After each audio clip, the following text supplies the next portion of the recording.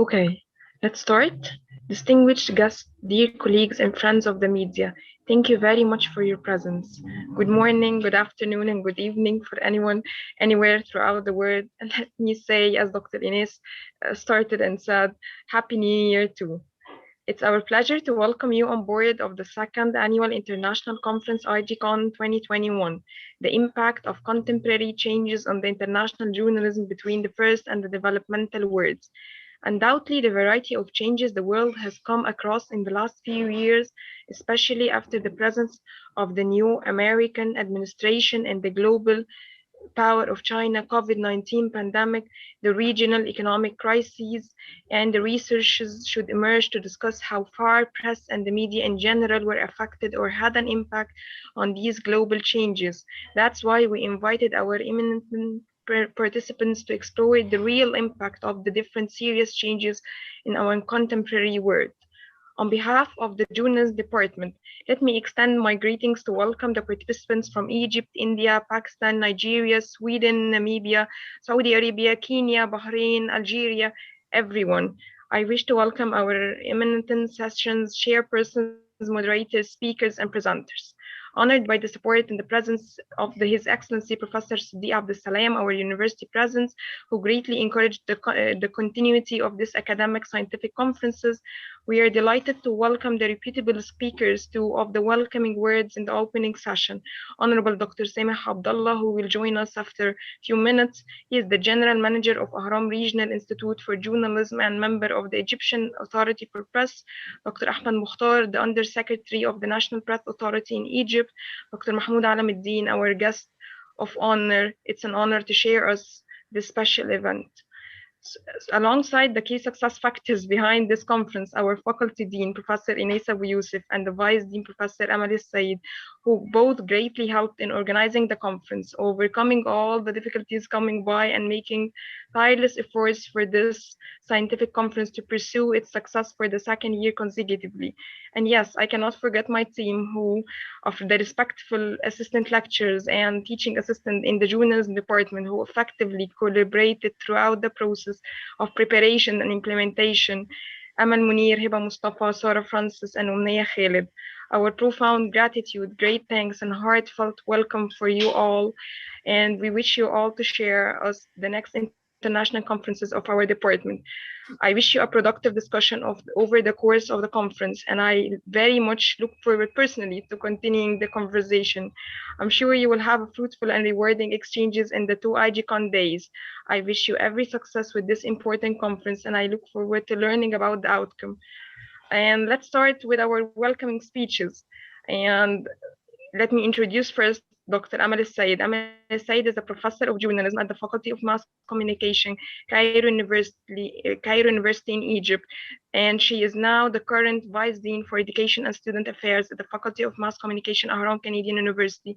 She is the editorial member nationally in Egyptian Journal of Media Research at Cairo University and internationally in the Journal of Media Studies in Berlin and Germany. And now I would like to invite our Honorable Professor Amal Said to initiate the welcome speech. The floor is yours, Dr. Amal. Thank you, Dr. Fidel. Good morning, dear ladies and gentlemen. In my turn, I would like to thank His Excellency Professor Dr. Sidi Abdel Salam Tawfiq, our university president, Honorable Dr. Sameh Abdullah, General Manager of Ahram Regional Institute for Journalism and member for the Egyptian National Authority for Press, Honorable Dr. Ahmed Mukhtar, the Undersecretary of the Egyptian National Press Authority, my dear professor and our guest of honor, Dr. Mahmoud Alamuddin, our distinguished guests, the key parts of the conference success, my dear colleagues in the organizing committee, Professor Ines Abu Yusuf, the Dean of Faculty of Mass Communication, and the conference president, Dr. Fida Mohammed, a faculty member of journalism department and the conference executive officer, and my dear assistant lecturers and lecture assistant, Amal Munir, Hiba Mustafa, Sarah Francis, and Umneya Khalid. Developing countries are not simply passive recipients of technologies creating and sharing by their developing partners. Many developing countries have acquired high levels of expertise in the mass communication field. That's why we decided to work on the impact of contemporary changes on the international journalism between the first and developing worlds. I would also like to express my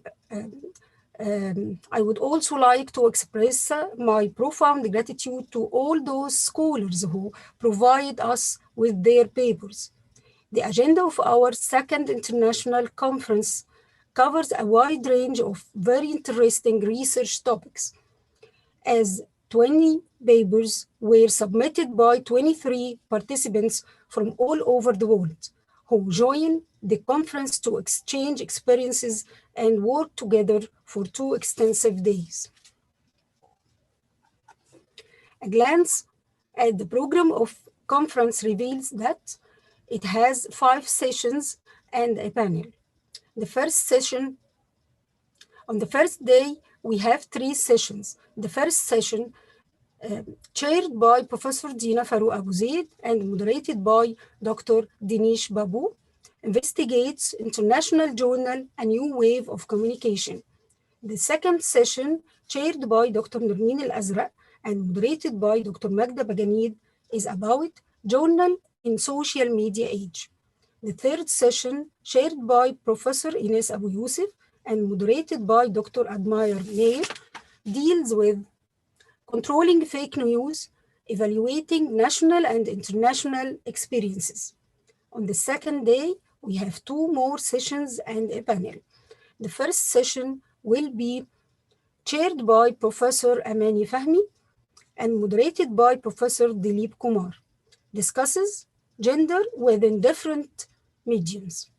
The second session will be chaired by Professor Muhammad Hussein Ismail and moderated by Professor Arabnaz, deals with ethical reporting, basis versus conflict.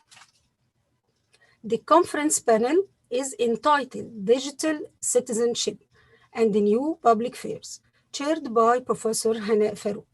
This panel has 6 participants who prepared brief statements.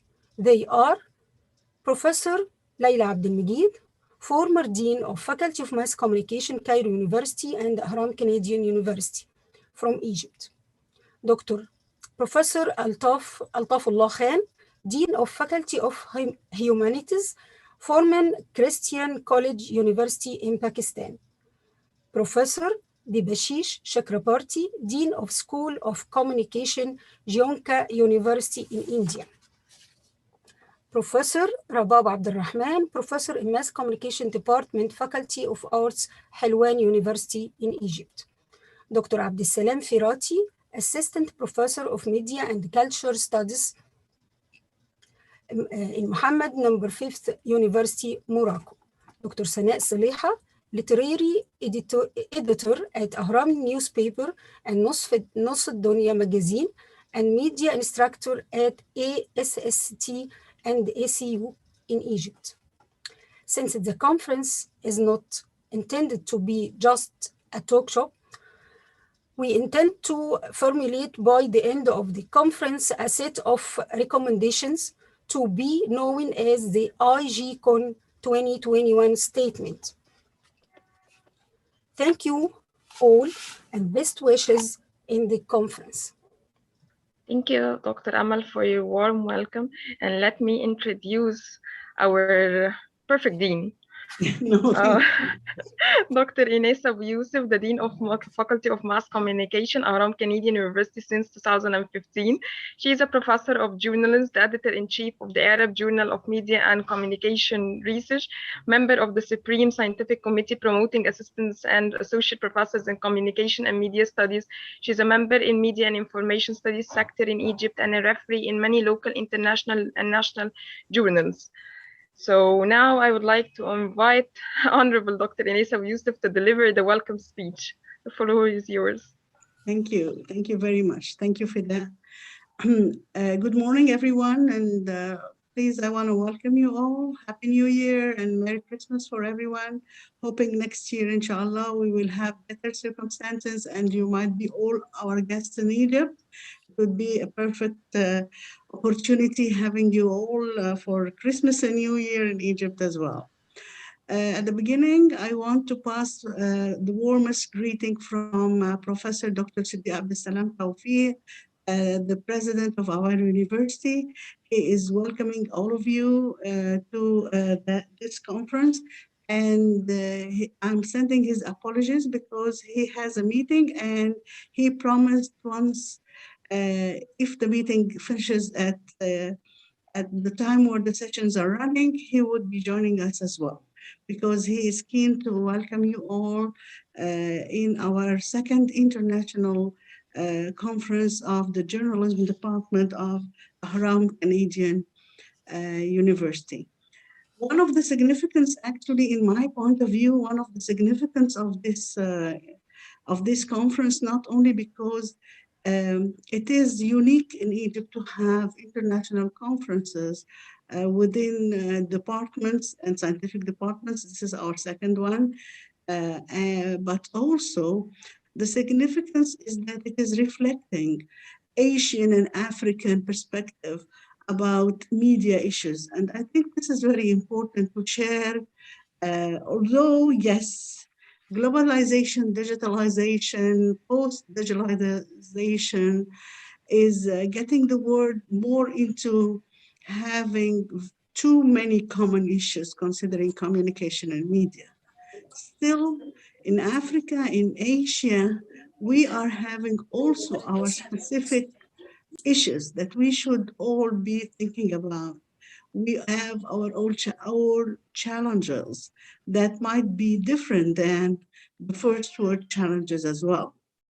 Yes, we share with them many challenges or more, or actually all of the challenges, but still we have our own, let me say, our own tailored challenges as well in Asia and Africa. And this is something that I think is very important to open up in the African and Asian schools of media and communication, because they are unique and we have so many similarities background in the infrastructures, in challenges facing scholars and researchers, and also in social economic spheres as well. So I'm very happy with having this conference for second time in a row. Also, let me pass my gratitude to Professor Mahmoud Alamuddin, the guest of honor. Professor Mahmoud Alamuddin is one of the most prominent scholars in media technology in Egypt and the Arab world. He taught us all, actually, he was one of the pioneers tackling the issues of technology and its impacts in considering media communication in the Arab world. So I'm very happy that he accepted to be our guest of honor. Also, before I conclude, I like to thank very much Dr. Amal Sayed Mitwali and Dr. Fida Muhammad for all the efforts they have done. As I said before, actually, we have just yesterday finished our international faculty conference. And I always say that I have in each organizing committee, one or two or three people who are really the keys of success of any of these conferences. The keys here in the journalism department international conference are Dr. Amal Sayed and Dr. Fida Muhammad. So please, I am deeply thanking them for all the efforts they have done in a very short time, actually. Also, I want to thank the organizing commission, Amal Munir, Heba Mustafa, Umniya Khalid, and Sarah Francis. They are our junior members in the journalism department. Actually, Amal and Heba, we are looking forward for having you as staff members very shortly. And thank you very much for all the effort you have done. I hope it's going to be a very fruitful conferences. And in addition to what Dr. Amal Sayed said, considering having recommendations for this conference, I'm also looking forward for having suggestions of workshops, training courses, even seminars all over the year round, considering journalism issues, challenges that we are facing together. I think this is something that you should be considering. We are all should be considering. It's not only a conference. We might come up with some issues that needs all over the year to be tackling in a seminar, in a workshop, or even in a training course. Thank you very much again, and Merry Christmas and Happy New Year. Thank you very much, Dr. Enis, for your meaningful words. Thank you for that. Can you please ask Dr. Semah to enter, and we are going to leave the stage with Dr. Ahmed Mukhtar, where Amal Munir is going to be instead saying his generous words.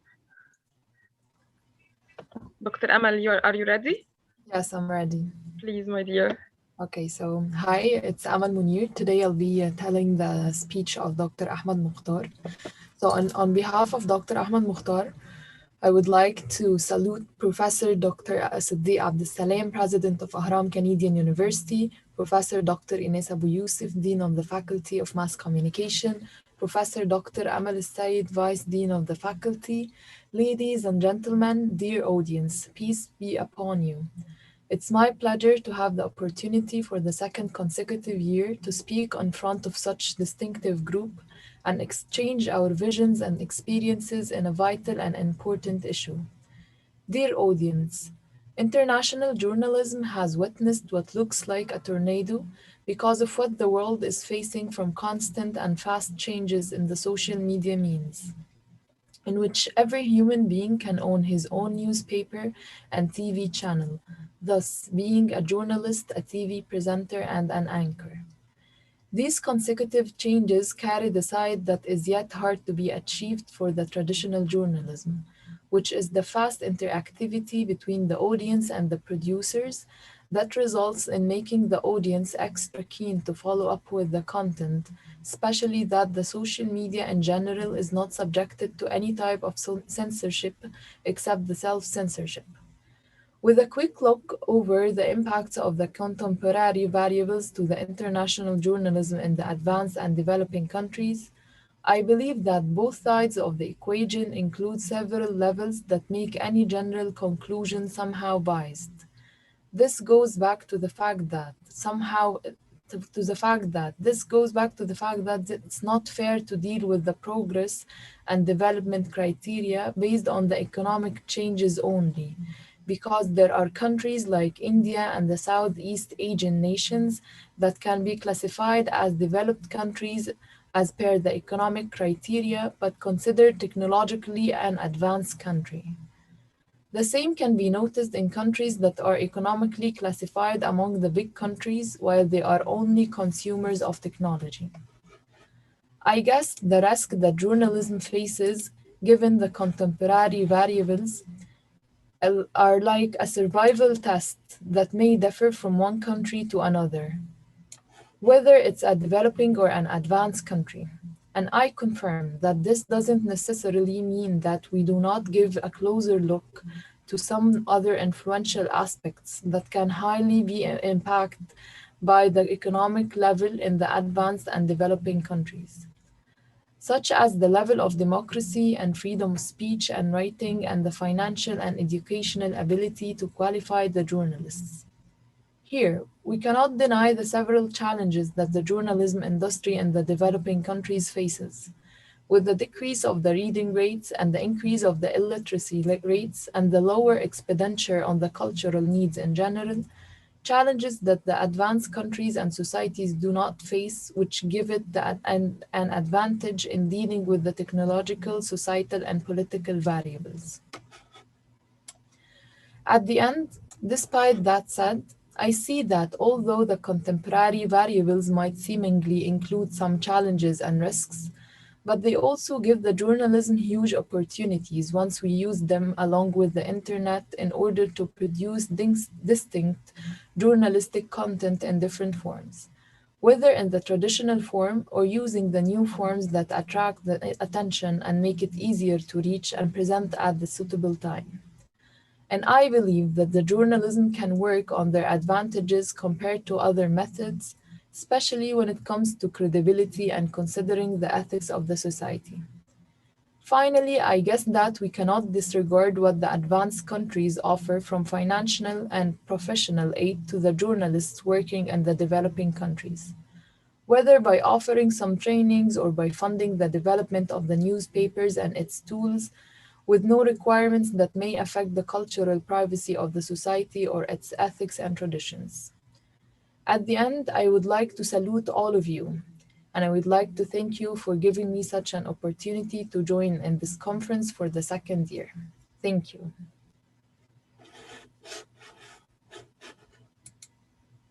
Thank you very much.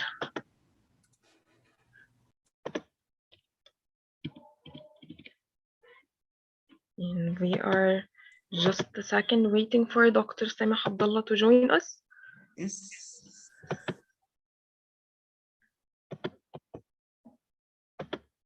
He should be joining us in a minute. Did Dr. Mahmoud join us anyway? He's trying. He's still trying, but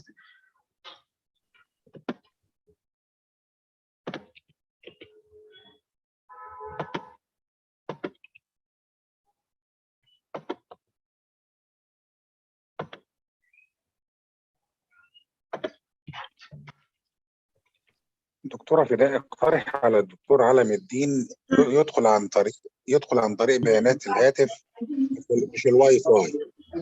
من الداتا سيلولر. حاضر. اقترح عليه لان لما حصل عندي مشكلة كده فقفلت الواي فاي ودخلت من بيانات الهاتف، الامور بتبقى اسهل. طيب حاضر، حالا هكلمه.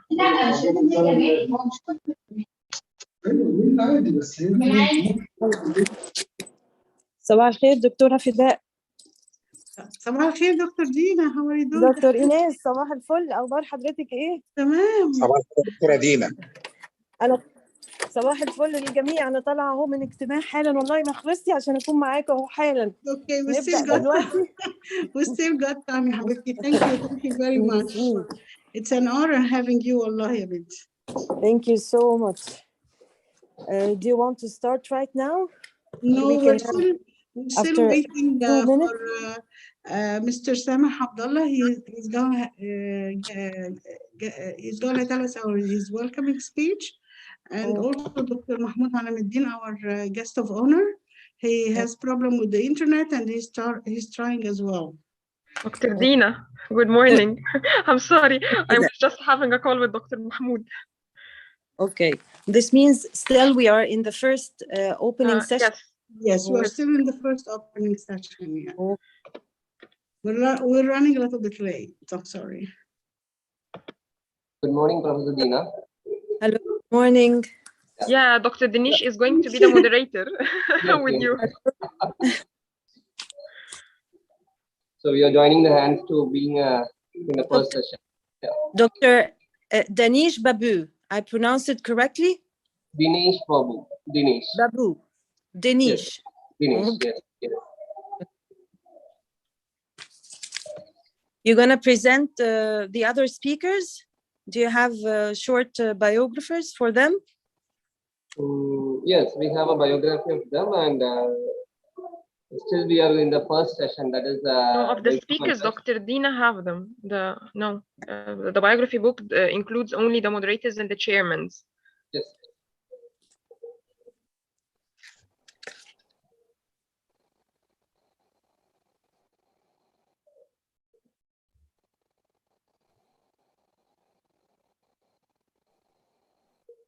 Frida, we are waiting for the president to join, right? No, I'm waiting for the last two participants. There are two participants in the welcoming session, so they are still trying to enter. They're facing a problem in the internet. Yes, I just got a voice message from Dr. Mahmoud, right? Samah as well. Okay. Yeah, he's just also trying to enter, and because he's outside his office, and he's trying to solve some issues with the Zoom.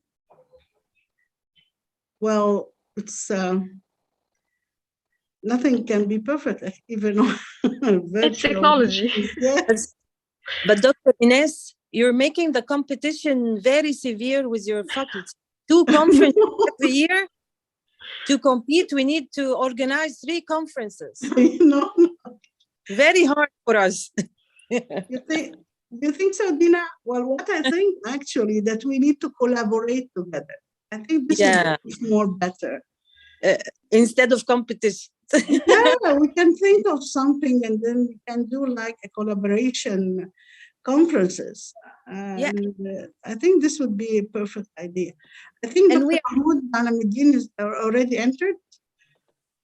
صباح الخير يا دكتور، كل سنة وحضرتك طيب.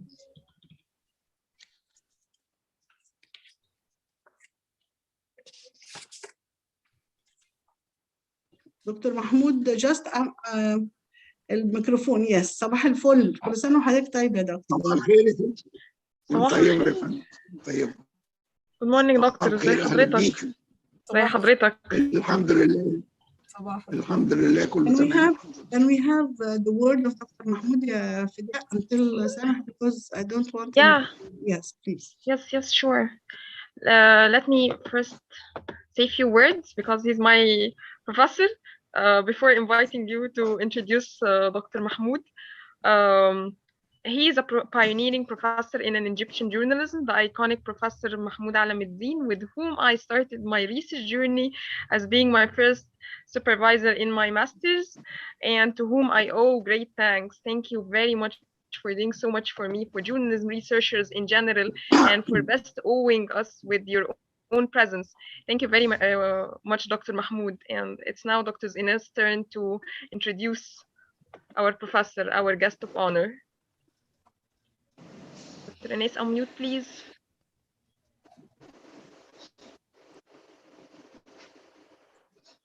Thank you. I love to play. I switch off mics. Thank you very much. Yes, let me present Professor Dr. Mahmoud Alamuddin. And Mahmoud Alamuddin is my professor actually since 35 years until now. And I have been learning from him a lot. He is our prominent professor of newspapers and media technology. And he is one of the pioneers, as I said before. He is one of the pioneers considering media technology in Egypt and in the Arab world. Do you hear me? Yes, Dr. Ines, you're audible. Yes. Yes. Okay. I thought that you don't hear me. Okay. And Dr. Mahmoud Alamuddin was the Vice Dean of Mass Communication in Cairo University for graduate school. He was the head of promotional committee for the associate and professors of media and communication in Egypt. He has taken very prominent and important posts all over the media in Egypt. He was also one of the members, a prominent member in the National Authority of Journalism, an authority that has been established since 2013, and he has set a whole rules of how to regulate media, specifically national newspapers as well. We are very honored to have Professor Mahmoud Alamuddin. He is also a member of our faculty board. He has always supported us, giving us advice, ideas, and even helping us in regulating some of our rules in our faculty. So thank you very much, Dr. Mahmoud Alamuddin. And we are honored to have you with us and to be our guest of honor as well. Thank you, Dr. Mahmoud. Is he still here? Is Dr. Mahmoud still on? Yes, yes. Okay. شاكرين جدا يا دكتور. شكرا دكتورة إيناس. الشرف اسمحوا لي لينا إن أنا والله. معلش بعتذر إن أنا مش موجود. لا ما احنا كلنا في القاعة معاكم. لا احنا كلنا يا دكتور اونلاين. مؤتمر اونلاين يا دكتور كله. ما أنا عارفة يعني اونلاين. الحقيقة أنا متصور إن هو في القاعة يعني. جميل جدا. صباح الخير. أنا سعيد بدعوتي للمشاركة في هذا المؤتمر صباح الخير يا دكتور. المتميز اللي بيدخل هذا نسخته الثانية. والحقيقة فكرة ممتازة إن قسم الصحافة، وده تميز للقسم على مستوى كل أقسام الإعلام، إن قسم يعمل مؤتمر دولي. ده شيء طيب، وتجربة العام الماضي بتؤكد إن هذا المؤتمر ولد ناجحا وولد متميزا.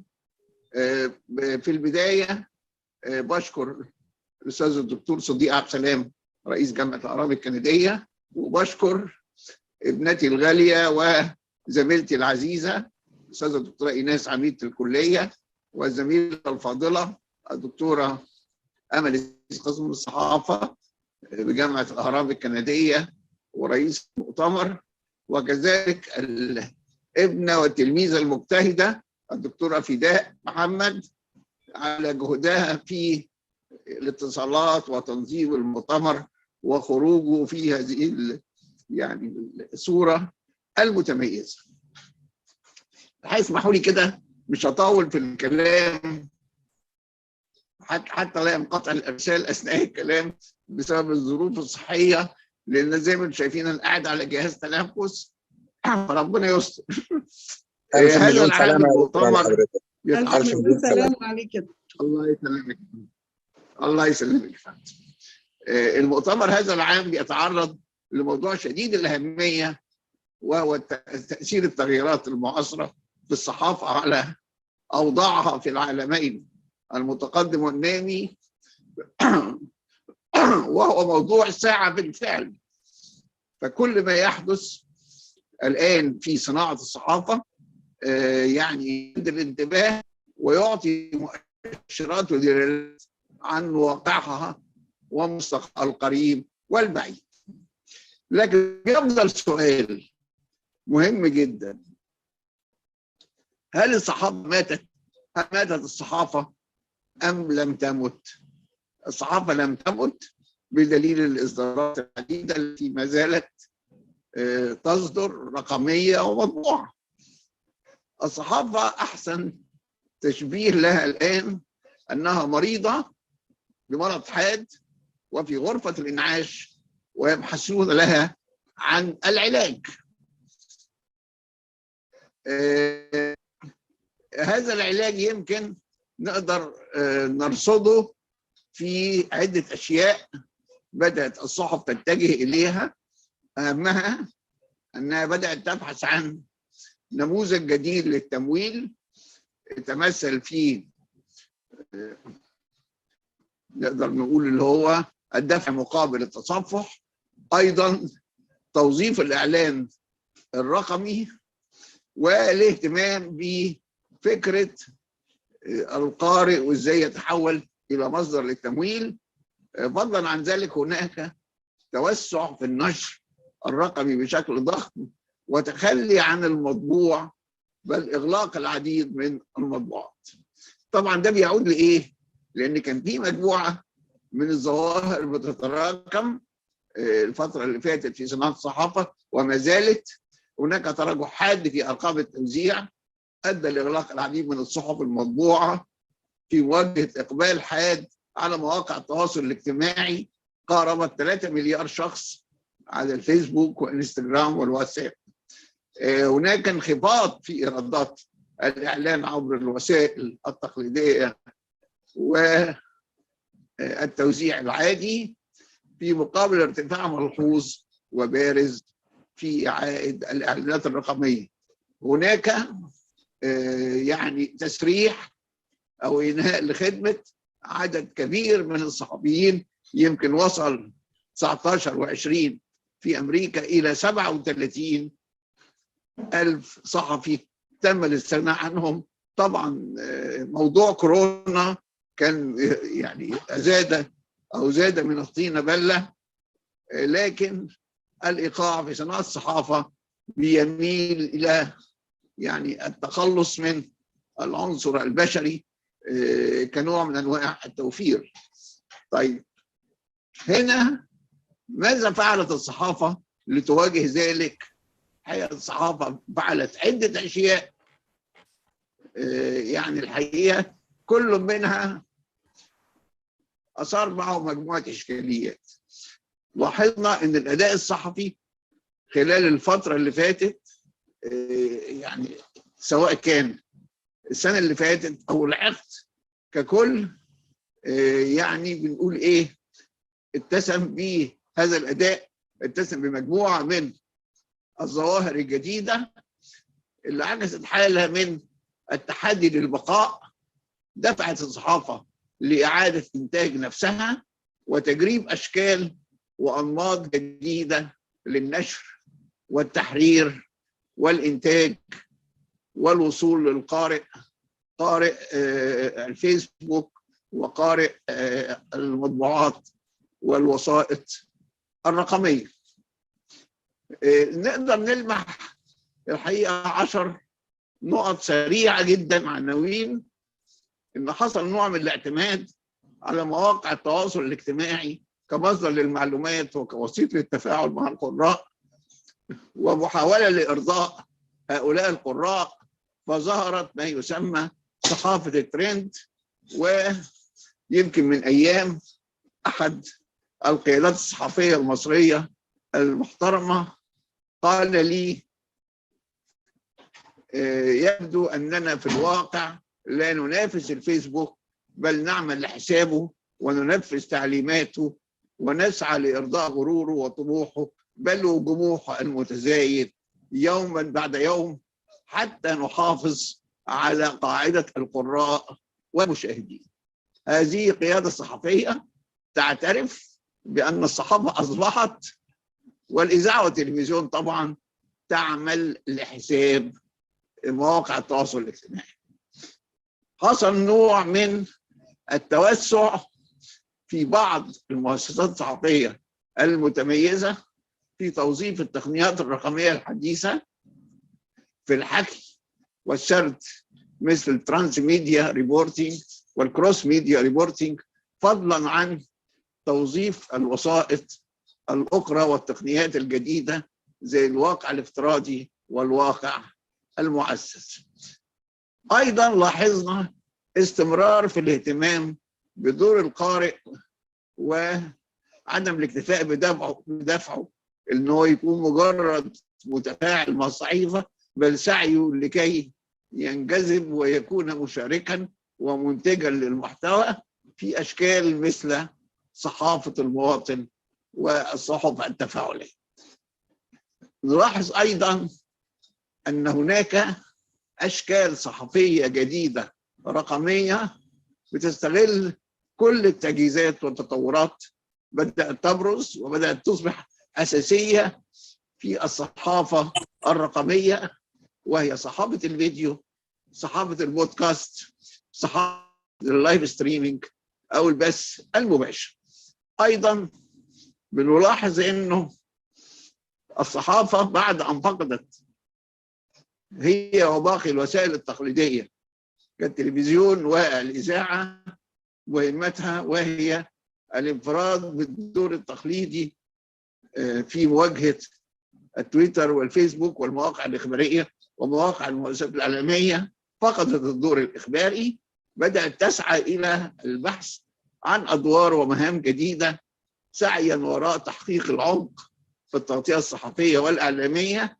فحدث نوع من التوسع في استخدام أنماط صحفية بازغة منذ عدة سنوات، وهي الصحافة التفسيرية والصحافة الاستقصائية وصحافة البيانات. وهنا تبقى إشكالية: كيف تصنع الصحافة قيمة في عالم الأخبار؟ لا عفوا، كيف تصنع الصحافة قيمة في عالم ما بعد الأخبار، عالم المعلومات الفائضة الأوفر فلاد، وعلى رأسها يعني أو على رأس الإشكاليات اللي بتطرحها مش إشكالية واحدة: هل يمكن للصحافة أن تتجاوز الأخبار وتقدم قيمة في عالم ما بعد الأخبار، في عالم معلومات، في عالم مليء بالمعلومات الفائضة؟ هنا تفقد الأخبار أهميتها كمنتج بسرعة. هل الصحافة تقدر؟ الصحافة لما بدأت كانت صحافة رأي، ثم انتقلت منه إلى صحافة الخبر. طيب هنا الفيسبوك ومواقع التواصل الاجتماعي بتوفر المساحة للرأي وبتوفر المساحة للخبر. ما هو الدور الذي يمكن أن تقوم به الصحافة الآن بعد أن فقدت قدرتها على توفير نافذتين منافستين في مجال مهمتها الأساسية، وهي توفير مساحة للرأي ثم توفير مساحة للأخبار؟ أيضا حصل نوع من التوسع في يعني توظيف تقنية جديدة، وذلك توفيرا للنفقات واستغلالا لأحدث التقنيات بهدف تجويد العمل الصحفي والاستغناء عن بعض العناصر البشرية. هذا هو التوسع في استخدام أنظمة الذكاء الاصطناعي وتطبيقاته في كافة جوانب العمل الصحفي والإعلامي منذ عام 2010، وتبلور ذلك فيما أطلق عليه صحافة الروبوت، التي وظفت في جمع المعلومات والأخبار، في تنظيمها، في معالجتها وتوزيعها، وفي التحقق من صدق الأخبار وإنتاج التقارير الصوتية والفيديوية ومعالجة الصور والرسوم. وقد أثار ذلك قلقا بشأن جوانب أخلاقية وضرورة وضع معايير يعني مهنية للمعالجة، لأنه زي ما شفنا الذكاء الاصطناعي بيدي إمكانية يعني عمل نوع من المعالجات غير الأخلاقية زي الديب فيكس فيديو. أيضا نتيجة لمرور العالم منذ عام 2016 بمرحلة يطلق عليها مرحلة ما بعد الحقيقة، بسبب الانتشار المتسع لظاهرة الأخبار الزائفة، والتي وجدت أهم منافذ لها في وسائط النشر الرقمي ومواقع التواصل الاجتماعي بصفة خاصة، حاولت الصحف ووسائل الإعلام التصدي للأخبار الزائفة من خلال إنشاء مراكز للتحقق داخلها والإفادة من مراكز التحقق خارجها، إلى جانب إصدار الأدلة الإرشادية وبروز تيار صحافة التحقق. وهكذا تنتقل المؤسسات الإخبارية بشكل متزايد من كونها مصدرا رئيسيا للمعلومات إلى كونها مصدرا للتحقق من صحة الأخبار المستهلكة بالفعل.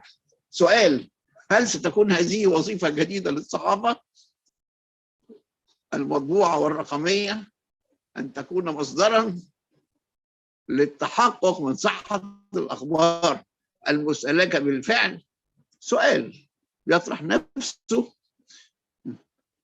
فمع وجود العديد من مشغلات الوسائط فإن تلك الوسائط ملزم بالتحقق من صحة نسخة القارئ من المعلومات المستهلكة، مما يجعل باقي المؤسسات تبدو مضللة، وذلك يحدث في عالم بعض الأخبار وتآكل الثقة في الصحافة والصحفيين في جميع أنحاء العالم. تبقى يمكن 3 ظواهر الحقيقة يعني إيجابية وسلبية في نفس الوقت، لأنها بتعكس اهتمام المؤسسات الصحفية بالعنصر البشري. هذه الأشياء ال3 بتبدأ بالظاهرة اللي موجودة الآن، وأيضا هناك اهتمام بمواجهتها، وهي تعرض الصحفيين للتحرش والتنمر أثناء عملهم على مواقع التواصل الاجتماعي وعلى مواقع الإنترنت عامة.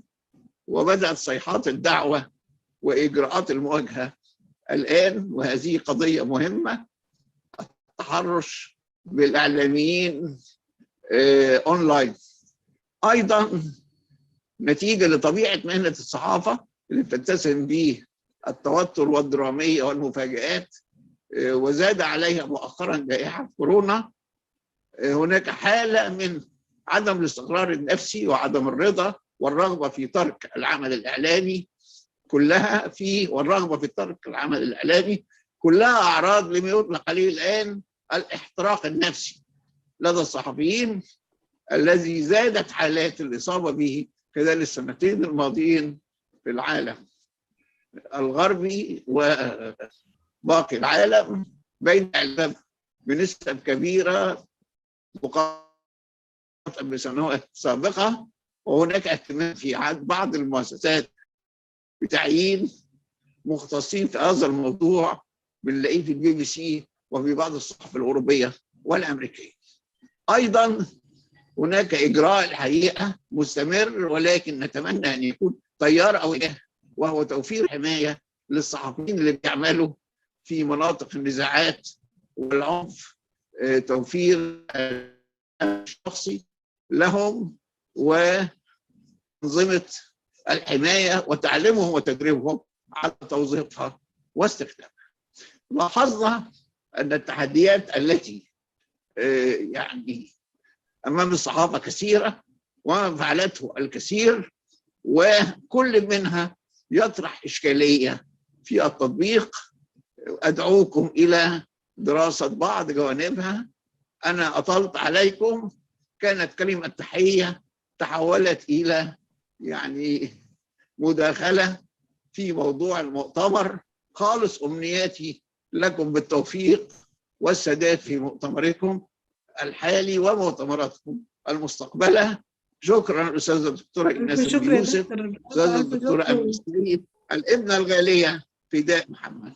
ألف شكر يا دكتور شكرا محمد. جدا. Thank you very much for your time. Thank you very much. يعني we really all benefited from all the issues that you have tackled in your words, and this is what is expected from you. We always learn from you, our professor. Thank you very much. And now it's Sarah's turn to translate if she is ready. Good morning. First of all, let's welcome all of you in our conference. I'm honored to be here to translate Dr. Mahmoud's work. First of all, it's a very important topic, the topic of conference. It's an hourly talk that gives hints about the present and future of journalism.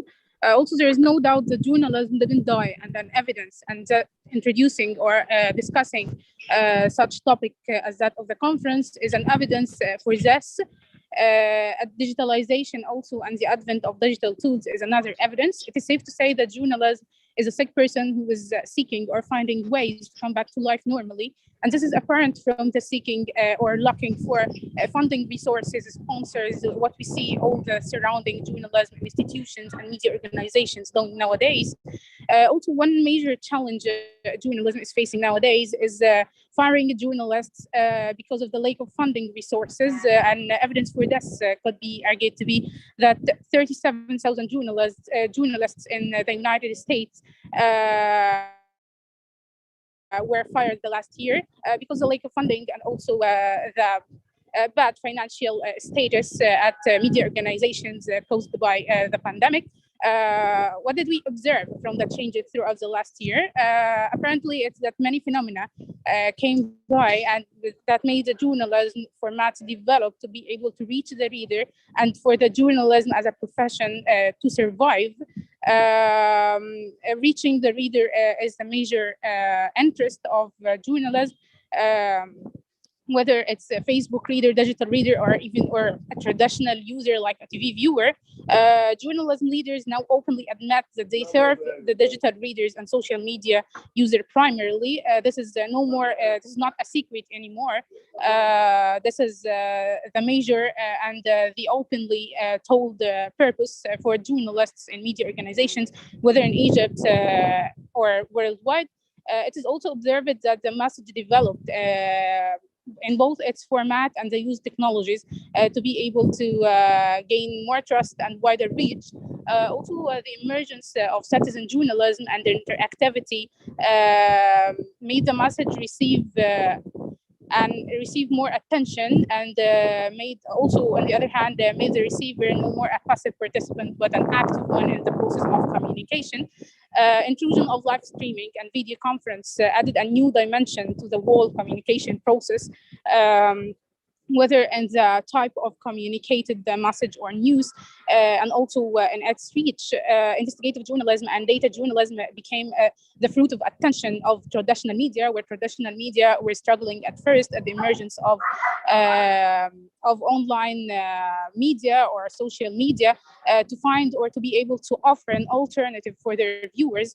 That's why investigative journalism and data journalism, the deep forms of journalism, became the priority through which traditional media can provide an added value compared to what social media has to offer to its users.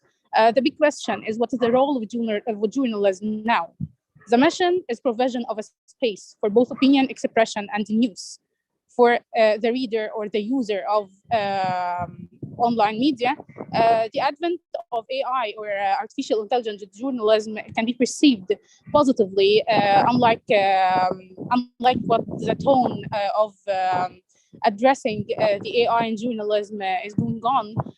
Positively, it can be an active tool in fact-checking and also in the increase of reliable content production. However, it's needless to mention that new codes of ethics should be amended to regulate the vast intrusion of AI and VR virtual reality technologies. Currently, we are in the post-truth era right now, and that's why we have to face the challenge of finding new methods to regain trust of the audience in journalism once again, and journalists.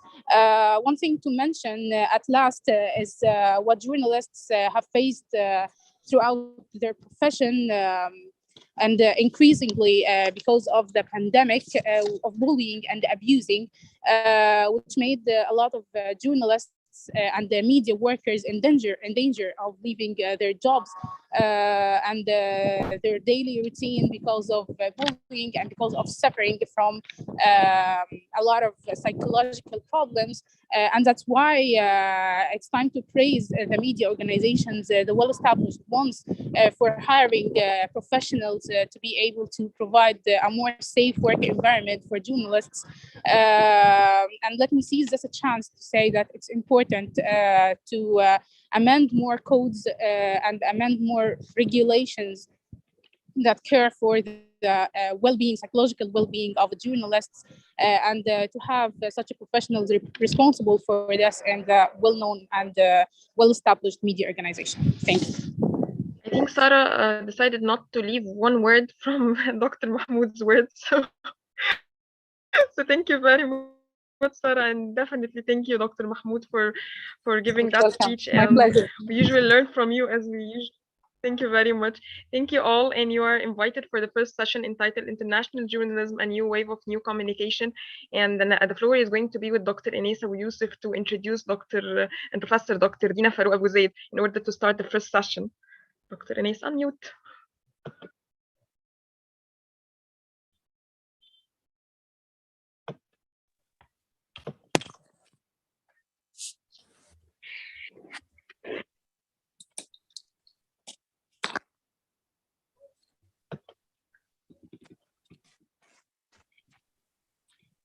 صباح الخير يا دكتورة دينا، منورة. خير دكتور ناهز، اخبارك ايه؟ الحمد لله، ربنا يخليك. So it's always my pleasure to introduce my eldest daughter, Dina. So Professor Dina Farouk Abu Zaid, she is the Dean of Media Studies Faculty of IAEMS. Abu Zaid is an Egyptian professor in Mass Communication Department, Faculty of Arts, Ain Shams University in Egypt. She received her BA in 1996 and her Master 2002, both from Mass Communication Department at the American University in Cairo. She received her PhD 2007 with honor from the Mass Communication Department, Faculty of Arts, Ain Shams University. She is the author of Television Presenter Skills. She is the supervisor of many MA and PhD theses. She is the head of the Social Studies and Futurist Studies branch in the Middle East Studies Center, Ain Shams University, 2017-2018. She worked as a television presenter in the Egyptian TV and as a reporter in the news sectors in Egyptian Radio and Television Union as well. And as I told you before, above all of this, she is really my daughter, not biologically, but I consider her my daughter, and we are very happy and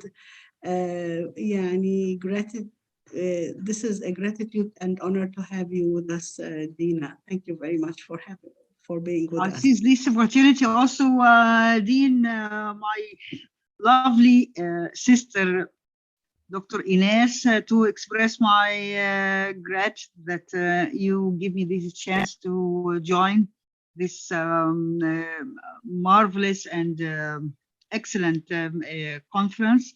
And it is a very good opportunity to be with you and to, if you let me to share with you some opinions or comments here and there. So, and also, I'm very happy to be with Dr. Dina. Hello, Dr. Dina, ازيك? فرصة جميلة to meet you once more in this great conference. And really, I appreciate your effort, Dr. Ines, and all of the teamwork that you are making. You are best of luck from success to success. And always I'll be with you, inshallah. Thank you. Thank you very much. Okay, let's start. The floor is yours. Okay, hello everyone. I'm Dina Farouk Abu Zaid, a professor at Mass Communication Department, Faculty of Arts at Ain Shams University. It's one of the public universities in Egypt, and the Dean of Media Science Faculty at IMES, International Academy of Engineering and Media Science, one of the private academies in Egypt.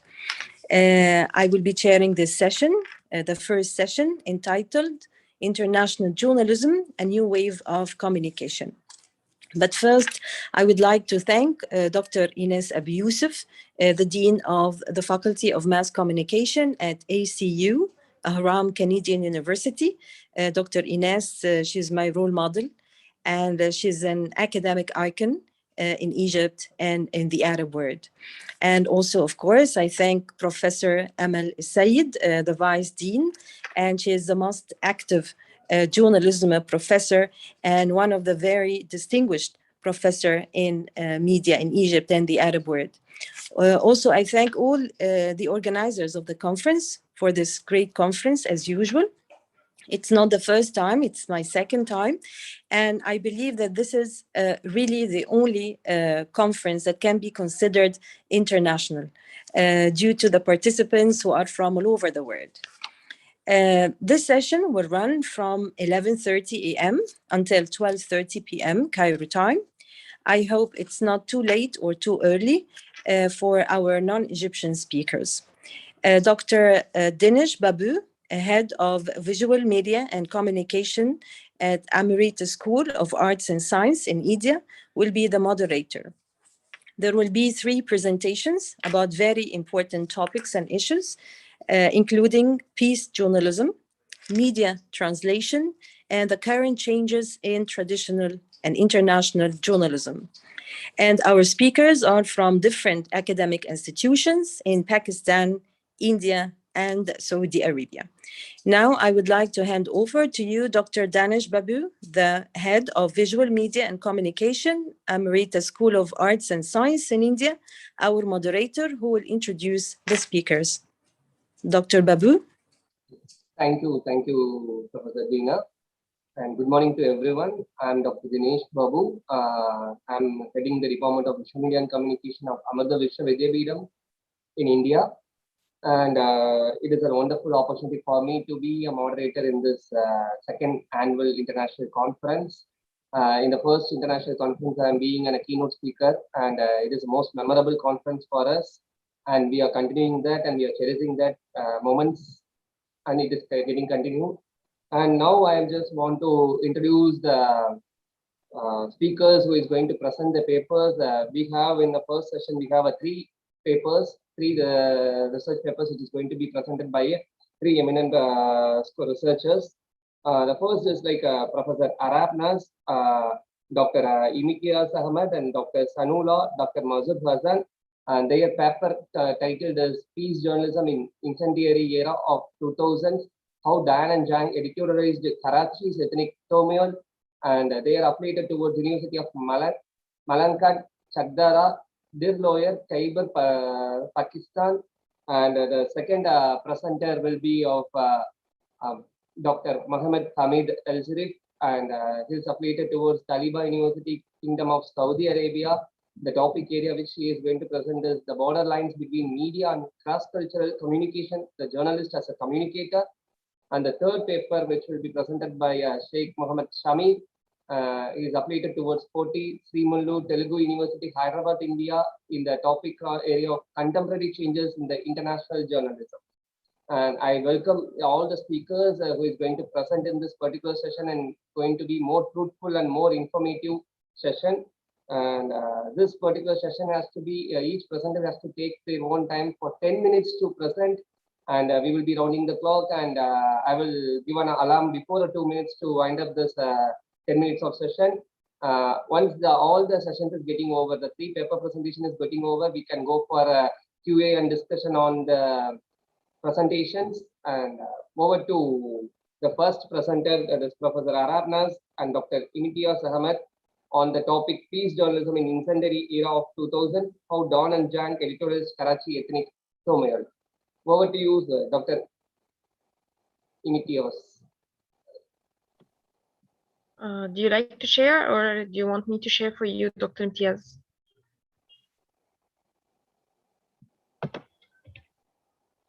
Dr. Imtiaz?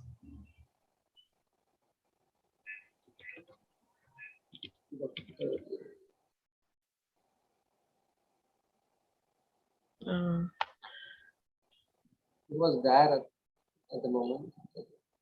He is in the participants, yes.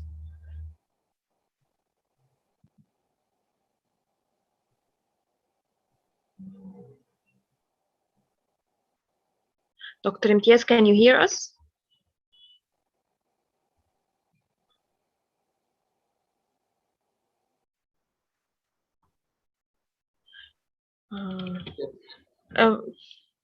We can switch the order if he is not ready yet, but I don't know where is he. Yes, I'm ready. I can go. go. Oh yeah, yes, please, Dr. Mahmoud. Okay, perfect. I can screen my share here. Okay. Okay, you can go. Okay. Thank you very much. Thank you very much, Doctor. Okay. Assalamu alaikum wa rahmatullah. Shall I start? Dr. Dinesh, do you want to say a few words about Dr. Mahmoud, or he can proceed? We can proceed with his presentation. Okay. Assalamu alaikum wa rahmatullah. Good morning, everybody. This is Mahmoud Sharif, PhD in Translation Studies. Currently, I teach at Taiba University, Kingdom of Saudi Arabia. I teach translation and writing. By the way, also I started my career as an editor at Al Ahram newspaper. As you see, my paper is titled "The Borderlines Between Media Studies and Translation Studies: The Journalist as a Global Communicator." So this paper, okay, is going to focus on to explore the boundaries between media studies on one hand and the translation studies on the other hand, okay, to do the following. First of all, to identify contact areas between media studies and translation studies. And then we shall identify challenges that foreign desk editors may face in doing the work while translating world news stories, regardless of the topic they are translating from English into Arabic, okay? And then we will try to bridge the gap in teaching journalism courses, how to enable journalists to domesticate world news stories for a local audience. So at the very beginning, these are the main purpose, not the objective of the current paper. Concept and definitions. For the operational definition of this research, we have to limit the scope of this topic. Since it's a interdisciplinary topic, we shall look for what is meant by media studies. And of course, we have many definitions for the term media studies, but for the sake of this paper, we shall limit the definition, reaching to an operational definition. We are going to focus especially on the content, linguistic content, I mean. And then we shall look for what is meant by translation studies also. And the term translation studies appeared just 1 decade after the appearance of media studies, and this term translation studies was coined by André Lefebvre, and it has appeared I think in the 90s, at the very end of the 20th century, after global cultural changes that the world appeared at the collapse of the Berlin Wall, the invasion of Iraq to Kuwait, and also the appearance of some newsmaker in the Arab region, like Al Jazeera channel. This term, the translation studies, okay, was a fruit not of the solitude work on the field, but due to some major global cultural changes that the world witnessed at the very beginning, at the very end of the 20th century, and maybe at the beginning of the millennium. And to have a bird's eye view for what we mean by translation studies, and how can we find the link between media studies on one hand and the translation studies, and how can we drive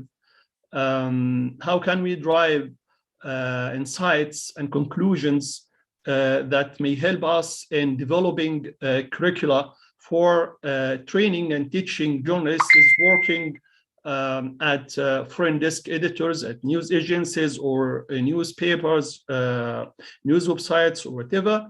We shall look here at the Holmes map of translation.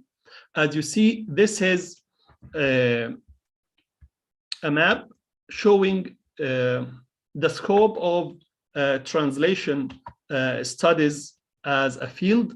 We have here, under the big umbrella of translation studies, two main branches: pure translation studies and applied translation studies. As you see, let me here have, I can't see it due to these pop-ups here, just a second.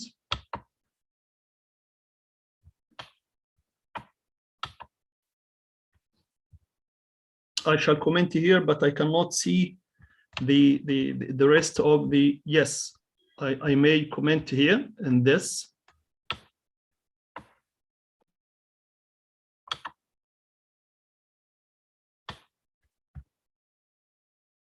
Yes, here on the theoretical translation studies, we have this branch titled text type restricted.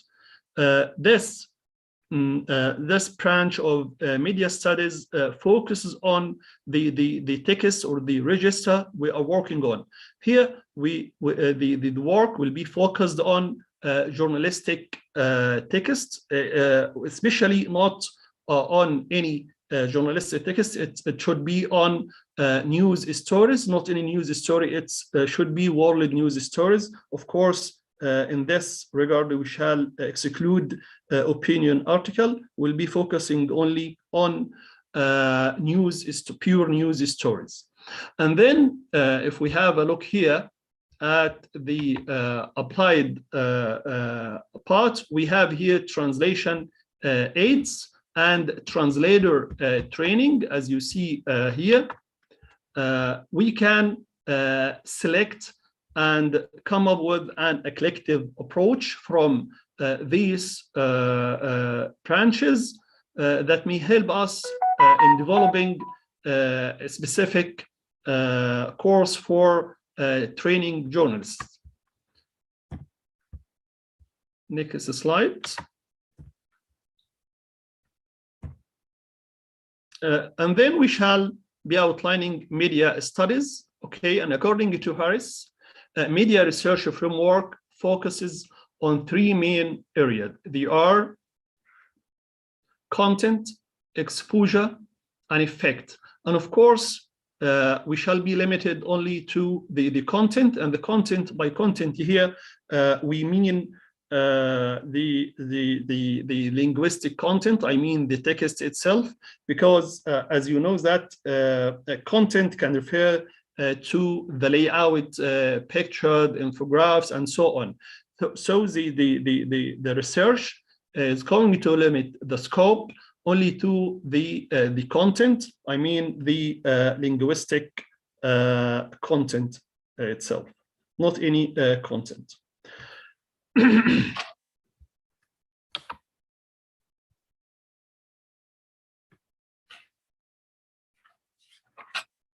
The next one is outlining media studies. Okay, so we shall set for a specific definition for what we mean by content. Newman defines content as maybe include words, maybe include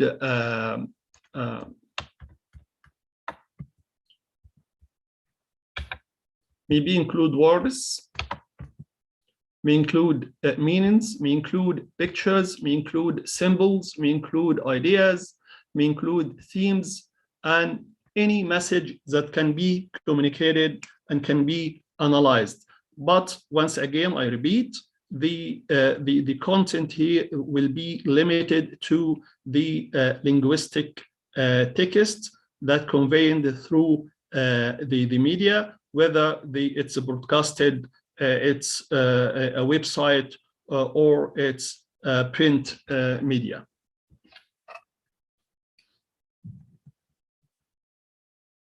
Then we shall go for the research problem. What is the research problem? As Sir Simon Jenkins says, the media never rest. So every day we have new advancement, we have technological advancements which introduce new inventions and linguistic neologism as well. And the foreign desk journalist needs to cross borders forward and backward between cultures, depending on translation from one language to his own native tongue. However, the journalist definitely faces many linguistic as well as cultural problems to achieve this task. So the problems the study focuses on is the linguistic challenges that a foreign desk editor may encounter in transferring the foreign message into his or her culture, his native language. And second, the problems of domesticating newly born foreign world news topics to local audience. So the whole issue is how to transfer a globalized topic into the local audience. How can we enable the local audience to receive the news story? And of course, this will enhance the readability as well as the readership of the media outlet. This is for the research problem. Now we shall move to research methodology. For research methodology, the research conducts a qualitative analysis targeting dual language news websites that provide their service in Arabic and English. The analysis explores linguistically and culturally the translated news items, looking for the techniques, the strategies adopted by the foreign desk editors in domesticating these news items. And then the research employed translation measurability tools, posing questions on the reliability and validity of the translated version in conveying the exact meaning of the original version. This is for the research methodology. Dr. Mohammed, the 10 minutes go at the end, and we can extend 2 more minutes for you to present. Only 2 minutes? 2 more minutes, yeah. Okay, 2 more minutes. Okay, I'll finish very quickly. Yes, thank you, Dr. Mohammed. Okay, no problem. For the analytical method, the analysis for this research capitalizes on the tools and findings of content and linguistic analysis, incorporating concepts and insights from discourse analysis, pragmatics, lexical semantics, as well as content analysis strategies and techniques. So the study makes use of the content and linguistic analysis, driving insights from both translation studies and media studies and content analysis. And for each item, the analysis provides introduction to the news story, macro-linguistic analysis, micro-linguistic analysis, and then we shall move to conclusions, inshallah, by the very end when finishing this research. These are the research questions. I shall read them out quickly. Which is the most common strategy adopted by media in translating news stories? Of course, world news stories. To what extent the Arabic media translator editor is a successful mediator between two cultures? The third question is, what are the solutions or strategies that a translator editor, I mean here the foreign desk editor, should adopt to achieve a successful conveyance of the message of the source text? And that's all. Thank you very much. Yeah, thank you, Dr. Mohammed and Mahmoud Al-Sharif. Yeah, Mohammed Al-Sharif. Yeah, thank you so much for your presentation, and your presentation is related with you are most welcome. Yes, content analysis. And shall we move to the next presentation? Then we can have a discussion regarding each presenters in the final day. Dr. Imitios. Yes, can you unmute your mic? Yeah. Yeah, Dr. Imtiaz, thank you. Thank you, Dr. Imtiaz. And Dr. Imtiaz Ahmad is an avid book reader and loves to be known with the books. Having been stint at Pakistan's top English dailies, The News International and Dawn for almost 1.5 decades. He completed his PhD in mass communication in 2017, and since then he has been training budding journalists in the capacity of assistant professor at Malakand University, Department of Journalism and Mass Communication, where he edits the soon-to-be launched monthly UOM Mirror. And I welcome Dr. Imitiaz to have a presentation on the topic peace journalism in incendiary eras of 2000s, how Dan and Janks editorialized Karachi's ethnic turmoil. Over to you, Dr. Imtiaz. Thank you, Danesh Babu. I don't know if you can see my PowerPoint presentation. You Please want me help to me. share it, or are you going I'm to not share a it? tech savvy, but I have something is appearing. I don't know whether you people would be able. No, we are No, not seeing anything. we can't see you.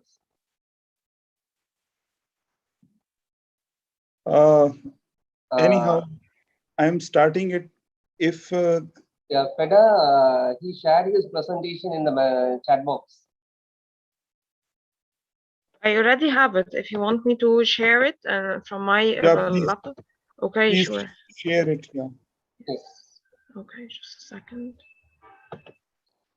So the timing is 10 minutes in years, and you can start your presentation. Okay. Thank you. Okay. Here is it. Okay. Thank you, Danesh Babu. Hello and a very warm welcome. I'm Dr. Imtiaz Ahmed and work as assistant professor at the Department of Journalism and Mass Communication in Pakistan's Malakand University. The title of my research paper is Peace Journalism in Incendiary Era of 2000s, How Dawn and Jung Editorialized Karachi's Ethnic Turmoil. By way of introducing my topic, I would say that Pakistan is a multi-ethnic state comprising many ethnic and linguistic groups. However, the state has hardly had any integration policy, resulting in emergence of ethnic nationalism, with the state failing to learn any lesson from the 1971 Dhaka fall. Pakistan still faces ethnic politics in its small provinces, including Khyber Pakhtunkhwa, Sindh, and Balochistan. Ethnic politics Sindhi ethnic politics started immediately after the partition of India, when the Sindh provincial government was asked to leave Karachi and relocate to Hyderabad. Pashtun ethnic nationalism has its roots in the pre-partition era, with the Pashtun anti-colonial nationalist leaders opposing Muslim League politics. Baloch ethnic politics also traces its roots to the late 1940s, as the sub-nationalist forces demand a fair share in the state resources. Bengali ethnic politics demanding a fair share in the political power, along with the recognition of Bengali language as official language, led to the dismemberment of Pakistan in 1971. The post-1971 era witnessed violent Muhajir ethnic nationalism in the Sindh province, taking its capital Karachi on storm.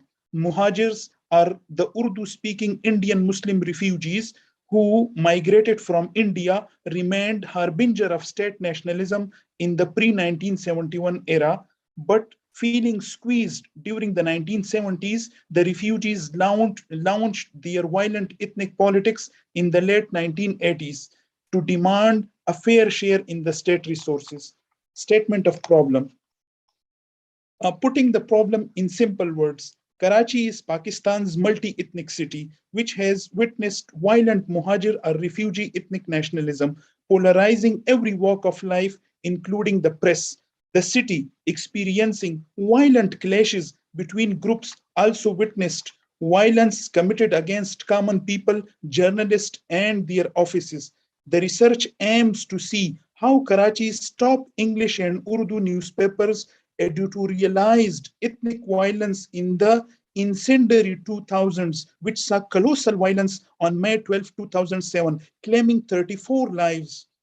Giving a short literature review, let me state here that power structure in Pakistan traces its roots to the colonial era favoritism, when the British rewarded certain ethnic groups for their loyalties.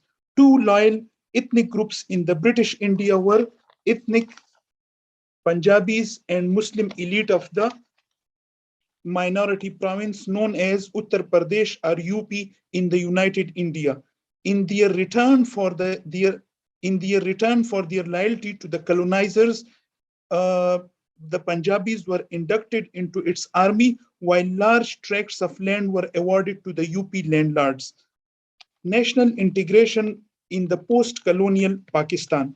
After the partition, the post-colonial Pakistan witnessed the dominance of these two groups, with ethnic Punjabis dominating the Pakistan army, while the Urdu-speaking refugees overwhelming the All-Pakistan Muslim League, promoting narrow state nationalism as per their interest by using textbooks and newspapers apart from other channels of communication.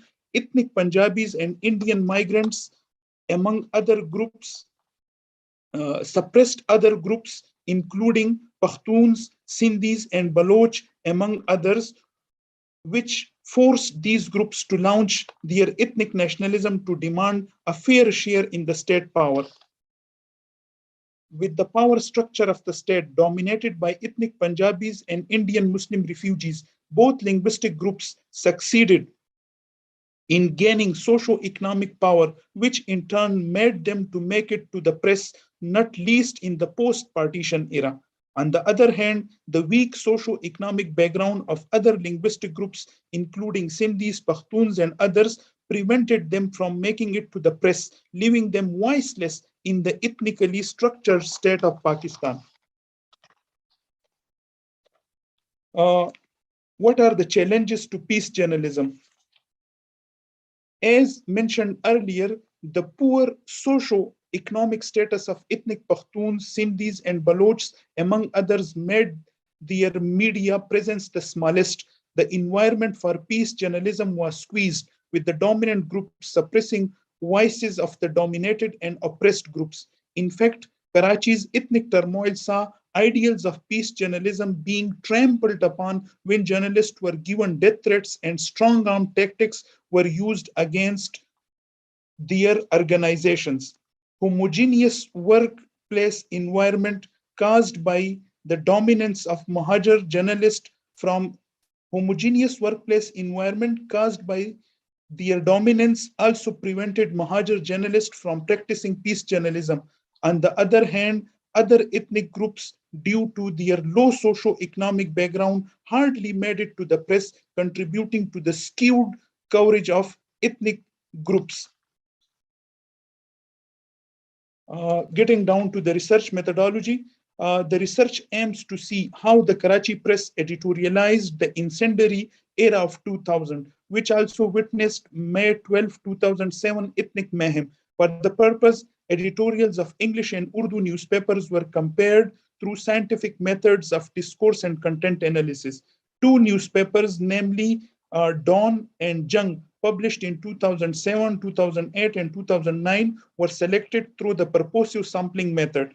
It must be mentioned here that Jung is the largest circulated Urdu daily, while English Dawn is read in the power echelons. Data codification. Data was codified in 18 categories to have comprehensive discourse analysis. Some of the representative codes are shown in the slide. Finding and discussion. If we shed light on the placement of editorials to decipher how much importance was given to ethnic issues by both dailies, Urdu Jung placed 40% of such editorials on top as compared to Dawn's 30% percentage points. Though Dawn lagged behind Urdu Jung in terms of editorial placement, the English daily carried more editorials than Jung regarding Karachi's ethnic issue. Dawn carried 3.33% percentage points against Jung 2.33% as shown in table 1. Urdu Daily Jung carried 20 percentage points of editorials from 2007 to 2009, acknowledging ethnicity is a problem as compared to Dawn 11 percentage points as shown in the slide. Also, Urdu Jung published 33.3 percentage point of editorials explaining ethnic issues in a historical perspective against Dawn's nil. Briefly, it must be mentioned here that both dailies devoted a sizable number of editorials to shed light on causes and solution of ethnic issues in Karachi, which you might see in table 3. Getting down to the important categories of state nationalism and unity in diversity, it is mentioned here that the code state nationalism is defined as those editorial contents which discourages ethnic identities and promote only Islamic or religious identity. On the other hand, Unity in Diversity Code is about those editorial contents written in the context of power sharing deal between various groups. With both dailies, not a single editorial in context of with both dailies, not a single editorial in context of state nationalism from 2007 to 9. Urdu Daily Jung led Dawn in Unity in Diversity category, carrying 6.67 aggregate percentage point of such editorials, as table 2 shows, augmenting the view that Urdu Jung is ahead of Dawn in practicing peace journalism. Actually, Urdu is Pakistan's top Urdu daily, and Dawn is Pakistan's top English daily. And I just wanted to see that if Urdu journalism is better in covering the ethnic issues of Karachi, if Urdu journalism ya Urdu press is performing or practicing peace journalism. So what I found, I was expecting that English Dawn read by the powerful elite in Pakistan must be good, but it was to my, not my dismay, but my surprise that Urdu journalism or Urdu press or the Urdu Jung performed quite better by practicing peace journalism, and it left behind Dawn. Thank you so much.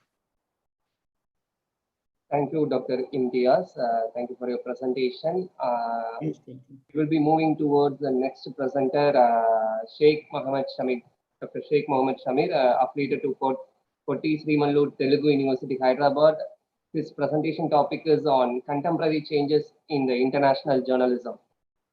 Over to you, Dr. Sheikh Mohammed Shamir. Yeah, am I audible? Yes, yes, you're audible. Yeah, respected Chair Dina Farooq, Dr. Dinesh Babu, and thank you for giving me this opportunity, Fida Muhammad, and as well as my co-presenters and researchers and students. So good morning. So I'm Mohammed Shamir. I'm a researcher as I'm a visiting fellow at Kotti Sri Mallur Telugu University, Hyderabad. So as well as I'm working in a particular channel, 10 TV channel. So it's a satellite channel, broadcast channel. So I will teach broadcasting practices in Dr. Ambedkar University, Open University, as well as in Kotti Sri Mallur Telugu University. So today is my topic is contemporary changes in international journalism. Just moving to. So this is basically a paper. So I have selected this Reuters Institute Study for Journalism Fellowship, Journalist Fellowship papers, because this organization is a reputed one. So it's collect. It's allocate particular journalists to cover to make a survey at a particular countries as well as so many countries. So they will collect the contemporary practice, the contemporary trend in journalism. So that is why I have selected this Reuters Institute for the journalism. So to analyze my paper. So I will start with the introduction. So we know, so a lot of changes happen in journalism. So technological advancements made a reporting easy concept like pop-up journalist, mobile journalism gain prominence. Immersive journalism with its artificial as well as virtual intelligence draws the public towards its content. So the role of public editor is constantly losing its brilliance. So news room facing a declining trust, dwindling audiences, depleted ad revenue streams. Diversity is missing in newsrooms. Reporters and self-censorship is become necessary while reporting the illegal activities.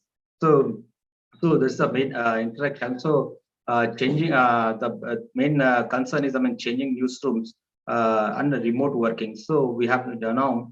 So we are just having coronavirus as one and a half year. So the most obvious shift in journalistic practice has been forced adoption of a remote working practice using online collaboration tools like Zoom, Slack. So many previously resident journalists found they are supposed to adopt the new flexibility, while news organizations found it was difficult to create newspaper website, even radio and TV programs. from bedrooms and living rooms, kitchens. So our newsroom went fully remote.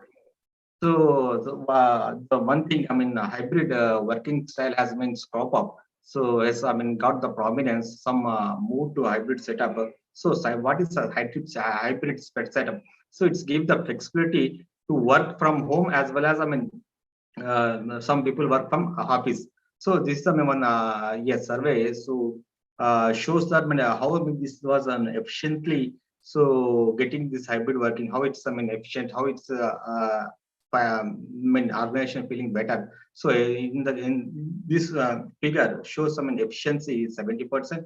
So employee well-being and collaboration 29%, creativity. So main major thing is, I mean, creativity. So when we are in a particular office to climate atmosphere, we can have a team together. We can share the ideas so that we can have, I mean, more creativity. So that's, I mean, we have noticed them reduced creativity, and communication is 19%. So moving on to the next thing. So what are the tools that were I mean used, and even today also just we are using these tools. So it's a survey. So 38% so using Microsoft Teams, 36% Google, and Zoom that 21. So as well as others, WebEx and BlueJeans is the other tools that are, I mean, using to just interact and just make conferences and just exchange their ideas. So hybrid working. So survey confirms that, I mean, remote working has, I mean, made newsrooms more efficient. That the many employees are also value greater flexibility. But it's also clear that people miss the creativity, collaboration, communication. 3 C's. That is the life blood of any newsroom. So next is the hybrid blend. Just now, just previously, just I'm showing this hybrid working efficiency. So one more thing is getting, I mean, changes. So artificial intelligence. So artificial intelligence also getting the prominence. So BBC has been testing that artificial intelligence powered chatbot tool to answer the questions about the coronavirus using its own trusted reporting and information summarized from official sources. Next thing is, I mean, South China Morning Post is using identity look-alike audience to help it to get better news subscribers. And the Reuters news agency uses speech-to-text technology to add time coded transcripts to its entire archive of historic videos dating back to 1896, making key moments easier to find 11 different languages.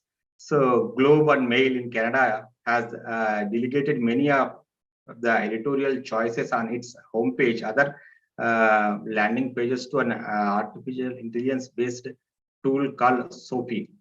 So next is the automation of a multimedia format from text. So BBC is experimenting with the tools that turn a text news story into a visual story suitable for mobile phones with full codes and animations. This may help media companies satisfy different format preferences between young, old, without breaking the bank. So this is the image that will show how it is moving from text to the visual. So next is podcast and audio. So podcast also just to go from strength to strength. So despite the pandemic putting paid to the morning commute, so one of the most popular time of the day for listening, news podcast grew strongly through 2020, outstripped as a genre only by comedy. Next to comedy, so news, I mean, they're getting the prominence, just heard on using the podcast. So next is the pop-up podcast relating to the pandemic, like, I mean, coronavirus, fact versus fiction, CNN and Corona Cast, Australian Broadcast Corporation. Next, Corona virus update, India and Germany have also proved a hit with the audience around the world. So next, moving on to this data journalism. So numbers say that absolutely nothing about the quality of an article, but they do offer media organization unprecedented insights into the audience habits, provide a sounding board that empowers journalists to take action on a daily basis and give longer term strategic guidance to editors and editor-in-chief. So great journalism remains the most valuable thing our newsrooms have to offer, and the data shows that our audience still respond to good stories. Separate team for data analysis is being set up in every measure of the organizations, news organizations, media organizations to make a clear distinction between the research and reporting to reduce the risk of data overload. So while presenting their stories. So one more thing is, diversity in newsroom. So people, as societal questions of diversity, equity, and inclusion gained greater global prominence in 2020, especially in the wake of the George Floyd killings. Journalism has been pushed to recon with its own practices, both internally in the industry and in how it covers the news. So diversity initiative. So for that, purpose after happening this, killing of these Floyds. So in diversity initiative has been taken up by different organizations. So gender diversity is, witnessed in survey 78%. So ethnic diversity and diversity with the less advantage is 37, and political diversity is 36. Initiatives has been taken up by the different media organizations. So one more thing, what are the aspects? We make available data about the diversity. Organizations started collecting the data about their staff, about their gender, about their ethnicities, make available data in newsroom. So identifying the ethnicity and just making a team. So next is the one more thing is the public editor role. So the role, actually the role was first introduced to American newsroom more than 15 years ago at the time of eroding public confidence in journalism. What was then labeled as a credibility gap, and amid widespread changes, the press had failed to report fairly and accurately on the civil rights movements. The public editor would be empowered to question the status quo of journalism and the professional standards that have failed to regard diversity as a core journalistic value.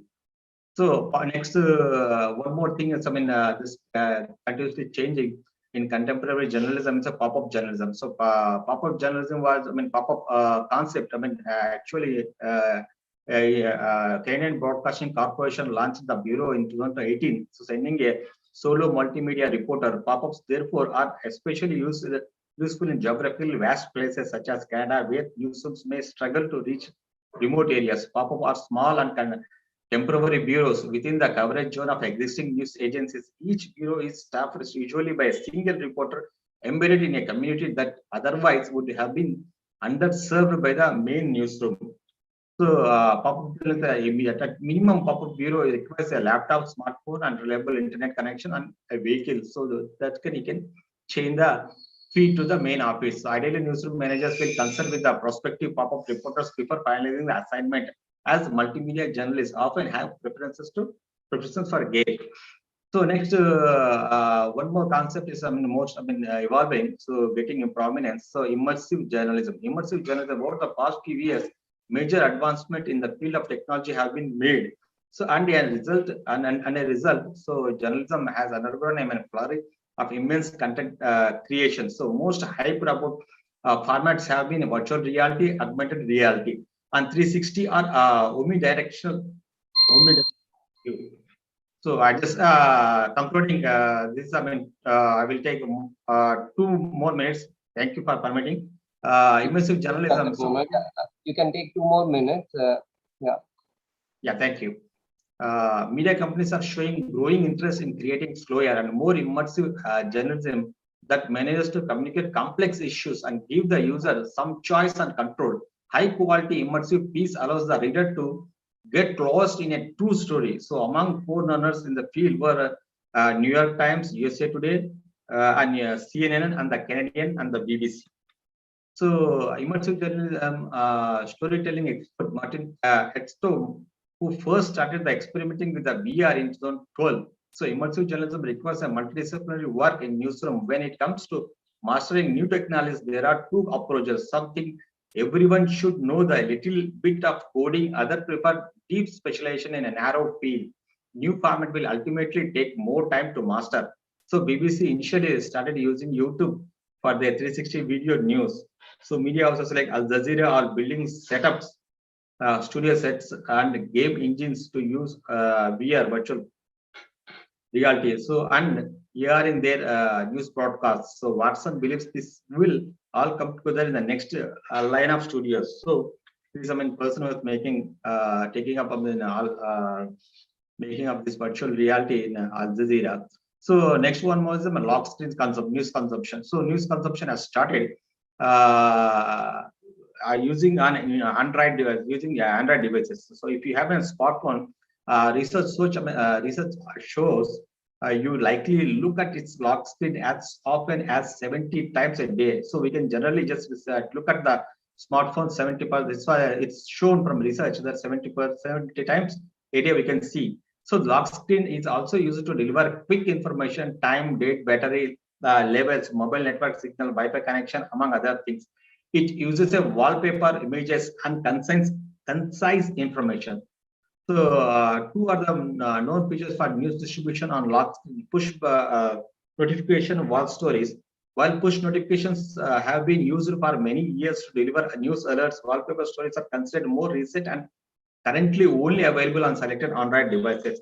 So rightly, Xiaomi, Samsung in India account for 40% market share in a country with a population of 1.3 million. So next is Indonesia. In Indonesia also, lock screen is becoming more popular.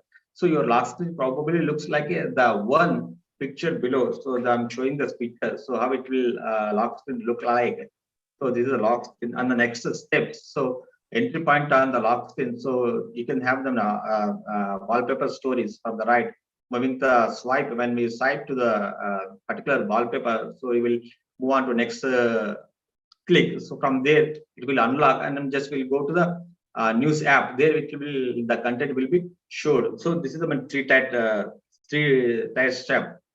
So one more thing, so entry point, when we go to the app, so there you open news app and click on a particular article, particular app. So from front page, so then you can read the content on this one.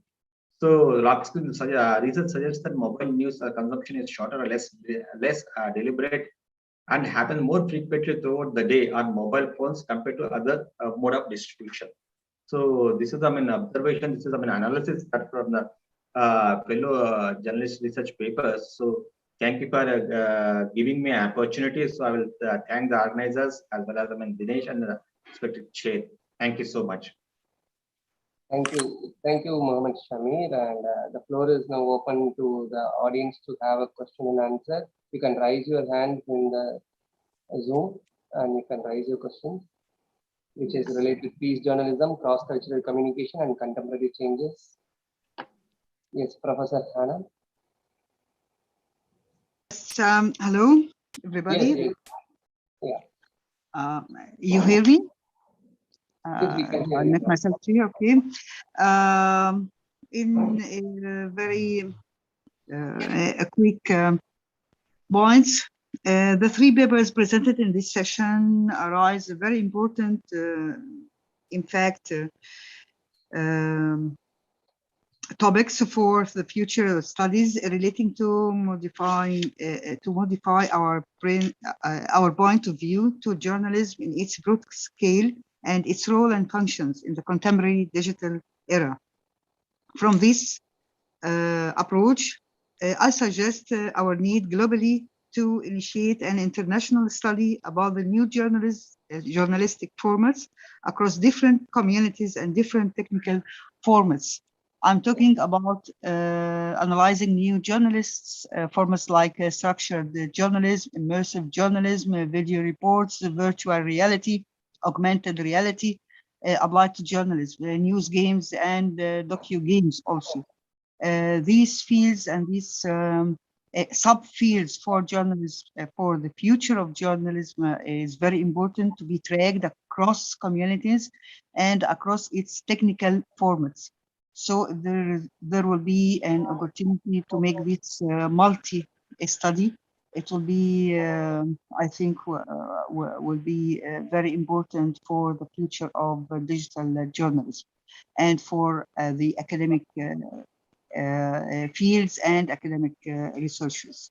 This is my only suggestion, and of course, all of the studies is being present a very added value for the field of journalism, and we are in need to new and to more studies about the new formats of digital journalism and how it's being perceived in the academic literature. I'm Professor Hanan Gunaid. I'm the Deputy Dean for Society and Environment Service Affairs, Faculty of Mass Communication, Cairo University. And thank you for all of you, and thank you for the conference organizers, and on the top, Dr. Ines Abu Yusuf and Dr. Amal Said, and you, of course, Dr. Bebo, yes, and all of the presenters. Thank you. Thank you, Professor Hanan, for your valuable suggestion and input. I have two questions I received from the audience. Yes. Do you want me to write them for you on the chat box, or do you want me to say it? I already written in the chat box. Like, yeah. Okay, just a second. Here we go. That's the first. It's yes. for Dr. Mahmoud. Yes. For Dr. Muhammad, the question is like, how can we face the problems arising from the prevalence of certain terms in international reports after they have become well-established terms that media makers may not be aware of their seriousness?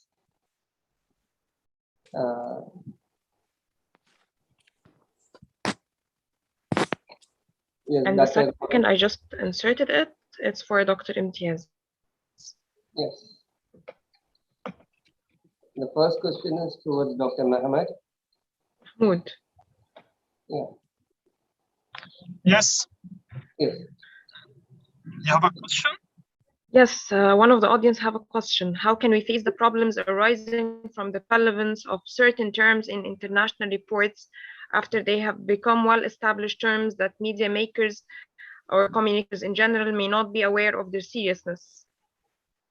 Okay, so the question is about the terms, journalistic terms, which has become... Yeah, how can they face that problem?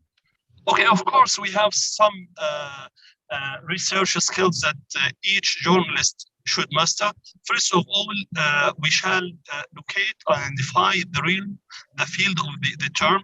Is it political? Is it technological? Whatever. And then we can go directly to some term basis, some digital term basis. For example, if the issue is the political one, we have the United Nations term base. First of all, we shall locate the meaning in the English language itself. I mean, to look for the English definition of the term. And then before trying to find an equivalent or to find a translation for the term, we shall look first for if there is a well-established Arabic version for the term. We can search, as I said, United Nations term base. Of course, it's a multilingual term base, and Arabic is an official language adopted by the United Nations. So if you are asking specifically about these ideological terms, I mean, if they are charged with certain ideologies, for example, let's say related to homosexuality, for example, or if it's a gender sensitive term, or it's related to, let's say, peace journalism, shall we classify this action as a terrorist action, or it's a resistant action? This is another issue. You can first of all consult the editorial policy of the media outlet you are working for. First of all, you have to look for the editorial policy. Of course, you have an editorial agenda.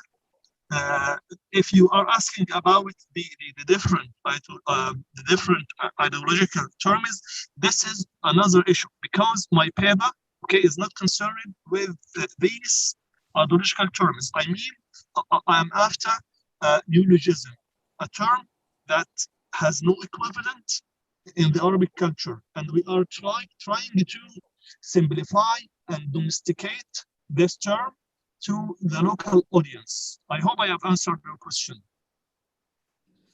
Yes. I've finished. Dr. Yes, the question is for Dr. Imtiaz.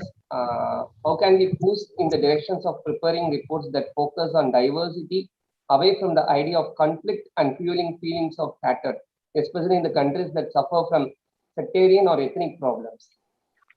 Thank you, Ganesh Babu. It's a very important question. To me, the state should give a level playing field to all journalists. Actually, in a country like Pakistan, there are certain groups who are not that high in the ladder of socio-economic status, so they are not in the media organization. Actually, our newsrooms are not diverse. Certain groups dominate the entire state or the media system, and they just write or do news story according to their own whims. Plus, journalists must be trained. Journalists must be trained how to cover conflicts. It is very important. Our journalists, in particularly in Pakistan, in India, and other South Asian countries, our journalists are not trained. I usually tell my students that journalist is the doctor of the society. He must rise above his ethnicity, his religion, his language, and his ethnic background, and must report for the people. Journalists must be people-oriented. If we report for the people, and if we discuss in our reports the issues of the oppressed classes, I think we could better deal with the conflict, with the prevailing situation in countries like Pakistan, India, and other developing countries. Thank you, Dr. Imtiaz. And there is a question from Akin. We have from Omniya Khalid. Yes. دكتورة فداء، ممكن ابقى اعمل مداخلة وترجمها لي بعد اذنك؟ طبعا. Dr. Mahrez is going to مداخلة مع say الدكتور a word in محمد Arabic and we are شمير. going to translate it there. Yes, he wants to talk to Dr. Mohammed Shamir. الحقيقة أنا سعيد جدا بالمؤتمر وبالموضوع، وأتقدم يعني بشكر جزيل لجامعة الأهرام الكندية وأستاذة الدكتورة إيناس أبو يوسف عاملة الكلية، والدكتورة أمل السيد وكيلة الكلية ورئيسة المؤتمر، ولحضرتك على الدعوة الكريمة للمشاركة، وعلى هذا التنظيم الرائع، وعلى هذه الجلسات المتميزة بموضوعاتها وثرائها من حيث الباحثين والقضايا اللي بتتناولها. والحقيقة أنا سعدت جدا بالمشاركة في هذه الجلسة الأولى، والحقيقة كل موضوعاتها كانت متميزة وأكثر من رائعة.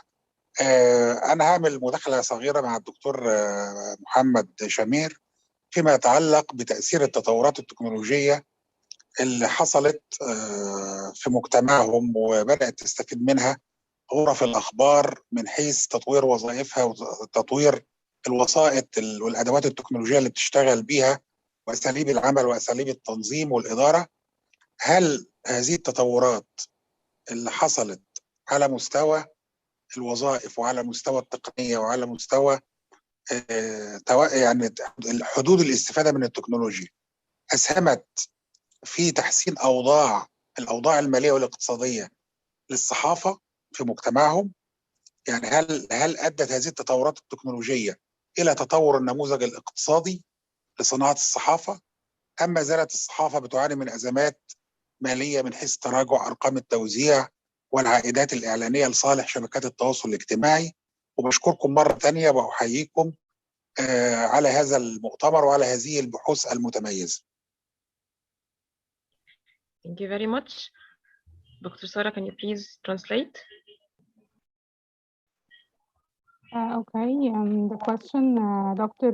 Mahrez Ali, Professor of Journalism at Faculty of Mass Communication, Cairo University, asked was regarding the impact of technical development and the development in tools, technologies, and also jobs in the journalism sector.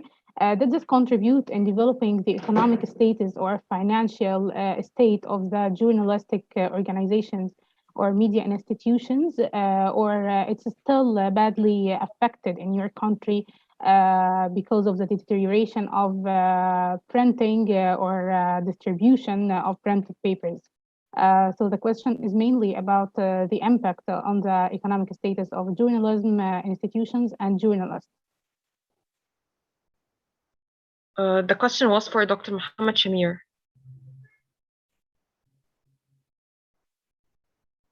Dr. Mohammed? Dr. Mohammed Shamir? Yes. Yes. The question is Please for you. repeat the question again, if please. Sarah. Sarah, unmute, please. Yes. Can you hear me right now? Can you repeat the question? Yes. Can you repeat the question, Sarah? Okay.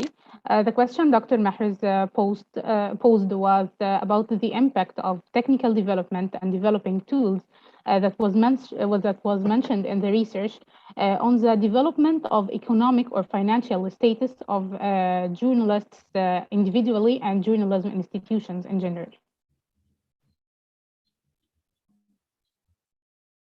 Yeah, basically, I mean, just whatever, I mean, tools that is coming up, I mean, this new technologies, this, I mean, all, it will be, I mean, a boon, so it will have its advantages.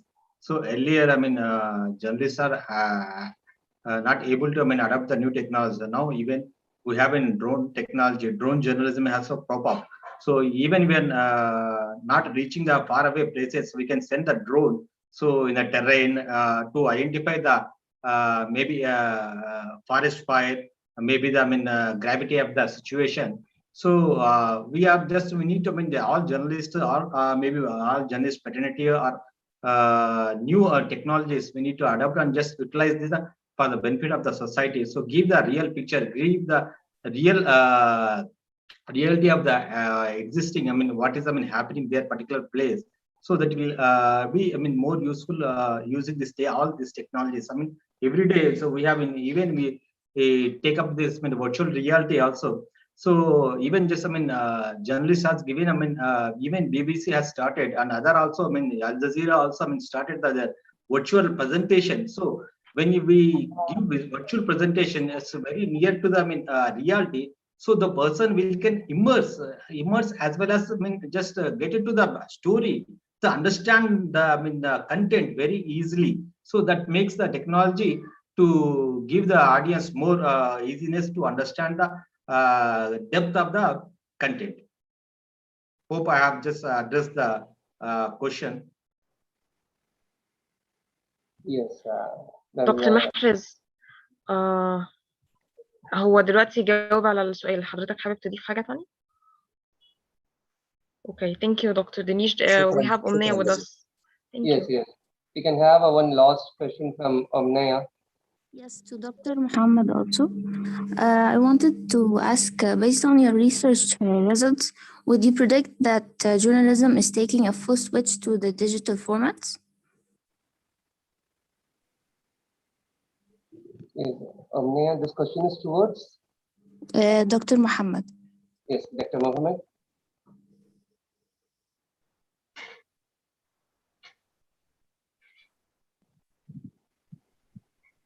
Muhammad Shamir. Dr. Muhammad Shamir, the question is for you. Yes, a little bit confusion. So my name is Muhammad Shamir. Yes. So I thought, I mean, Muhammad means it's the person who presented. So yeah, the other one is Dr. Mahmoud. Yeah. A little bit I've been just. Yes, can you repeat the question so he will be giving you? That's great. Thank you so much. Dr. Muhammad, would you predict that journalism is taking a full switch to the digital formats based on your research results? Yes, I mean, so these are the things, these are the new moving towards, say, because so many print newspapers as moving, that's, I mean, even in USA also, so many papers, I mean, the print industry, print newspaper has been closed and just moving towards, I mean, websites. So they are starting the digital platforms. So even in podcast also getting the more prominence. So even in Hindustan Times, like in India, so where, I mean, content is published on a web, digital format as well as an audio format. So you have the option. So you want to listen the content through audio, you can have this click on the audio icon. There you can just listen to the content through audio. If you want to, I mean, just go through the text, they can read the text. It's given, I mean, flexibility to the reader. So to get them in, I mean, which format the audience can expect and just go on and just make easy. So Even digital formats also. Just even if we talk about the lock screens, if we talk about the just giving making them people Android mobile phones are just so nowadays every people carrying the Android phones. So lock screens giving, so you can whenever just you want to just open the lock screen, just view the wallpaper as well as small 2 lines content. So if it is interested, if just get the attention of the particular Android operator of the person, the audience, you can just click on the icon, so content. So will the content, the link will direct to the digital format where you can just have this go through the content in detail. So this facility has this provided, and just new options are available through digital formats. Thank you. Thank you, Dr. Mohammed. And in the time constraints, we can move towards the end, and I will be inviting Professor Dina for giving out suggestion and comments and conclude the session. Okay, thank you, Dr. Dinesh Babu, for moderating the session. And let me conclude by talking briefly about every presentation or every paper, highlighting some ideas beside giving certain recommendations. First, of course, I would like to thank all the speakers for the great and interesting presentations. And let's start with the first one by Arab Naz, Imtiaz Ahmed, Sanula, and Dr. Masoud Hassan.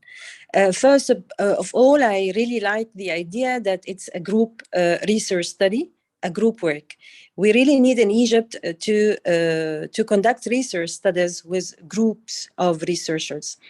This doesn't mean that that we are saying that we don't like individual research studies. We like it, and individual research studies and group research studies have, of course, advantages and disadvantages, their positives and their negatives, but we really need in Egypt to get some of the benefits of the group work. Group studies. So I really like the idea that you work together in this research study. The paper or the presentation is about peace journalism by giving an example and applying on an ethnic issue in Pakistan.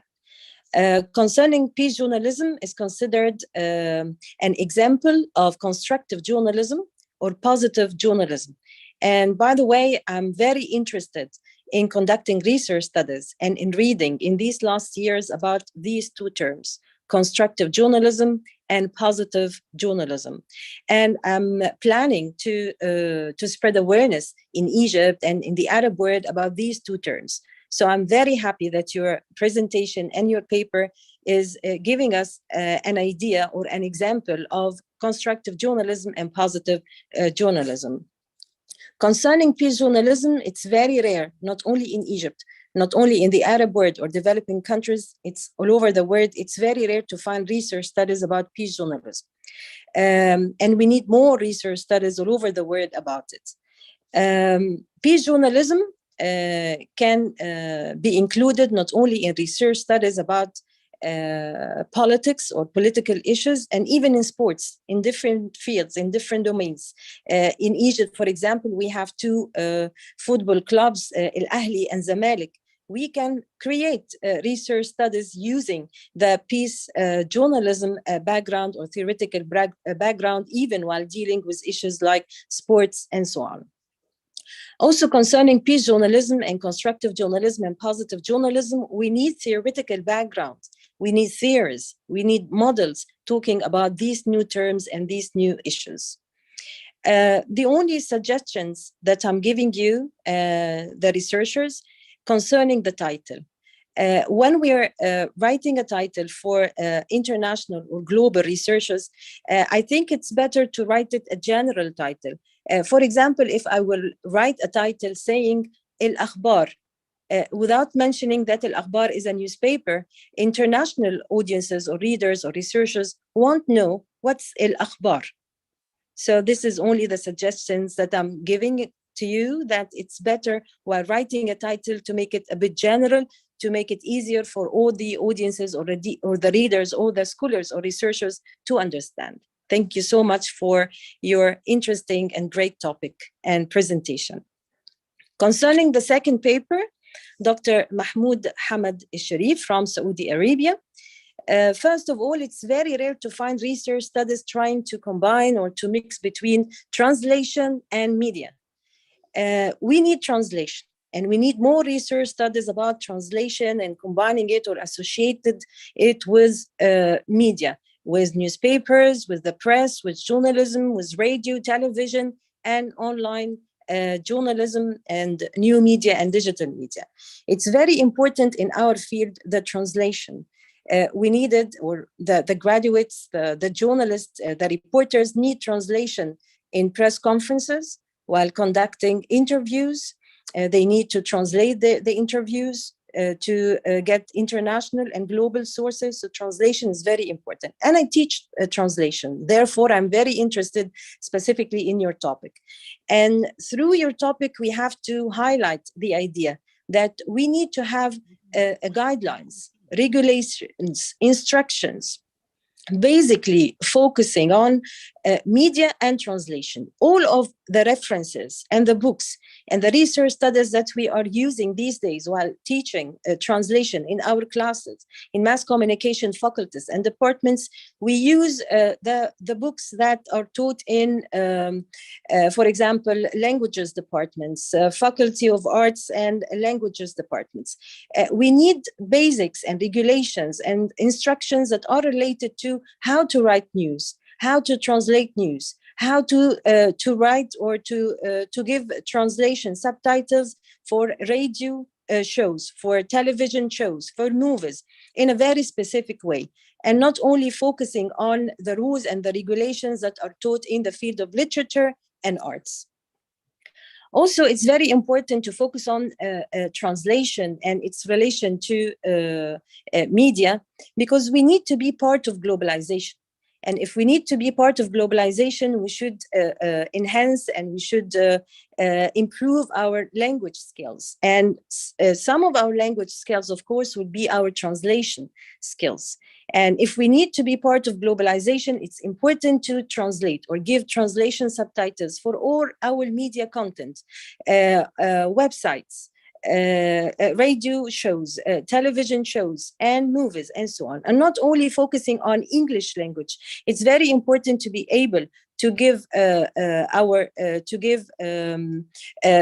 audiences from different countries, from Spain, from Portugal, from France, from all over the world, from Italy, to be able to be exposed to our media by translation. So I'm very interested in your work, and I hope we can find many research studies trying to combine between translation and between media. Concerning the third paper, Sheikh Muhammad Shamir from India, the paper talks about current and recent and contemporary changes and trends in international journalism by examining articles of journalists presented to Reuters. The paper concluded that newsrooms are facing decline in trust. So I think that this point needs more explanation, and we need to understand more what about trust and why trust. But I agree with you, of course, that there is a decrease and decline in the number of audiences, ads, and revenues in traditional media, newspapers, radio, television. And nowadays, we have an increase in the number, of course, of audiences all over the world for new media and digital media and online journalism and websites and social media and so on. Also, you mentioned a very important point, but maybe I will take it to another side. The diversity in newsrooms. If I will talk about the diversity of newsrooms, I need a diversity in international and global media concerning the nationalities of the people who are working all over the world. It's very important to be there. People or journalists from Egypt, from developing countries, from Arab countries, from African countries. It's very important to be there in these international and global media, to be a voice from our background, from Arab, from African, from Middle East countries. And I think if we are found in these media institutions or in these international and global media, we will be able to give a space for our news, to give a space for our opinions and views from our national or for our social backgrounds. Also, it's very hard to cover all the changes and all the technologies in journalism in one paper. It's hard work, but you did it in a perfect way. But also, I think it's important to have specialized research studies in one of these trends or in one of these technologies to concentrate and focus on this technology. I think this is also important, besides, of course, the general papers like this one, like your paper. Finally, I'd like to thank our speakers for their great presentations, Professor Babu, our moderator, and all the participants for their discussions. Also, I would like to thank Dr. Ines Abu Yusuf, the Dean of the Faculty of Mass Communication at Ahram Canadian University. Dr. Ines Abu Yusuf, my role model, my academic icon in Egypt and Arab world. Thank you very much. And of course, I would like to thank Professor Amal Essayed, Vice Dean, and I really find her very distinguished and very unique in our field and in our career. And I would like to thank her very much for this conference and for inviting me today to start with you the first session. Thank you, Dr. Amal. And thank you. Thank you, Dina. Thank you, Dina. And I would like to thank all the organizers of the conference, especially FEDE. You did a great work. Thank you for this successful conference. From its first day, from its first session. It's a great conference, very smooth and well-planned event. I hope to see you soon, but next time we hope to meet face-to-face, but in a world without coronavirus. Thank you so much. Bye. And I'm really happy to meet you, and I will attend the other sessions, of course, because it's a very interesting and important conference. Thank you. Thank you very much. Thank you, Dr. Denise. Thank you. Thank you very much. Maybe next time we are going to meet face to face, as Dr. Dina expressed. Thank you. Thank you very much. And let's go to the second session, if Dr. Nermeen and Dr. Magda are present. Yes, hello. Hello, doctor. Hello, how are you doing? Everybody. Good afternoon. Good afternoon, yes. Nice to meet you in this second, inshallah, annual conference for journalism department in Al Ahram Canadian. Welcome, Dr. Ines Abu Yusuf. Hi, Professor. Hello. How are you doing? I'm fine, thank you. Yeah, we have been together last night till yes. 8:30. And then today, too late, yes, it was too late. So it's, yes. Okay, I'm lucky to see you twice, you know.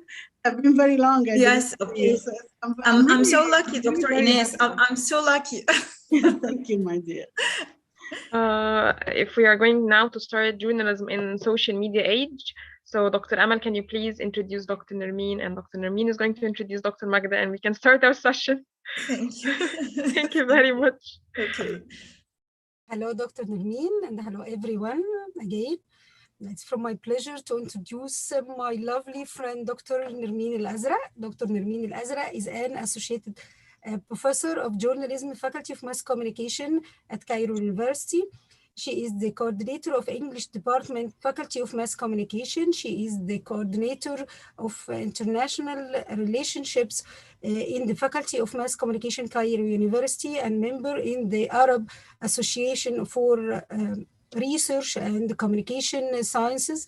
Her main interests are media regulation and media ethics, international communication, and Arab media.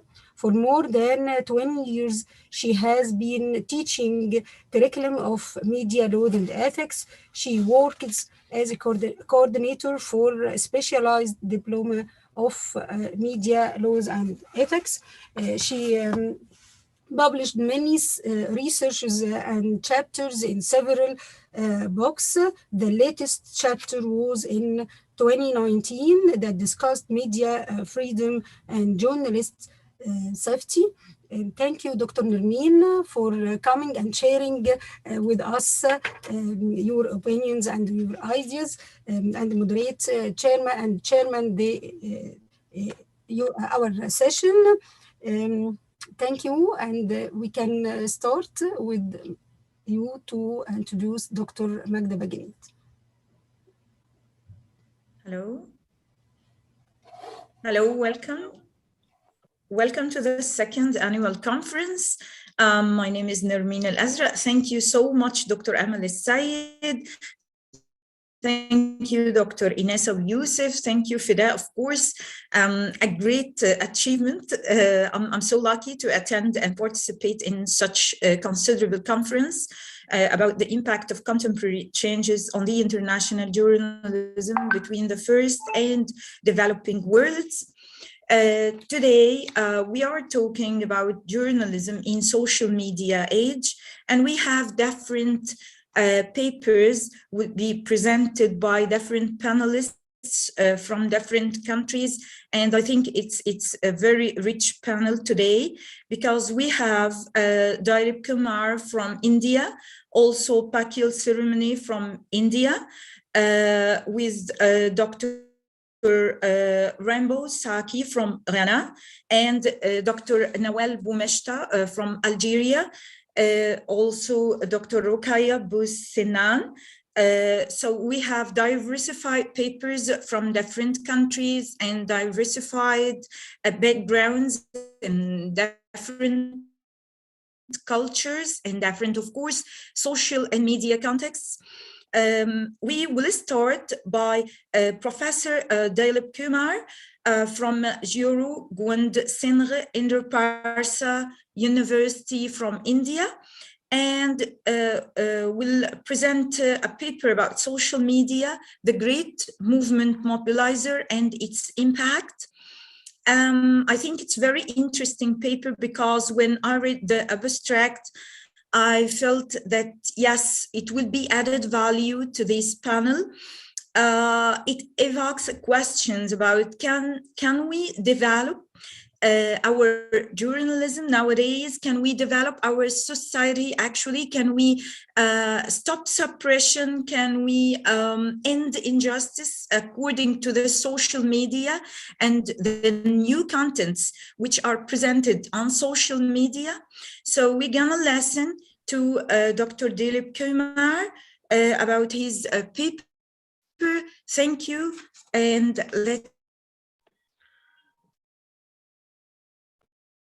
May I start? let's listen to Dr. Kumar. Can we just first introduce Dr. Magda so she can join our session? Oh, sorry. Yes, because maybe I don't see Dr. Magda.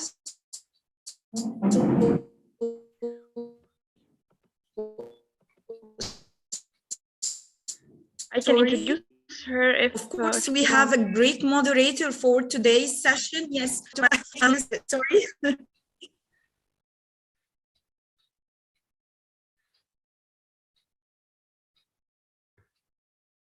Okay. Hear me now? Moderator for this session, Dr. Magda Bagnid. Yes. The drop in the voice here. Hello. I can barely hear you. Are we audible to you, Dr. Magda? Well, now I can hear you. Now I can hear you. Okay, Dr. Nermeen, can you please repeat? Dr. Magda can now hear. Okay, welcome, Dr. Magda Bagnid. We have a great moderator for this session today, for the second session in this day one of the conference about social media and journalism in social media age. Welcome, Dr. Magda. I'm so lucky to having you in this session as a great moderator. We will get benefits, of course, from you today. Thank you.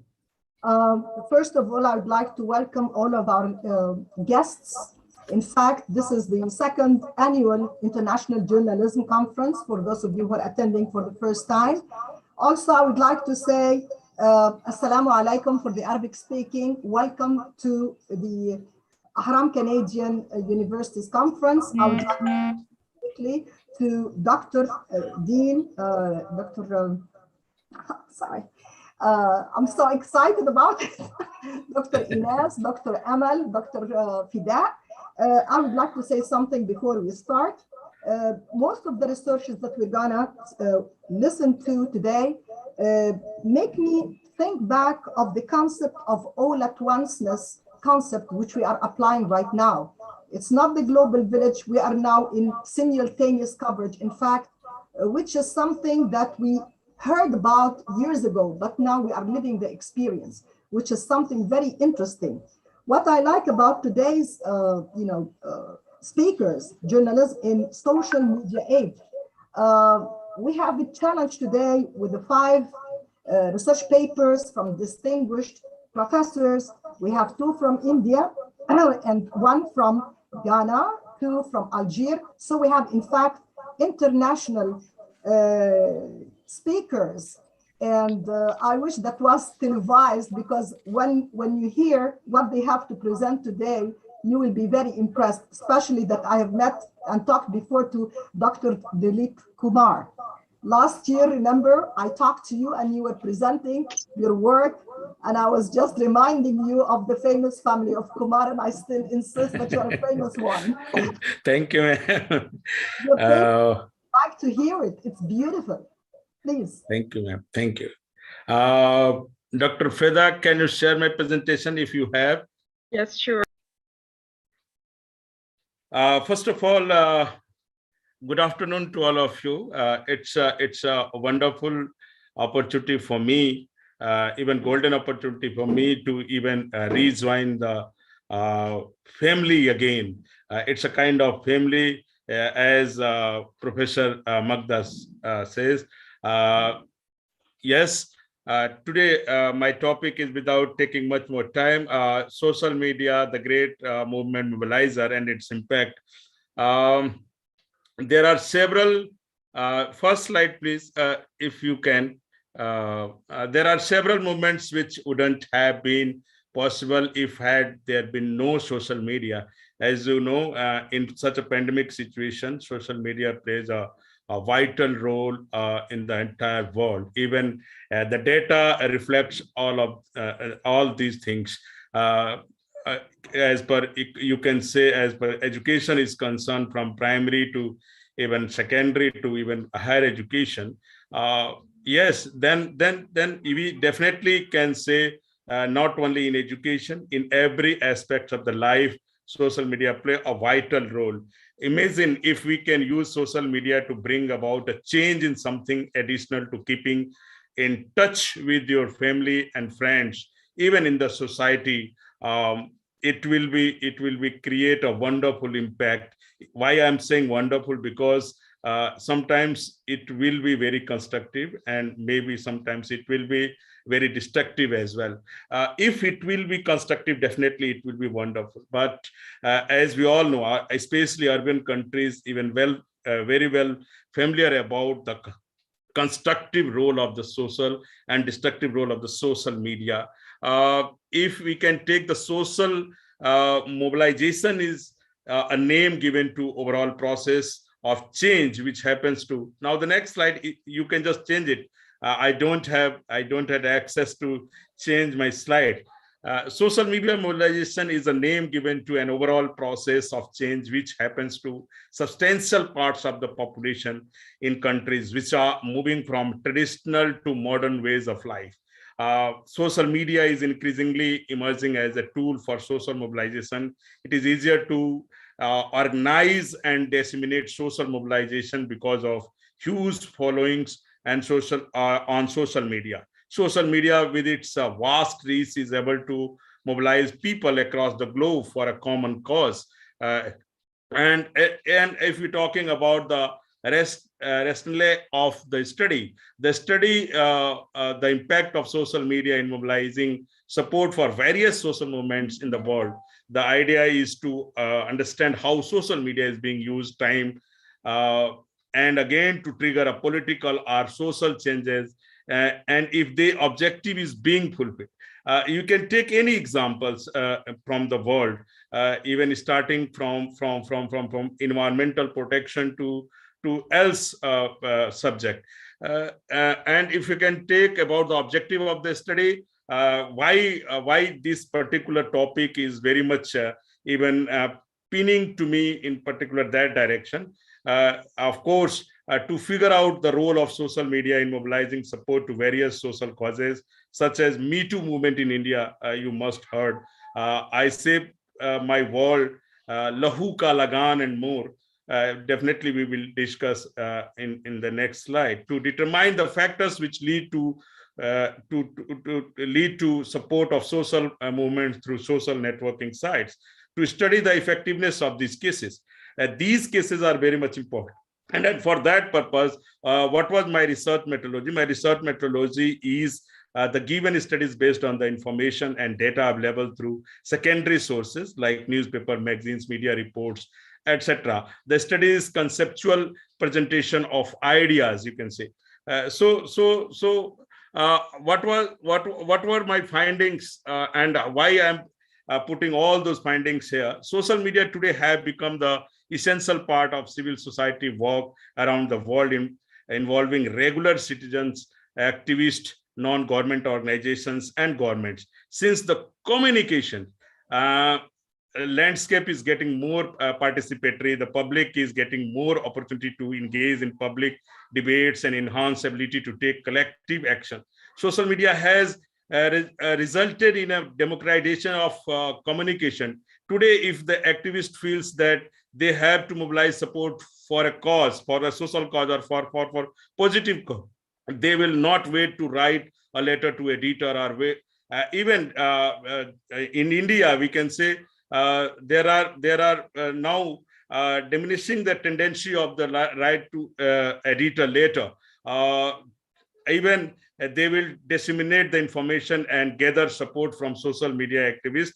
Yes, it's a question. I'll tell you in the next slide how they will even create an impact in a positive as well as negative. Just take example of Me Too movement. The Me Too movement against sexual harassment and assault was sweeping social media in many ways. Progeny of the Women's March, the Me Too hashtag popularized by Elisa Milano, acted as a stone on a lake, causing overbrations of resignations, fringes, policy change, and lawsuits across so many industries from tech to entertainment. Even in India, you can take a case of Tanushree Datta. Tanushree Datta was a very good example for Me Too movement. So if you take the another I Save My World kind of example, Levy for Women's Day month released an extensive campaign titled I Save My World, bringing in tales from individuals who indeed saved their own world. Levy Save My World brought in women from varied walks of life.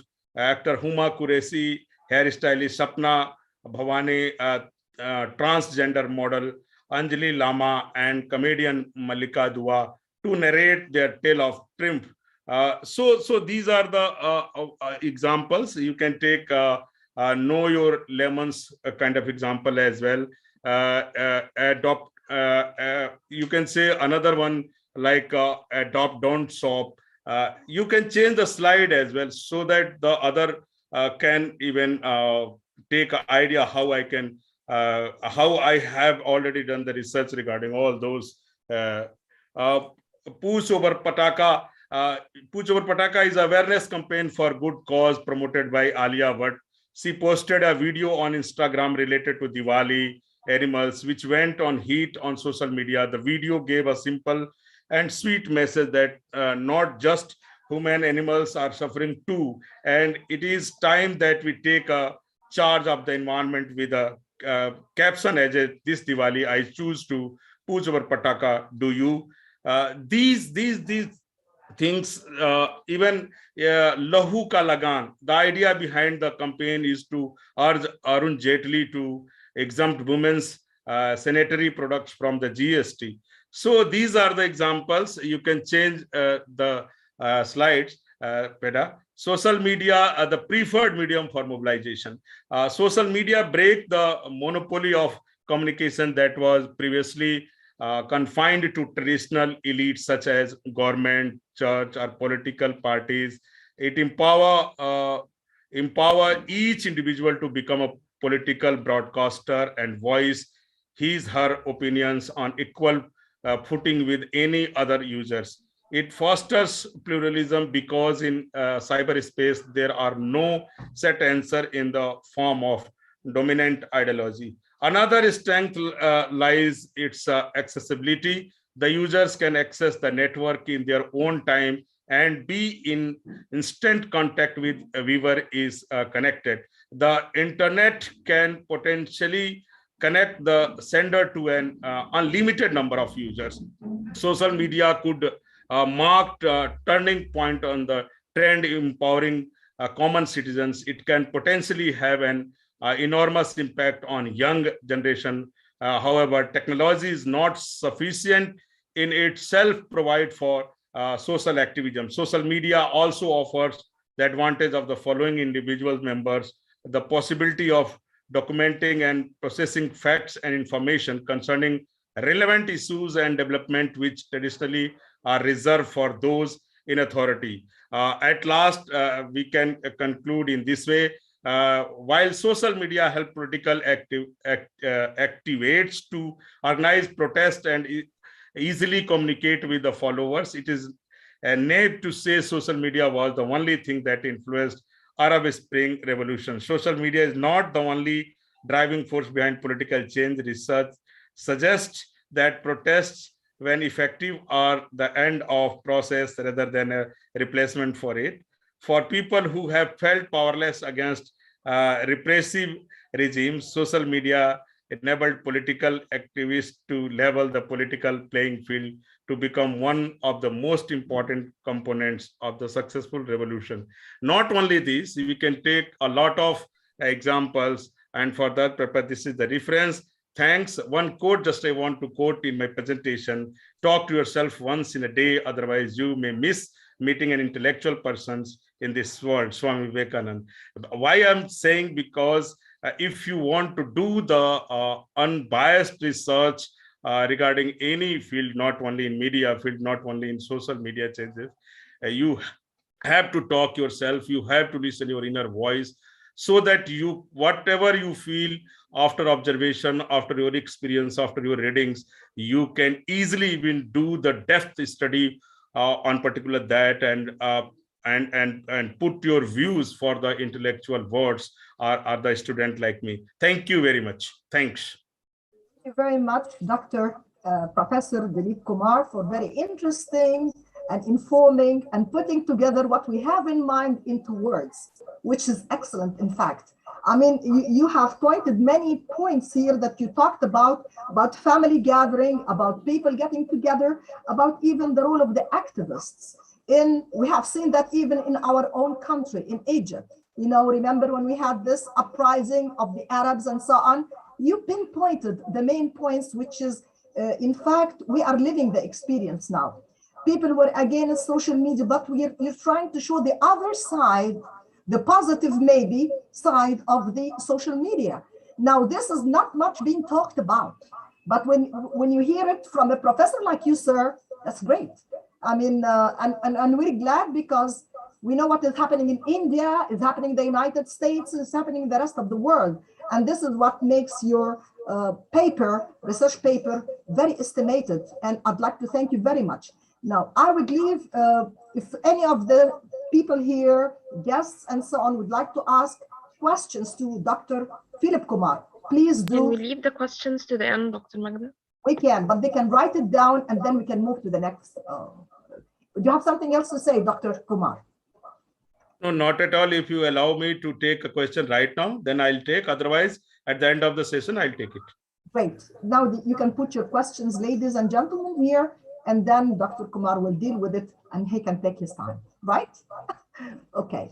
Now we'll move to the next research paper, The Indian Context of Emerging Trends in Mobile Journalism, by Dr. Kabul Srimani, and this is from University of Calcutta, India. I hope I'm pronouncing your name correctly.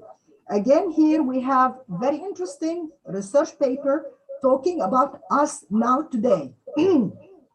Mobile application, online journalism, social media, digital journalism, multimedia journalism. Waiting for you to present, and thank you very much. Please, with us is Dr. Kabul Srimani. Go ahead. Thank you so much. Yes, I am Dr. Bokul Srimani. It is Bakul. Yes. Thank you so much for your nice introduction. I'd like to share the screen. My presentation is here. Do you want me to? Yes, the doctor is going to present it. Yes, I'm going to present. Is it visible now? Yes. Yes. Yes. Okay. So, as you all have seen that, yes, just a bit. Yes, I'm going to talk about the Indian context of emerging trends in mobile journalism. So as we all know what is mobile journalism all about, but still I'd like to define in a bit different mode.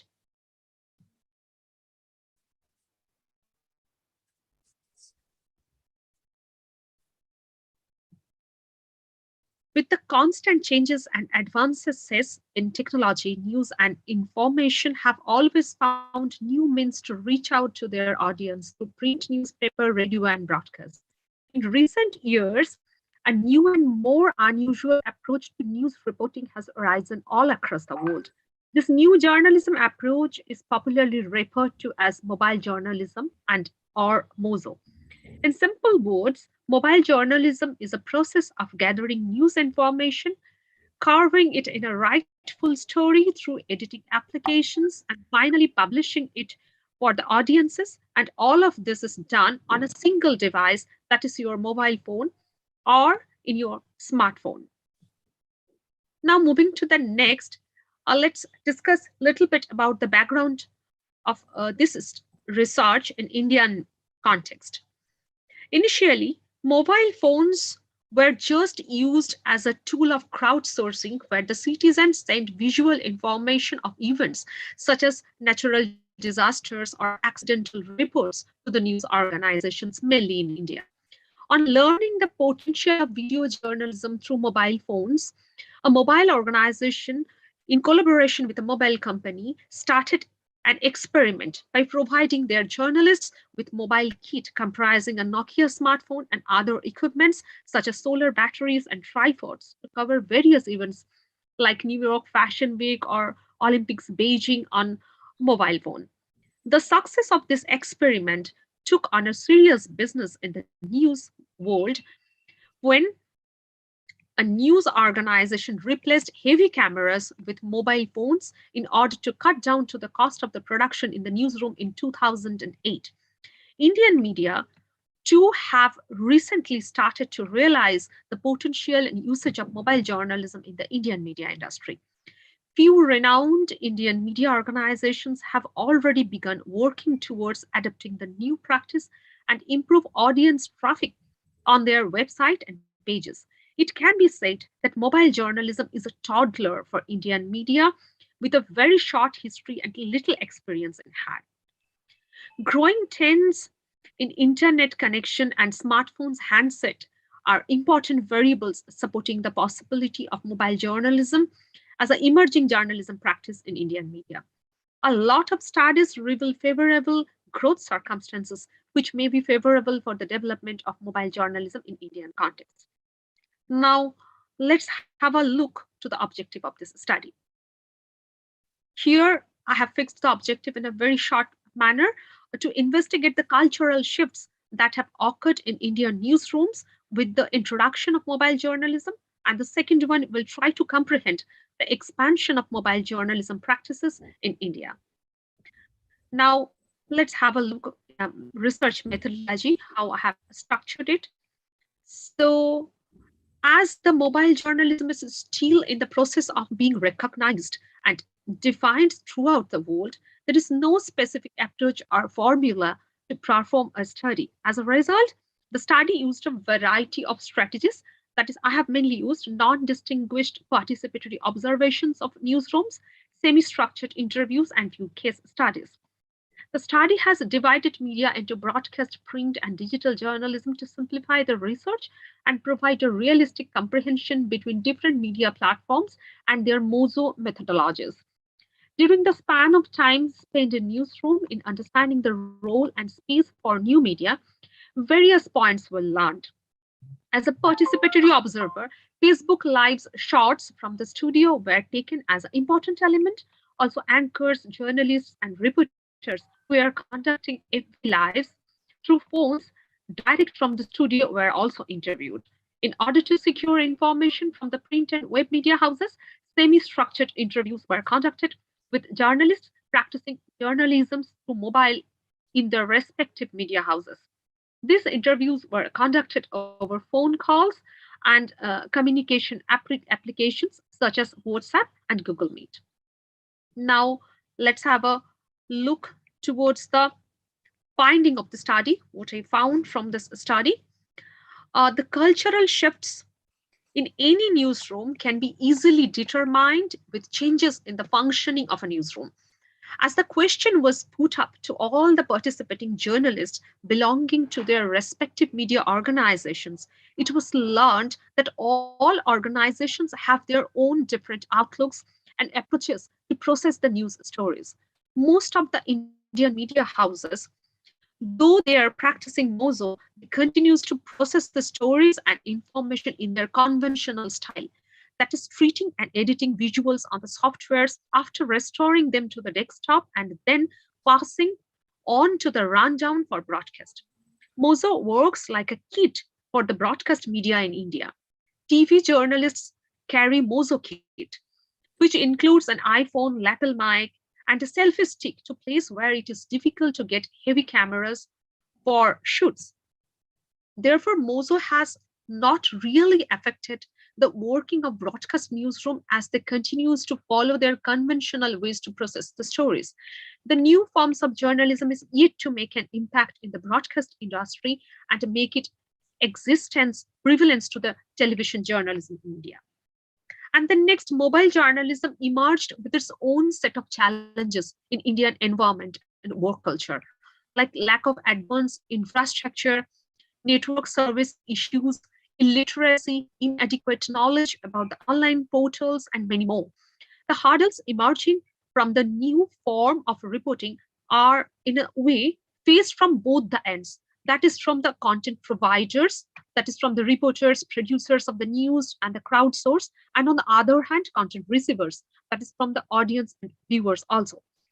Firstly, the reporters believe that there is a lot to be done to improve engagement of the audience through Facebook Lives, videos, or call to action, crowdsourcing like gathering footages and information from people, and so on. Also, during Facebook Lives, journalists face difficulty in attending to every questions raised by the audiences while reporting from the ground. The next, MOZO requires internet accessibility as an essential tool of reporting and filing stories immediately at all the times. Though going rapidly, the telecom industry is lagging behind in many geographical areas where it fails to provide complete network coverage in India. Another part is, unlike newspaper, radio, and television, one cannot have direct control over how a news is traveling online. Neither can one determine the exact number of audience's attention that a story might grab. The news stories may change apps, sites, and even the form in which it was originally presented during its journey to the final audience. MOZO and digital media cannot be moderated by an individual, and the reachability of a story becomes unpredictable.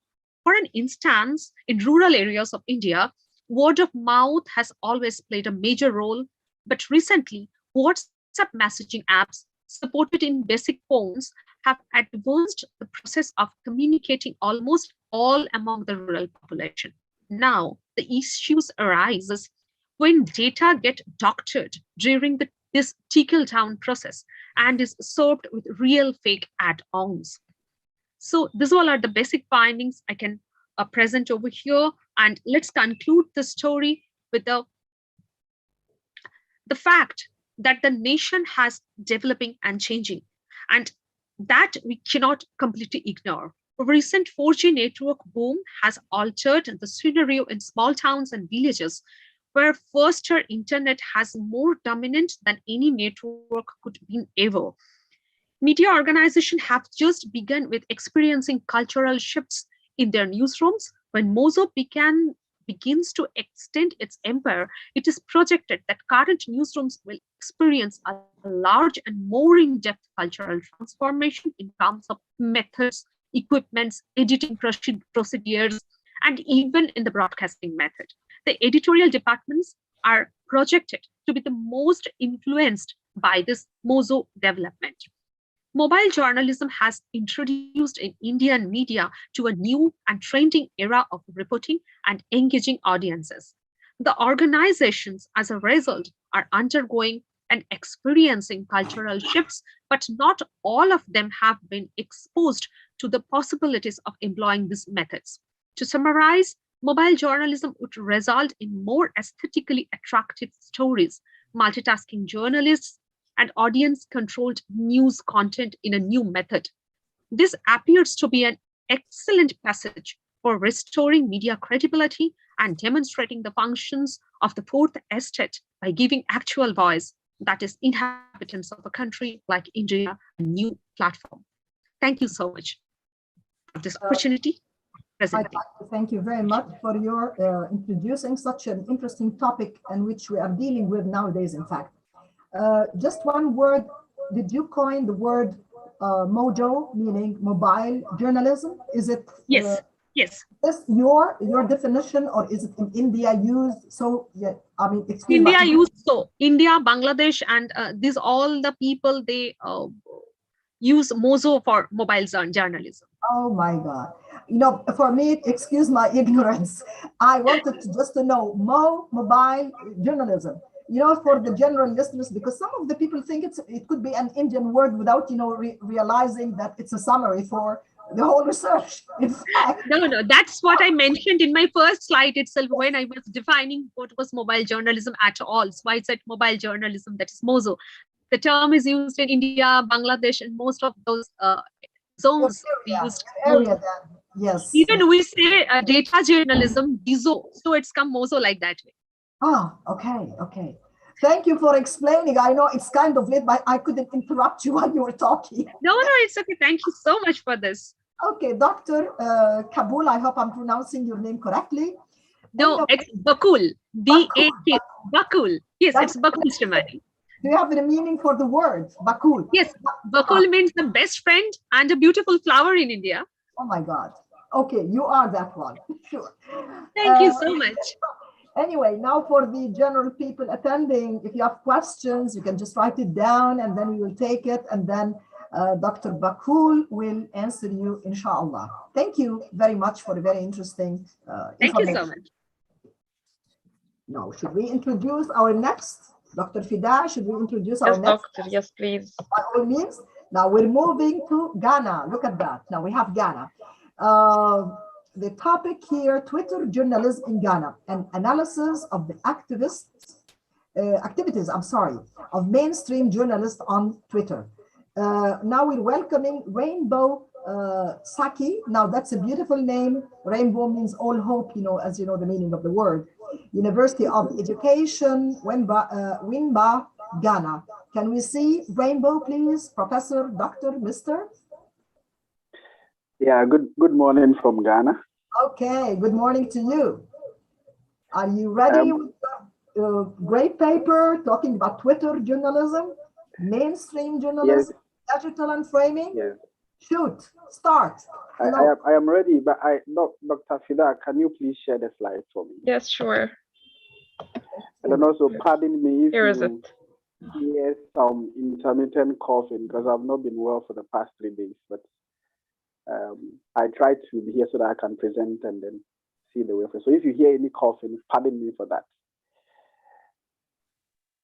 Okay, so I am looking at Twitter journalism in Ghana, an analysis of activities of mainstream journalists on Twitter, and I'm focusing my study on the situation in Ghana. And if we all know, in recent times, the introduction of social media platforms such as Twitter, Facebook, and Instagram has brought about some transformation in the media landscape, and also it has contributed to globalization in the world. And these social media platforms has brought about the democratization of content creation, and also in terms of diffusion of information and knowledge has improved the trend. And as a result, a lot of people are going on social media in order to be part of the democratization of content creation and diffusion of knowledge. And recently, if you go to Global Digital Media Report, about 4.8 billion users, internet users, are using social media platform for information dissemination and also for business purposes. Even though at the earlier stages, some journalists were skeptical when it comes to the use of these social media platforms in their journalistic practice, but in recent times, studies have shown that a lot of journalists have normalized the use of these social media platforms, especially Twitter, in their operations. And this is seen in a lot of studies that have been conducted in other parts of the world. And this normalization of Twitter or other social media platforms in journalistic practice, no exception in Ghana. Ghana too, journalists have embraced the use of social media in their everyday routine in terms of their journalistic practice. And there has been several studies on the use of mainstream journalism, how they use Twitter in their journalistic practice. But then if you look at these studies, most of them are centered within the Western culture. So it is Western centered. And when it comes to Africa and then specifically Ghana, there appears to be a gap in the documentation of these journalists who have embraced social media, especially Twitter, how they use it in their journalistic practice. There seems to be a gap in that aspect, even though some scholars have tried to look at how social media has transformed journalism in Ghana in terms of news gathering, in terms of sourcing for news reporting, and also the perception of media organizations when it comes to the use of Twitter. Some journalists have done some work on that, but when it comes to what exactly these journalists do when they go on Twitter, there seems to be a gap, and this particular study is trying to fill that gap and looking at it within the Ghanaian context. So specifically, the study will be looking at the dominant issues in the posts of these selected mainstream journalists, and then we are looking at the communicative functions of these Twitter posts from these mainstream journalists. And the research question will be, what are the dominant issues found in the posts of the selected mainstream journalists? And then what are the communicative functions identified in the posts of the selected mainstream journalists? And the study is going to be underpinned by these theories, the media convergence theory specifically. I'll be using technological convergence and then the agenda setting theory by Malcolm and Shaw. The methodology, the study is qualitative in nature. The research design is qualitative content analysis, sampling technique. I'm using purposive sampling because I purposively selected the 4 journalists that I'm using for this study because of the fact that they are among the top 5 journalists with a lot of followers on Twitter. That was the reason why I selected them. And I analyzed 4,407 Twitter posts from these selected journalists. And I did online observation and then document analysis as my data collection method. I analyzed the data thematically, and my unit of analysis was a post in terms of analyzing my data for this particular study. So let's look at the findings. The first research question was looking at the dominant issues identified in the various posts by the selected journalists on Twitter. And if you look at the table, the dominant issue identified was social issues. And out of the 4,407 Twitter posts analyzed, 2,443 were all talking about social issues. That is 54.4%. And then I realized that they were also talking about some of their personal issues on social media, what they are doing, things that they are up to. And if you look at that, that is the second dominant issue that they talk about. That constituted 17.2%. And they also engage in entertainment issues, posting issues on entertainment, posting issues on humor, and at the same time, they were posting issues on education, politics. So I have arranged it in order of, in terms of percentage, the highest came top education, politics, economics, sports, legal, religion, science. So these are the issues that were identified in it. And these are some of the examples of the posts. In terms of social issues, you can see that I screenshot some of the posts from Twitter. And one of the journalists, who is Nanaba Namwa, posted a post which was talking about the fact that the prices of food is going up, and the Minister of Agriculture came out to debunk it, and he was making mockery of what the minister said. Because when you go to the field, it appears that prices of food were going up, but the minister debunked it. So that is an example of social issue. And then Sawam here, who is also one of the journalists used for this study, congratulated a woman who was appointed as an MD, as in he is the second woman to be appointed as an MD. So this was talking about women empowerment, which is also a social issue. In terms of personal posts, you can see that, for instance, Sawam here was talking about a sister boy. So it's a personal post by the journalist. It has nothing to do with any particular issue. And another example is a happy new month to us, or may September be kinder to us. So these are some of the personal posts. In terms of entertainment, for example, Manasi Azuri was talking about a show that is going to happen in Ghana. And then also he was saying that one of his favorite artists, gospel artists, is Mercy Chinua, who comes from Nigeria.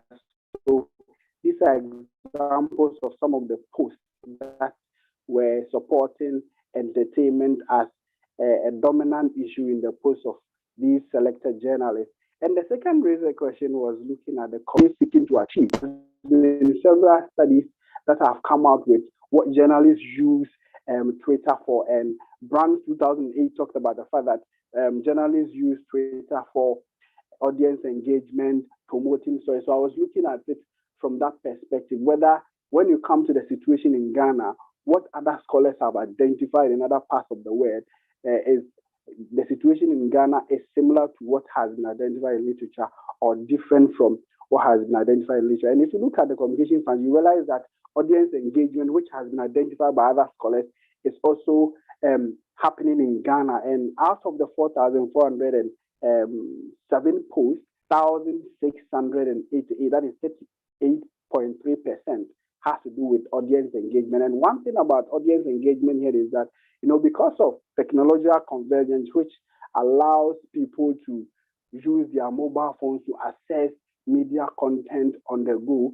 So what these journalists were doing is that some of the programs that they have been doing on their various platforms, they'll be posting live comments on Twitter, and their followers will also be posting comments in that regard, and they will be retweeting it. So they are engaging their audience through that, and that is how technological convergence has given these journalists the opportunity to engage their audience online. And then also promoting stories. Interestingly, because these journalists work for their organizations, they were using Twitter as a way of promoting stories from the organization. So for instance, if you look at an example of promoting stories, Manasi Azuri, for example, one of the journalists, has a news outlet called the Fourth Estate GH.com.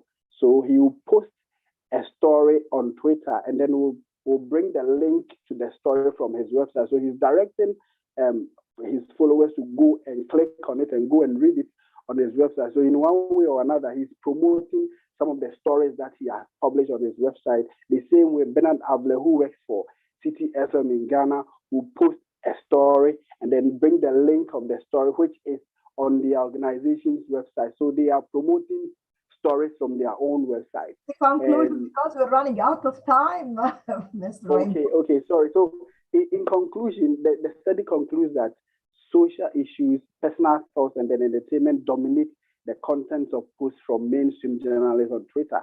And then another conclusion is that journalists mostly use Twitter to engage with their audience and promote stories from their own media outlets. I also recommend that, future studies can look at why these journalists use such social media platform, whether it is a professional preference or it is a generational gap, whether the demands of the work is that they are supposed to go on social media to use it to promote the organizations they work with, or is as a result of the generational gap. That is why they are making use of these social media platforms.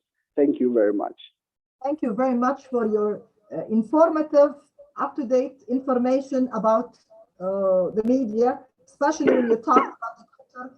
We here in Egypt, people are using this, and especially in the field of sports, when they like to follow something, they would go to the Twitter and write their points of view and hear from the other side.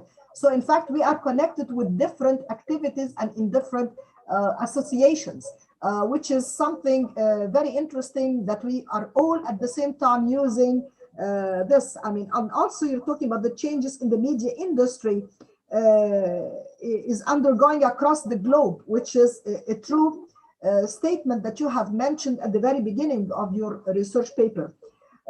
I would like also to tell, please, our guests that if you have questions, again, I repeat, please put that to Mr. Rainbow Saki, and he will answer these questions, at the end when we finish the session. Thank you very much again. And then I think it's time to move to the fourth project that we have. Dr. Fida, would you like to add anything before I would proceed? No, please proceed, doctor. Thank you, Dr. Fida. Okay, now we're coming to the people from Algeria, our neighbors here, in fact. Assalamu alaikum, our guests, and we hope that we can see you often. You have very interesting two topics as well. The effects of social media on the profession of journalism between functional flotation and technical support. This will be presented by Professor Ruqayya. I'm trying to use the Arabic now. Ruqayya Bousnan. I hope this is correct. Affiliation of Emir Abdelkader University, Constantine, Algeria. Please, the floor is yours. Please talk about and introduce your research. And if you have a PowerPoint, we can upload it from here. Thank you. You can start. I can find Dr. Ruqayya in the participants. Okay, can we? Yes, she didn't show up yet. Can we please proceed with the other one? However, we have translation for the Algerian participants. So Dr. Nawal is with us. Okay, should we start now with Professor Ruqayya, or should we go to the last one? The last one, and then we will reorder if she showed up. No problem. Now we will introduce the last one, which is interactive news service in Al Jazeera channel, transforming from TV channels to digital platforms, an analytical and descriptive study on Ijaz news service. Will be presented by Dr. Nawal Boumeshta. I hope this is correct. Dr. Nawal Boumeshta. Nawal. Nawal. Okay, so this is Nawal. نعم. In a French way, Nawal. Okay. Yeah. In French, it means another one. Long Français. My name is Nawal. نوال على طول. على طول نوال. اهلا بيكي، اهلا وسهلا بحضرتك. اهلا وسهلا. نقدمك ونقدم الجامعه بتاعتك بقى. اوكي. affiliation my God. بوغاي. How do you pronounce it? University. البواقي. البواقي. Oh my University. البواقي. Wouldn't say it. I wouldn't know how to pronounce it. Bogai University, right? البواقي. البواقي. جامعة البواقي. البواقي. أهلا وسهلا بك. From Algeria, now you can. أهلا وسهلا. Yours. شكرا. And good luck, and we're listening to you. We are all ears. Thank you. Thank you. Thank you, Doctor. Good afternoon for everyone. Thanks for Dr. Ines and Dr. Fida and all organizers of this conference. I'm so happy and it's my pleasure to be with you in this conference. So my study is entitled by Interactive News Service in Al Jazeera channel, transforming from TV channels to digital platforms, analytical and descriptive study on Ijcon news service. So TV is considered a revolutionary mass medium in terms of its effect on societies. It has played a huge role through its picture, motion, and color in covering the events and transmitting them in fast and momentary manner to the audience. But with the course of time, TV has different changes in accordance with the technological developments and the emergence of the satellite and specialized channels. Audience now can get any piece of information or news by just clicking a button. They can also interact with the piece of news or information without being bound by time and space constraints. Because the use of social media and other digital platforms has been rapidly increasing, a lot of TV news channels has used those platforms in order to provide audiences with the news and allow them to interact and comment. Al Jazeera channel has created a digital service called Ijcon, where the subscribers get the news in a concise manner every day at 11 a.m. Time, of course, KSA, on their Facebook and Instagram, YouTube, and Twitter at the same time. This study is thus interested in exploring the form and kinds of this interactive digital news service and the difference between it and other classical forms of news services. Research problem, what is the form and the content of the news service Ijcon that is being broadcasted through Al Jazeera digital platforms, and did Al Jazeera succeed in transmitting its news service from the TV to the social media? Research questions or sub-questions. What topics are included in Ijcon service? What news values it contains? How is news provided in Ijcon service? How audience interact with the news in the service of Ijcon? The objective of the study are identifying the content of the interactive service Ijcon, reveal the news values it contains, show how news is written and delivered in Ijcon service, learn how the public interact with this service, and access to the importance of employing social media platforms in TV news service. Method and search tool, the study uses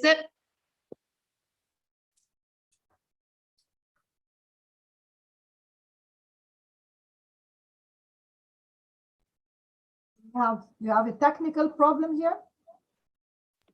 Yes, I think so, Doctor. I think so, Dr. Magda. I hope Dr. Nawal will be patient with us. This is technology now. Yes.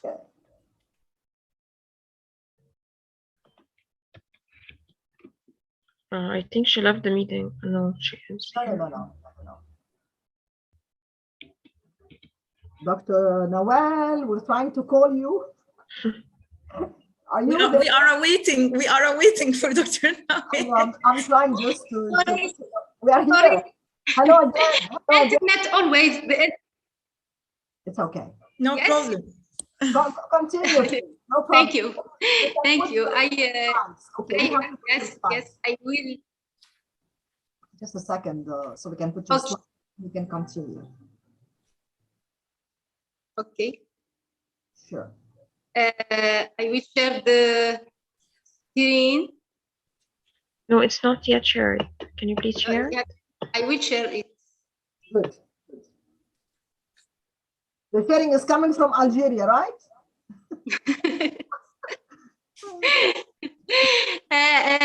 The doctor in the morning said the internet in our in Algeria, in Egypt, in all place Arab is very, very bad. No, don't say that. Don't say that. You can, Dr. Fida, you can share it if you have the slides. Sure. Please, Dr. Fida, you can just put it. Because I can't share it for the... Okay, just a second, and I'm opening it. This is difficulties of modern communication. I sent it in email. Yes, I know. Yes, I have it with me now. She will. We're about to finish, please. It's here. Great. Which slide? Great.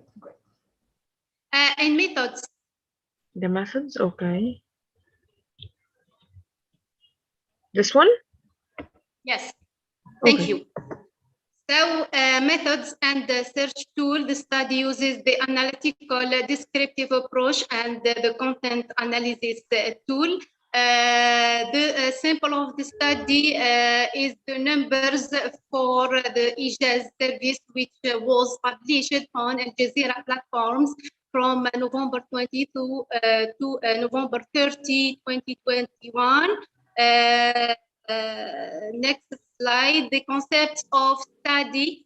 We have a new service. It means transmitting information to the public, and this service provides information about events and helps the end to understand what is happening in the world.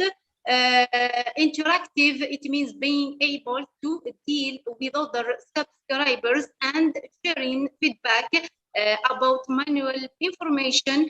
To interactive networking means full connectivity between all network users.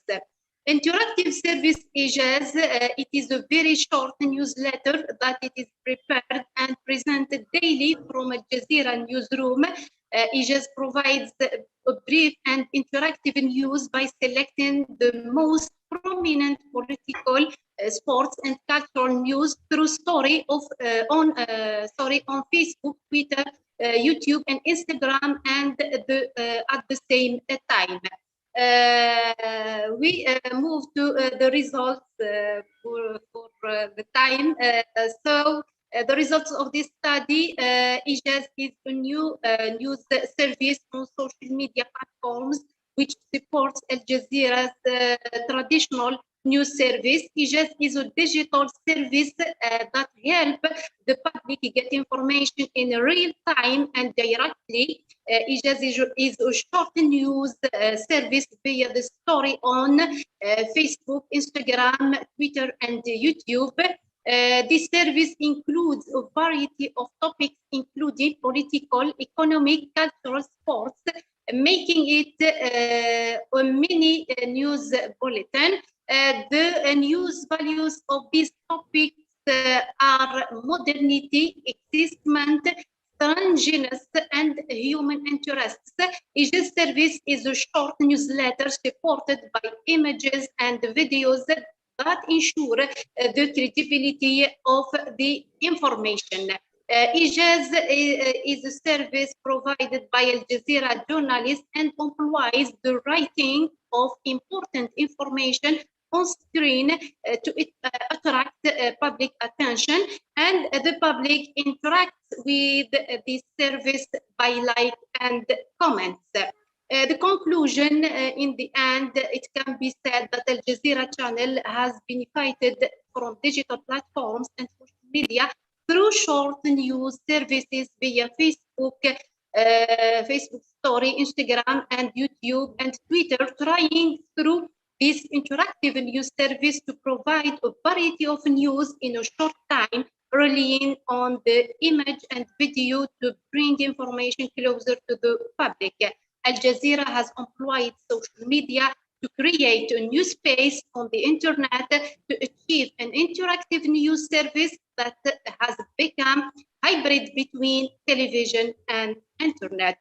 Thank you for your attention and sorry for cut off internet. Thank you. Problem. Thank you very much. No problem. Thank you very much for this. Interesting. I must say this is also an interesting. I keep repeating the same word because it's actually the information of Al Jazeera. We know what is happening with Al Jazeera and the situation around the world. You know, sometimes here and there, you know, uprising against it. But anyway, now they are moving to something which is new, using the technology of short news services presented to the people, using the Facebook, the story, the platform here and there. Also YouTube, which is being used by everybody, not only the young ones, but also if you see the new generation, even people, man in the street, are using these platforms to connect. And Al Jazeera have done a good step here in just moving, yes, using the new technology. And I must say, in French, again, as you say in Algiers, bravo, okay? Because you speak.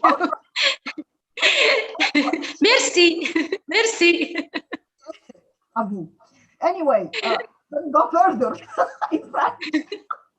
Anyway, I'd like to thank you. And again, we will leave questions for you with the people who would like to share their questions. And then we can have time after we finish the last one to discuss our work together. Dr. Ruqayya is not present now, and Dr. Amal Munir is going to say a few words about her research. Great. Okay.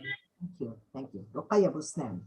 Okay, so I'm going to read the abstract of Dr. Ruqayya's research because use Amal. unable to present. PowerPoint? Do you need the PowerPoint? No, we didn't receive it. Okay. I'll just read the abstract from a Word document. Thank you very much. Okay, so the research is named The Effects of Social Media on the Profession of Journalism Between Functional Flotation and Technical Support. The press as a primary medium has dominated the media scene for nearly a century, and it allows the flow of information in a vertical manner, as it has been used to support governments in all directions and exercise their functions with complete ease.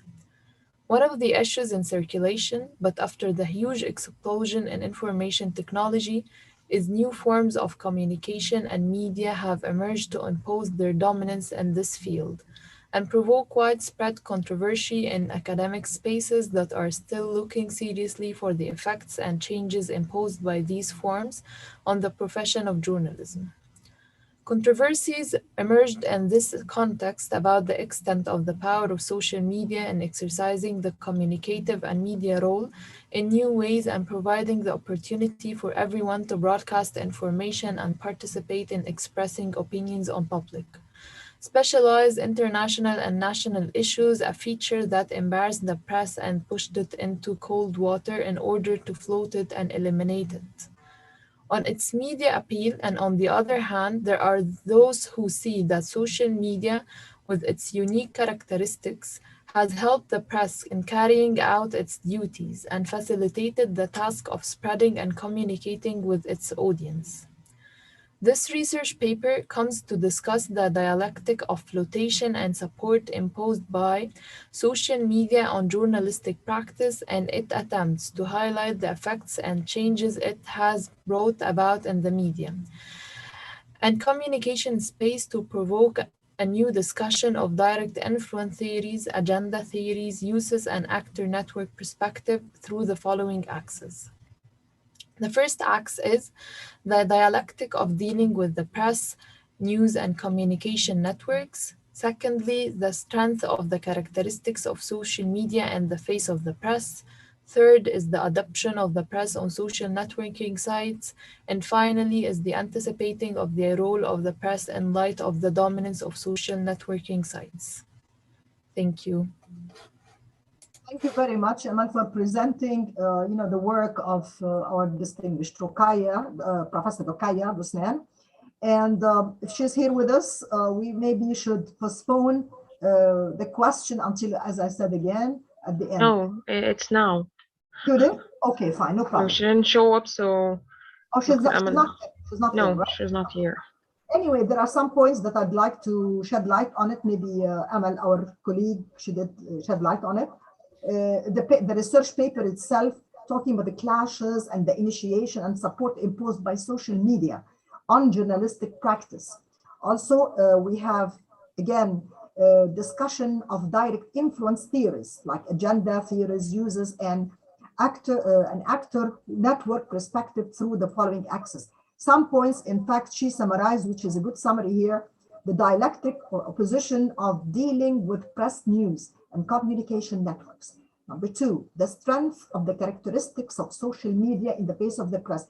This is a very important point. We have the press, and then we have the social media opening their eyes on what is happening and taking place. If the press would lie, I'm sorry to say the word, if they are not direct, now the social media will expose. Sometimes they are correct, but most of the time, sometimes they fail to present the right thing. But anyway, the press will be aware of what is taking place in the social media.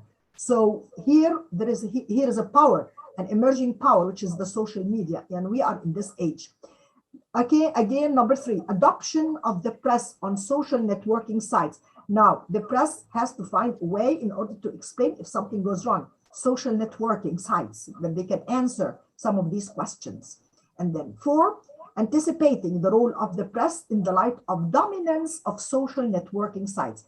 We have to realize that the press nowadays have to be very careful. If they say something which is not clear to the people, if it arises some of the fusses here and there, social media will not be quiet about it, which comes to the importance of the effect of social media on the profession of journalism, which is the title of Professor Ruqayya.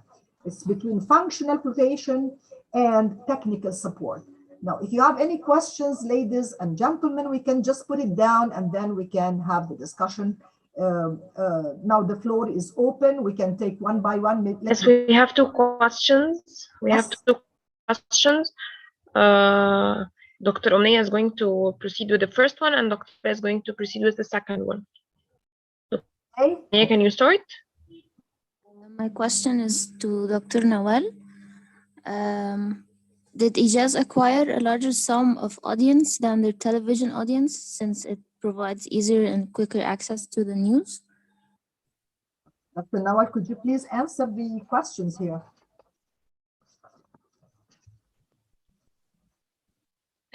دكتور فداء ممكن أرد بالعربية لحتى تكون الفكرة مفهومة. Yes, sure. Dr. Omnia can say it in Arabic and Dr. Hiba is going to translate for you. It's fine.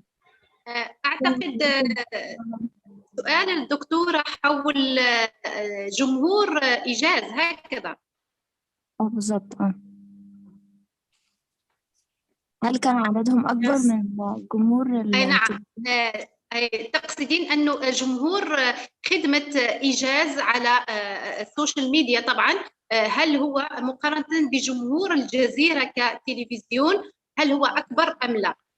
طبعا دراستي لم تكن دراسة الجمهور لكن من خلال تتبع وتصفح مختلف مواقع الجزيرة الرقمية طبعا عن مختلف مواقع التواصل الاجتماعي وجدت أن هناك تفاعل من خلال المشاهدات هناك يعني متابعة كبيرة جدا من خلال المتابعات وأيضا من خلال التعليقات يعني تعليقات أو الكومنتس يعني على مختلف المواضيع التي تبثها هذه الخدمة وهذه الخدمة هي تنتقي أبرز الأحداث والأخبار التي تهم الجمهور بالدرجة الأولى يعني تنتقي من خلال ما تبثه على قناة الجزيرة أو على التلفزيون تنتقي ما يهم الجمهور بالدرجة الأولى وهي في ذلك دائما تحاول أن تستقطب أكبر عدد ممكن من الجمهور عبر هذه الوسائل لأنه الجزيرة دائما ألاحظ أني عندي كثير من الدراسات حول هذه القناة دائما تحاول أن تستخدم الذكاء الاصطناعي من خلال التطبيقات ومواقع التواصل الاجتماعي ومختلف يعني الوسائط المتعددة لتحقق دائما الوصول إلى أكبر نسبة ممكنة من الجمهور، وتضمن طبعا بقائها كقوة إعلامية في الساحة العربية. Thank you. شكرا على السؤال. عندنا سؤال تاني؟ دكتور هبة. دكتور هبة, first of all, she is going to translate and then we are. Yes, so the question from Omneya. Yes, please. The question from Omneya was about the number of audience of Ijaz application or a service compared to the number of audience of Al Jazeera like channel.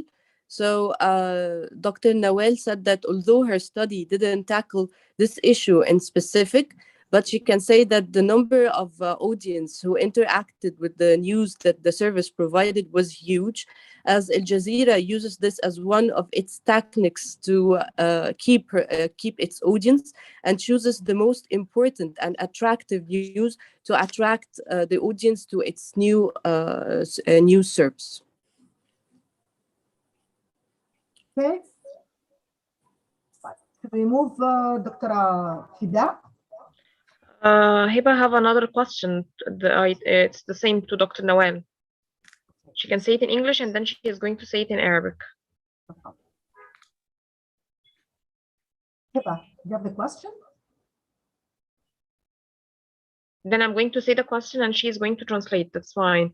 كيف يمكن توظيف تكنولوجيا الصحافة الجديدة في عصر المعلومات موبايل ابلكيشن لخدمة قضايا التنمية في العالم الثالث لدمج الأجيال الجيدة وتحفيزهم للمشاركة.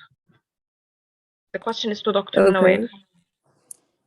So the question is, how can we use the new technological advancements in journalism, like the Moju, for instance, in serving the development of the issues of the third world countries, or what the West prefers to call it, the global South, and how can we merge the new generation in this process?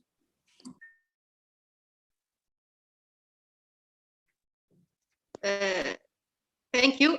إذا شكرا على السؤال. مع أنه السؤال واسع نوعا ما وربما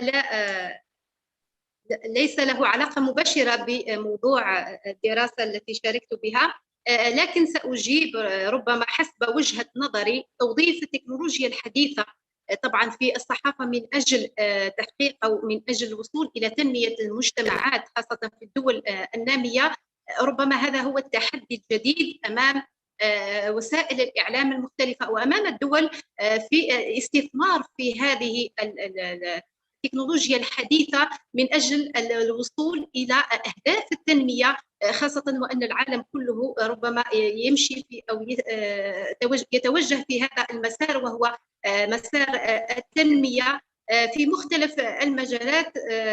سؤال مهم جدا ويحتاج ربما إلى دراسات استشرافية للوصول إلى التعرف على مدى أهمية هذه التطبيقات، لأن المستخدمين أو مستخدمي هذه الوسائل الحديثة أو الوسائط الحديثة وخاصة المتعلقة بمجال الإعلام كبير جدا ويتزايد يعني بسرعة كبيرة جدا، لذلك لابد أن نستثمر فيه من أجل تحقيق أهداف التنمية. وشكرا.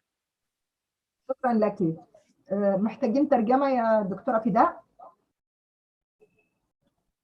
Yes, Dr. Hiba is going to. Okay, please. Thank you. Sorry, I had a problem with the connection, so I didn't hear most of what she said. Cannot translate that one. If she can repeat, I can do it. Well, we can put it in a short statement or so. Talking about this issue and this question, maybe it needs more research.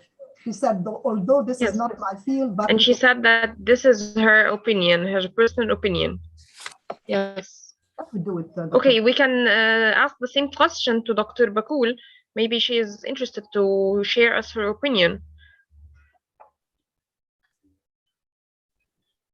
You hear us? Are you there, Dr. Bakul? Oh, seems no.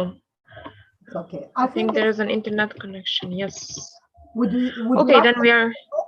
Would you like to open this to the general group here, talking about the role of journalism in social media? We are running out of time, so you just need to finish your word, and Dr. Nermin need to conclude and recommend and do all the steps.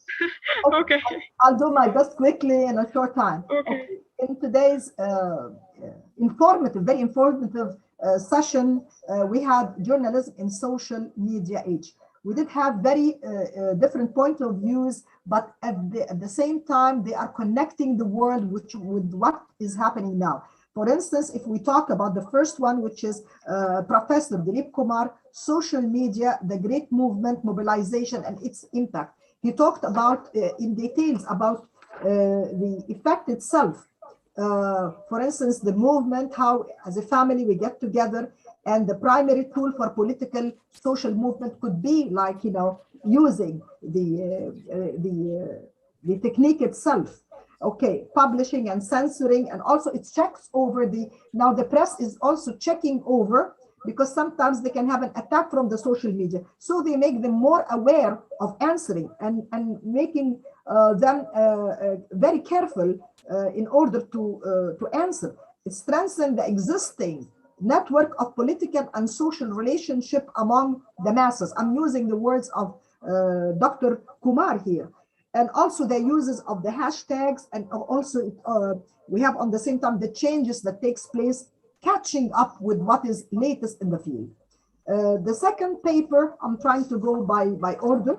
The second paper we have Twitter, Journalism in Ghana, an analysis of the activities of mainstream journalists on Twitter. I think the paper is clear here, focusing on Twitter journalism, the latest, I mean, mainstream journalists, digital divide, framing, media globalization.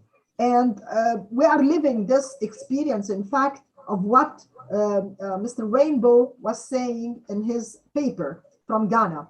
Moving to this is one. Moving to India again, Dr. Bakul talking about the Indian context of emerging trends in mobile journalism. This is what we are living now, the role of the mobile or cell phone, as they call it in the States and so on, and the mojo, where I asked her what does it mean, and she said they use this in Southeast Asia, the area of India and Pakistan and so on. The potential industry itself, key words here that she talked about: mobile application in journalism, online journalism, social media journalism, digital journalism, multimedia journalism. In fact, we are all affected by this.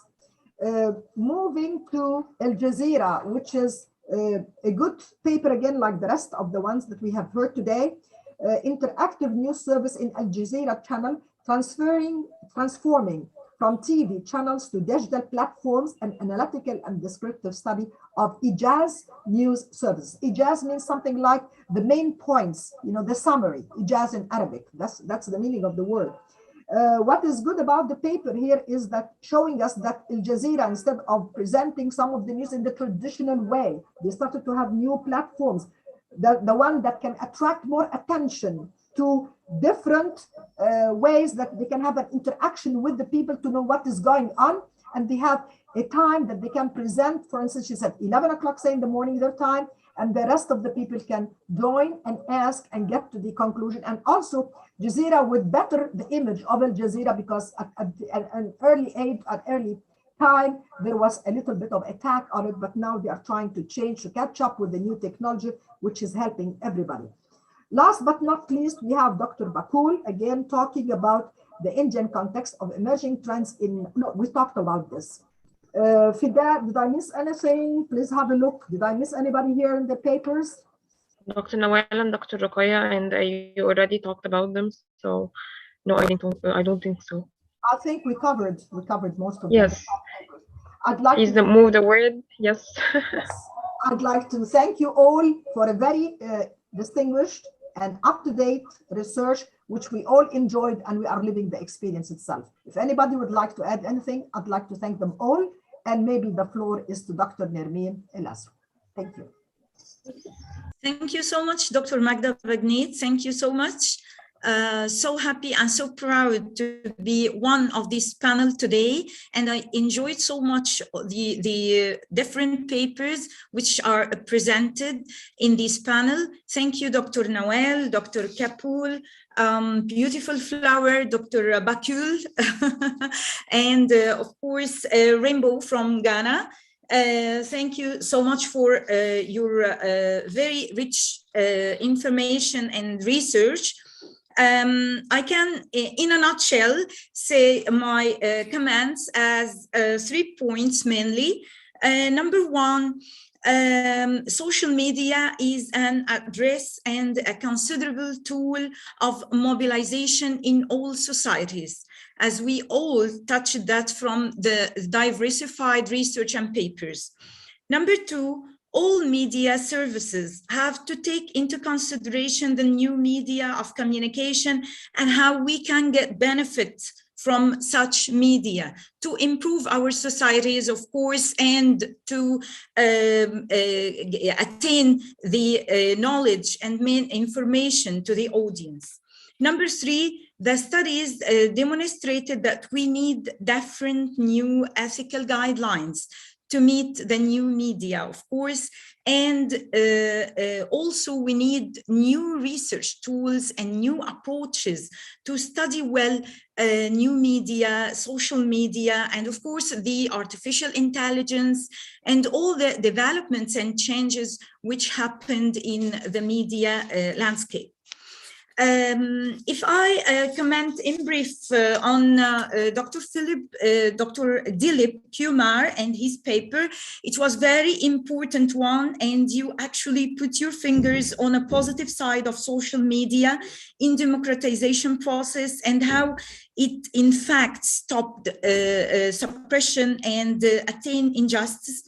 It will be great if you can add some statistics to your paper, because we can get benefits from these statistics around about your topic to stop suppression and to end the injustice in India. To Professor Bakul Srimani, again, I liked your name. It's a beautiful flower. I like this name so much. You talked about the reflection of the Indian context on the emerging trends in mobile journalism. And of course, Mojo is a very important phenomenon nowadays. And we need more information about the different sectors of mobile journalism interests in India, which reflecting your society and the different interests in your society in India. Rainbow from Ghana, dear Rainbow, the main characteristics of the mainstream journalists' posts, you demonstrated in your paper that entertainment and personal thoughts dominate the contents of posts. So I think that you suffer from subjectivity.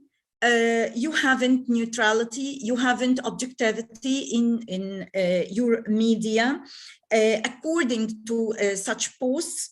And my question to you, don't you have like a new code of ethics or some ethical guidelines or a style book you can control or regulate the media and the posts of mainstream journalists according to the guidelines in this style book or code of ethics? Dr. Nawal Boumeshta, the last professor for this very rich session. Thank you very much for your research. I enjoyed your research so much and I got benefits actually from your research. You tried to answer for those two questions. Number one, what is the format and contents of this interactive news service, Ijaz? And number two, is it a successful news service? I think it's important to know which criteria you depended on to evaluate the success of such service. Is it only the views or the content or some statistics or a new production which was made by this service? And of course, so much for thankful for your paper. Thank you, Dr. Magda Bagnet. Thank you, of course, Dr. Amal Sayed, for your generous invitation. Thank you, Dr. Ines Abu Yusuf, our beloved professor. Thank you, Fida Muhammad, Dr. Fida. You did a good job again. Thank you so much. Thank you. The thanks goes all for you. Thank you, Doctor, for chairing the session. Thank Dr. Magda for moderating the session. You were two more than perfect and professional as usual. So thank you, Dr. Ines. You want Dr. Fida. Yeah, thank you. Thank you, Dr. Magda. Dr. Ines. And here we are closing the second session, and we are going to our final session, which Dr. Ines is going to chair it, and Dr. Admire Mer, if he's there, going to be moderating it. Yes. Dr. Admire, are you here with Dr. Ines? No. Dr. Admire? We are here, by the way.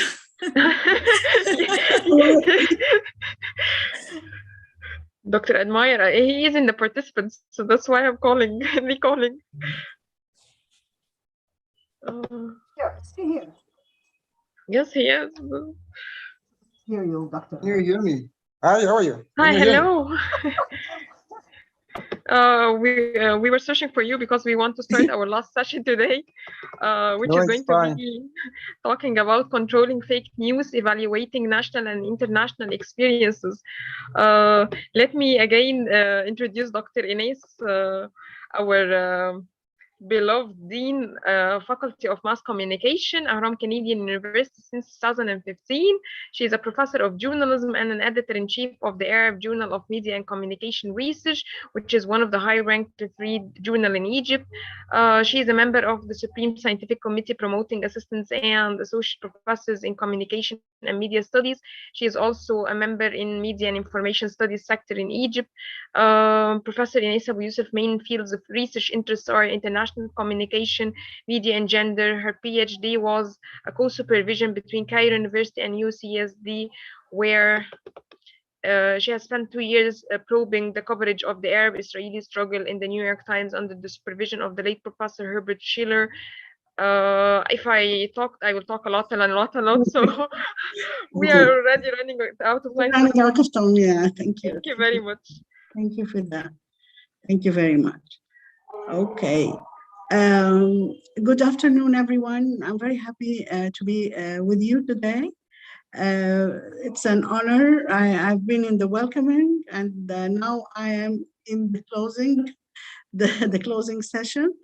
So, but I think this is actually a very fruitful and very fruitful conference, because this is a very up-to-date topic, especially the session that I am chairing, because actually this is something which is a topic of the hour for the last 10 years. At least when we are talking about fake news. So we are talking about topic of the hour in the last 10 years or something like that. So I just give me a few minutes. I would really be honored to introduce the moderator who is going to co-chair the session with me, Dr. Admire Mar. Dr. Admire Mar is an associate professor and acting head of Department of the Communication at Namibia University of Science and Technology, Windhoek. He is also a senior researcher associate at the University of Johannesburg Faculty of Humanities. His research interests include analyzing the intersection between technology and society, digital journalism, social media and politics, media and democracy, media and conflict, and the role of artificial intelligence in newsroom. Oh, wow. He currently leads the international research project, Social Media, Misinformation and Elections in Kenya and Zimbabwe, funded by the Social Science Research Council, 2019-2021. He's also the co-author of the Participatory Journalist in Africa, digital news engagement and user agency in the South. He is also the co-editor of Media, Conflict, and Peace Building in Africa, Empirical and Conceptual Consideration. This was 2021. So I'm really flattered. I'm welcoming you. This is, I'm sure this is going to be a very fruitful session. We have, in this session, we have 4 researchers who are going to give us an in-depth presentation. Professor Ahmed El-Joudi, he is a senior lecturer in media and communication studies, Örebro University, Sweden.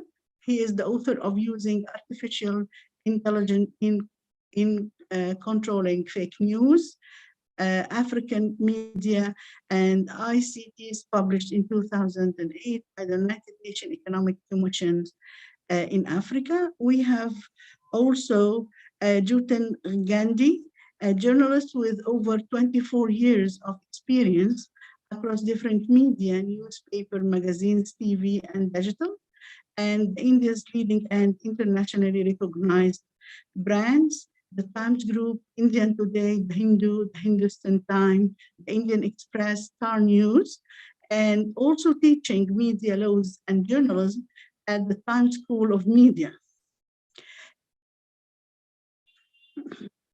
Ijcon, and he is from Delhi, India. He completed his graduation in History Honors from the University of Delhi, PG Diploma in Radio and Television Journalism from the IIMC, and post-graduation from Bordeaux Shower University. He has 3 years media experience. He cleared his UGC net in mass communication. His specialization area is new media, digital marketing, mobile journalism, radio and digital media, startups. Currently, he is a senior researcher's fellow pursuing his PhD in journalism and mass communication from Department of Journalism, Mass Communication, Commune University, India. And last but not least, we have Hadwin Charlie Dora, and from the Department of Journalism and Mass Communication, institutional affiliation, Lovely Professional University, Kandahar, is it Kandahar, India? And he is living in India, has been, he is graduate from visual communication, his MA is mass communication journalism, and right now he's pursuing his PhD in journalism and mass communication, specialized television production, worked in few television media channels as news production, cameraman, video editor, and media in charge. I think this is a very important because actually it is mainly a youthful, very youth researcher, quite youth researchers that are engaged in this session.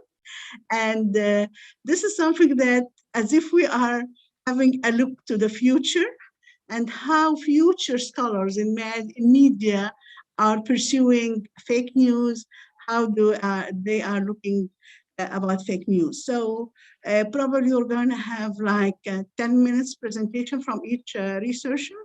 I am encouraging all the scholars, please, if you have any question concerning any of the presentations, write it down in the chat so you don't forget it. And then we can, when we open the floor, we can have all questions answered, please. Thank you very much.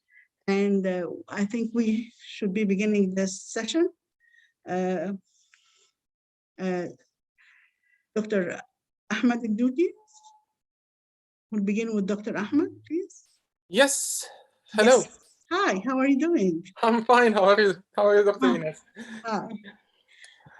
So, welcome everyone. Can I start sharing my my PowerPoint? Yeah, I think so. Sure. Okay. So, Can you see the PowerPoint, everyone? Yes, we do. Good. First of all, I would like to thank you all for joining this this session, and I would like to thank the university as well as all of the great team who are responsible and shouldering this event. I think so far this has been a very rewarding event. I've very much enjoyed today's discussion. There are some excellent and insightful discussion. Thank you very much, and thank you very much, Dr. Ines. Today I will talk to you about using artificial intelligence in controlling fake news in Arab media with a special case study on Al Jazeera newsroom. So in a nutshell, this study is based on a several years study in several Arab media newsrooms, as well as conducting various ethnographic as well as netronographic as well as structured and semi-structured interviews in various newsrooms about controlling fake news. The one thing that was of importance is the latest one, which deals with Al Jazeera case, because with Al Jazeera case, they actually tried to take the idea of controlling fake news from simple formats of creating teams into using artificial intelligence. And I would like to share some of the discussions about their experience in controlling fake news using artificial intelligence. Okay, so this study, in order to put a form of like contextualization to it, to talk about artificial intelligence, like in the West, artificial intelligence is mostly related towards the idea of providing a tool or an automated tool in order to help journalists in order to produce their work in forms of news automation or robot journalism in that sense. But however, if we would like to look at the use of artificial intelligence in the Arab world, its main use actually not to assist journalists in order to provide news, but mainly to combat this idea of fake news, or in order to control the problem of fake news.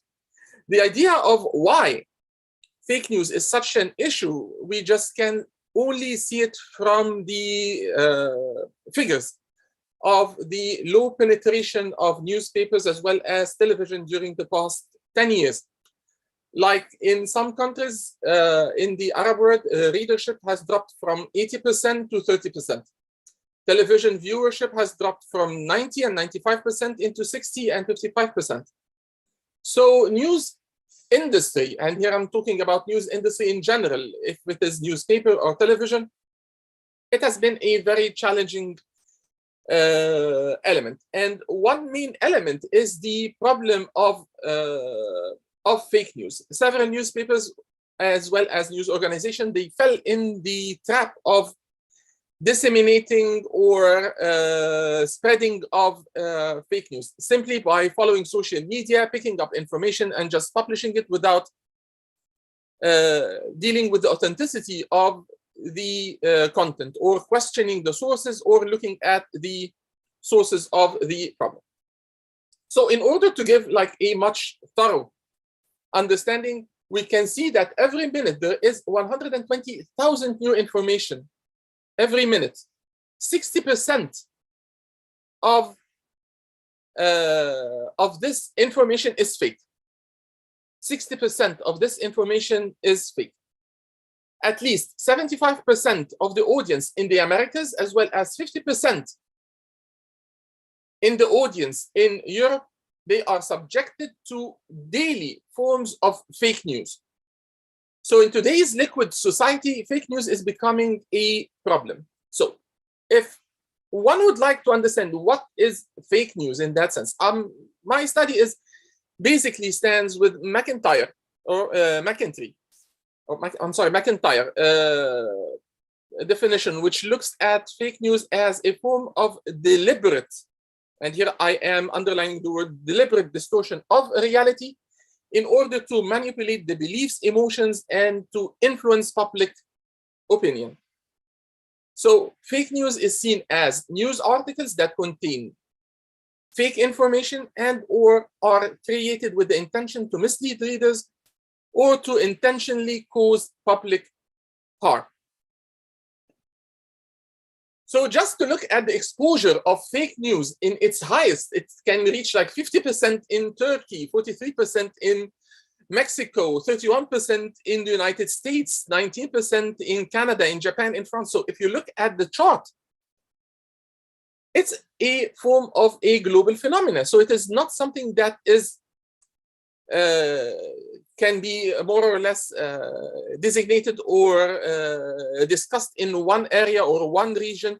It is a global, it's a form of like a truly global issue.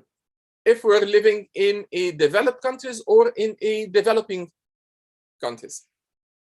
Basically, fake news are created for a reason of financial reasons in order to gain money, like during the Trump campaign, where he outsourced organizations in order to disseminate fake information about Hillary Clinton's campaign, or for ideological and political reasons. And we can see that in the Western world, especially in Europe, with the right wing, where they are using fake information as well as misleading information against immigrants. So nearly after 25 years of the introduction of online news, journalists are back sort of like questioning the basic question. Can we trust information that is disseminated on social media and is disseminated on the internet? The same question has been asked in Arab media. How can we control fake information? Especially if we look at the Arab world, as Dr. Ines said that the Arab world has seen a rise or a spike in fake information, especially after the Arab Spring, with the development of new political parties, political identities, extremist, liberal, official, religious, young, women, elite, civil societies, diaspora, business, you name it. All of them, they created their own type of media. And in order to sway people and in order to approach people, they started to smear others, they started to shame others, and they started to disseminate fake information in order to attract their audience. We've seen examples on how social media became a form of like a playground for fake news.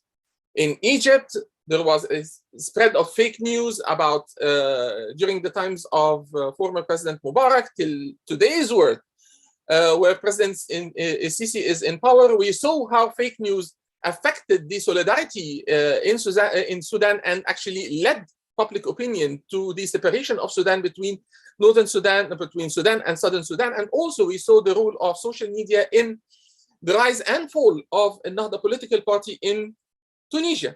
And in that sense, we saw a lot of forms of propaganda, from the creation of fake accounts, automatic bots, the hiring of digital army, electronic flies, hiring fake news makers that are based in the Ukraine and in other countries, including some Arab countries as well. So there are definitely different forms of manipulating fake content in the Arab world, from fabricated content, from deceiving content, from biased content, from sort of like, you name it. So in that sense, there are a lot of issues. So if we look at, and here I will go quickly about Arab world,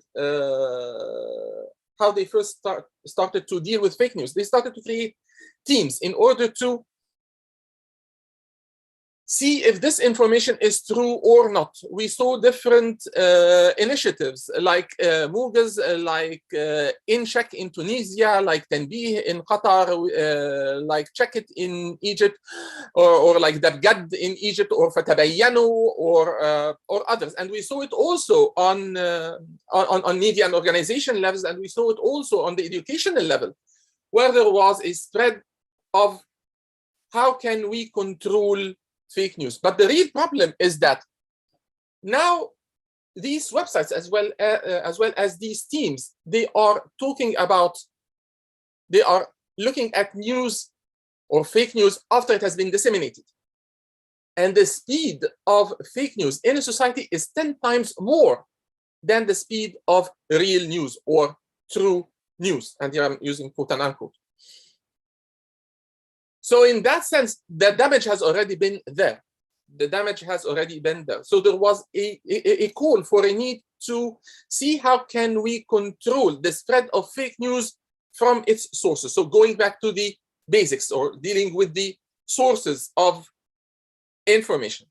So that is why I started to look at several news organizations. And today I will talk about Ijcon. Because Ijcon in itself, becoming now one of the main news outlets globally, it has been critiqued and criticized for spreading fake information. Several of them took place in India, for example, and in Pakistan, for example, talking about information about issues between Indians and Pakistanis in Kashmir, for example. And their dissemination of information was seen as fake and false news, which affected the image of Ijcon. So that is why Ijcon launched a program that is based on teams. So they created 5 teams that mixed technicals, computer scientists, as well as journalists. So the first team is called Sanad, or a verification, which is a form of human-computer interaction, where they are using people as well as computer technologies in order to see whether this information is true or not before spreading the information or before publishing information in their media platforms. The other team is with the collaboration with Qatar Computing Research Initiative, where they created a website called Tanbih in order to look at surveying Arab media platforms to see which information is real or what news is real and what news is fake in that sense. The third team is consisted of newsroom programmers, and here now we're talking artificial intelligence. And their role is to build big data of sources in order to, or verify, their role is to verify sources in order to create a form of a list of which sources journalists can use and which sources journalists cannot use in that sense. Also, this online program teams, they are creating a database of Ijcon content in order to make sure that Ijcon content is not manipulated or they are not using the logo of Ijcon or Ijcon content in spreading or in remaking fake news. The fourth team is with platforms like Google, like Facebook. So they are part of Google or Facebook initiatives, or now the Metaverse initiative, in order to combat fake news. So like if there is information that is published on Facebook or on Twitter, they would go back to the source, to Facebook or to Twitter, in order to see and verify if this news is real or not. The fifth team, they are creating a form of joint project with the industry. They have been doing source verification with news organizations like Agence France Presse, like The Guardian, like the New York Times. And one interesting project is called Project Origin, which they are working with BBC, and I will show it to you in a few minutes. So how Sanad works. So Sanad is a team of journalists. Their role is to work as like a liaison between journalists and technology. So for example, if I am a journalist and I would like to write about a topic and there are some information that I don't know if this information is true or not, so I would send a message to Sanad on WhatsApp. So they have like a WhatsApp application. They would talk about, this is the topic and this is the information that I have, and then Sanad would verify if this information is true or not, using URL technology, using tracking back technology, also using other programs like PolitiFact and others in order to see whether this news and information is true or not. And by that, they're creating a form of a database in order to, like, okay, these are the sources that you can use. this is the sources that you can use, and this is our recommendation for journalists. About Tanbih, it is, as I said, a project that they are working with the Qatar Computing Research Institute, where they are checking the information. And it's a form of like a service for pan-Arab newspapers that they can subscribe in order to see whether this information is real or not. And we can see that there is a form of a collaboration between different Arab media outlets and Tanbih, like Masr al-Yawm, like Al-Watan, like Daily Mirror, like Saba, like Mail Online, like CNN. So they are working collaboratively with other media organizations in order to create a database of fake information or true information. And also they are working with other program providers like PolitiFact, which is becoming like now more and more one of the main websites for checking news validity. And it has this sort of like small indicator whether this information is false or true in order to make the life of journalists easier. And the in-house programmers, their role is to work closely with journalists. Now, these programmers, they are not actually sitting inside the newsroom. They are actually sitting outside the newsroom in order to not to be manipulated by journalists' opinion, and in order to avoid the idea of algorithm bias in the creation of their programs. So they are using different techniques of scoring web pages, of weighing facts, or predicting reputation of websites, or detecting the words, the sensational words that are usually used in fake information to see whether this information is true or not. And they're creating, again, form of databases in order to help journalists to see whether this news is real or not. Now, moving to an interesting topic, which is detecting videos. So, Dr. Ahmed, yes. You're running out of time. Can you try and summarize and finish, because 10 minutes is almost up? Okay, I need just a couple of minutes. All right. I would just talk about the idea of detecting videos.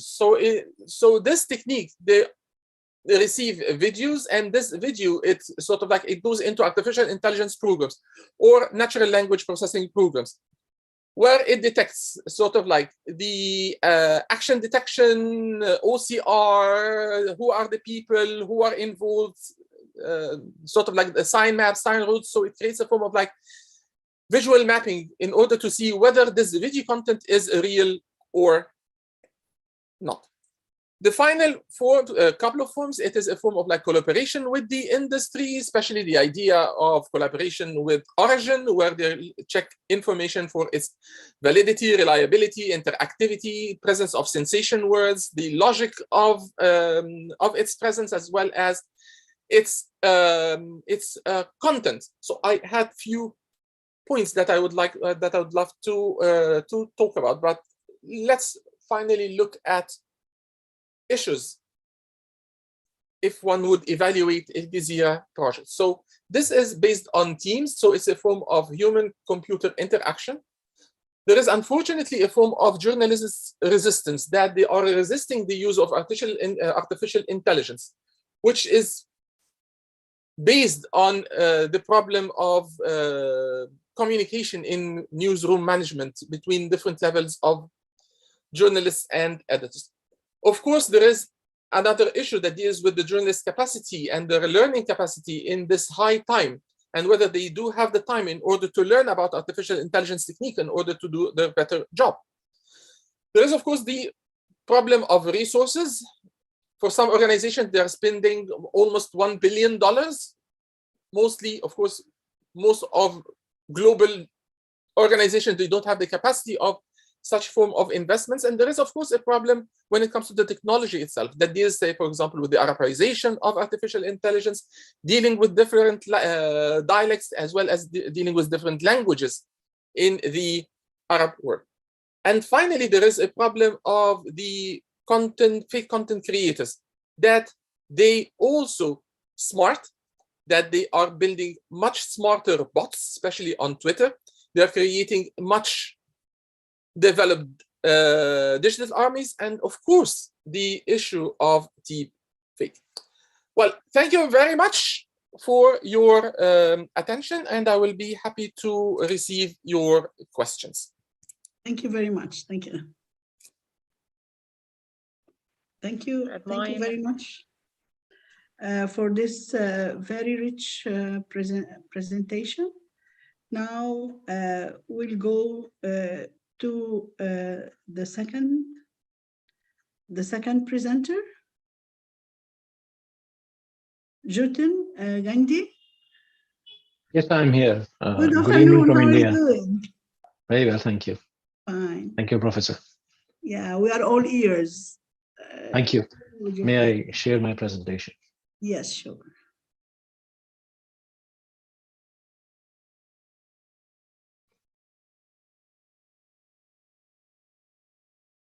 I hope this is visible to everyone. Yes, it is. Okay. So I'm going to today talk about, I'm going to, use a case study to make a case about how, fact checkers who are a new breed of journalists, taking off from where, Dr. Godi left, that, fact checkers are a new breed of journalists. And, he also spoke about the resistance towards AI in journalism. There is also a resistance to fact checkers, who are not journalists but purebred fact checkers. There is also a resistance there. This is a very small community in India. So I'm, the title of my study is Othering of a Fact Checker in the Times of Rising Religious Nationalism. India is facing this problem of, just like many other parts of the world, we are seeing this acute polarization, and we've seen that, the business of conducting the business of journalism has become more and more difficult. In India, while we suffer from a dual crisis of commerce and credibility, and it's not different in many parts of the world. The journalism industry or the news industry is indeed working on very tight budgets, looking at the onslaught of the social media platforms taking away a lot of revenues, trying to switch to digital, so on and so forth. So one of the things that has emerged, one of the themes that has emerged is, as Dr. Godi also mentioned, is fake news. And it's not just fake news. It's also, because I differ on the definition of fake news. Fake news, according to me, is only pseudo-journalistic content. When somebody tries to dress, falsehoods as news, only then can you call it fake news. Otherwise, we are in the territory or the area of disinformation or misinformation. Disinformation is deliberate, and misinformation is when people are themselves misled, but they pass on nuggets of falsehoods and they become viral, or they reach that extent in which a lot of people believe them. And the extent of such misinformation is tremendous. So we have in India now a fact-checking industry. It's a very small nascent industry. The International Fact Checkers Network, which is run by the Poynter Institute in the US, has, or the IFCN, has 103 signatory organizations across the world that are made up of fact checkers. And in India, we have 18 of those. So, I mean, by proportion, India has a very large share of the total number of fact-checking organizations in the world that are IFCN signatories. However, if you look at the size of this industry, only 18 IFCN verified, organizations, and about an equal number of other smaller organizations that have not sought or that have not received IFCN certification. So together it's about 30, 40, 50 organizations for a country of the size of India, with the kind of diversity of languages. This is a very small community. Now, in the backdrop of this, I also want to talk about how India's ranking in the world press freedom index has been constantly falling. Today we stand at 142, which is which is not a very which is not something that a democracy can really be proud of. And this has constantly slipped. 2 years ago we were at 140. 2 years prior to that we were in the 130s. So this is also constantly slipping. The number of cases of targeting of journalists have been on a constant rise. Many cases have been registered under the UAPA, which is the Unlawful Activities Prevention Act. And of the 10,000 cases, registered in the last 9 years, only about 180 have resulted in convictions, which means that there is this tremendous propensity shown by the state to quickly book journalists, under the various kinds of laws, taking offense very easily. Now, Mohammed Zubair, the case study that I have picked up, is about a fact checker who works for an organization called Alt News. Alt News is again a small fact checking organization. However, it has within the fact checking community, it has a wide reach. It was once an IFCN signatory. It has not now sought another extension of the verification status from IFCN because it believes that the IFCN certification is somewhat restrictive in a certain sense. Now, Zubair is a fact checker. He's an engineer by training, but this company was set up, and he's one of the directors of the company, and it is one of India's leading fact-checking websites that debunks misinformation or disinformation, and also a lot of misinformation and disinformation circulates through closed messaging apps or the social media.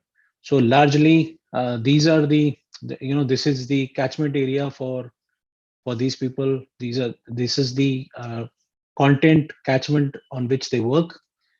And in the last 1 year or so, about 1 year and a few months, 4 criminal cases have been registered against Zubair in different jurisdictions of the country for mainly his social media posts and his tweets. His tweets are largely the fact checks that the organization does, the debunking of misinformation and disinformation, places fact checkers directly in conflict with the people who are trying to spread misinformation and disinformation. And there are organized there are organized bodies and teams, often owned by political parties or run by political parties, that spread propaganda, misinformation, and disinformation.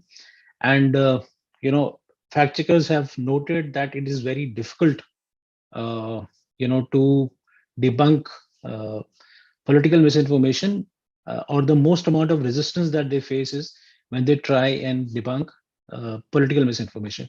We'll come to that statistic in a bit.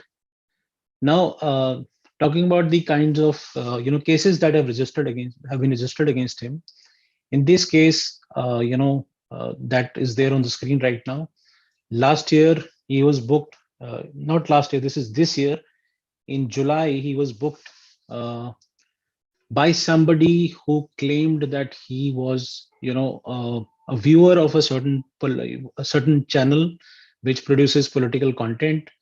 And when he objected to, when he called up Zubair and objected to his tweet, Zubair abused him and threatened to kill him.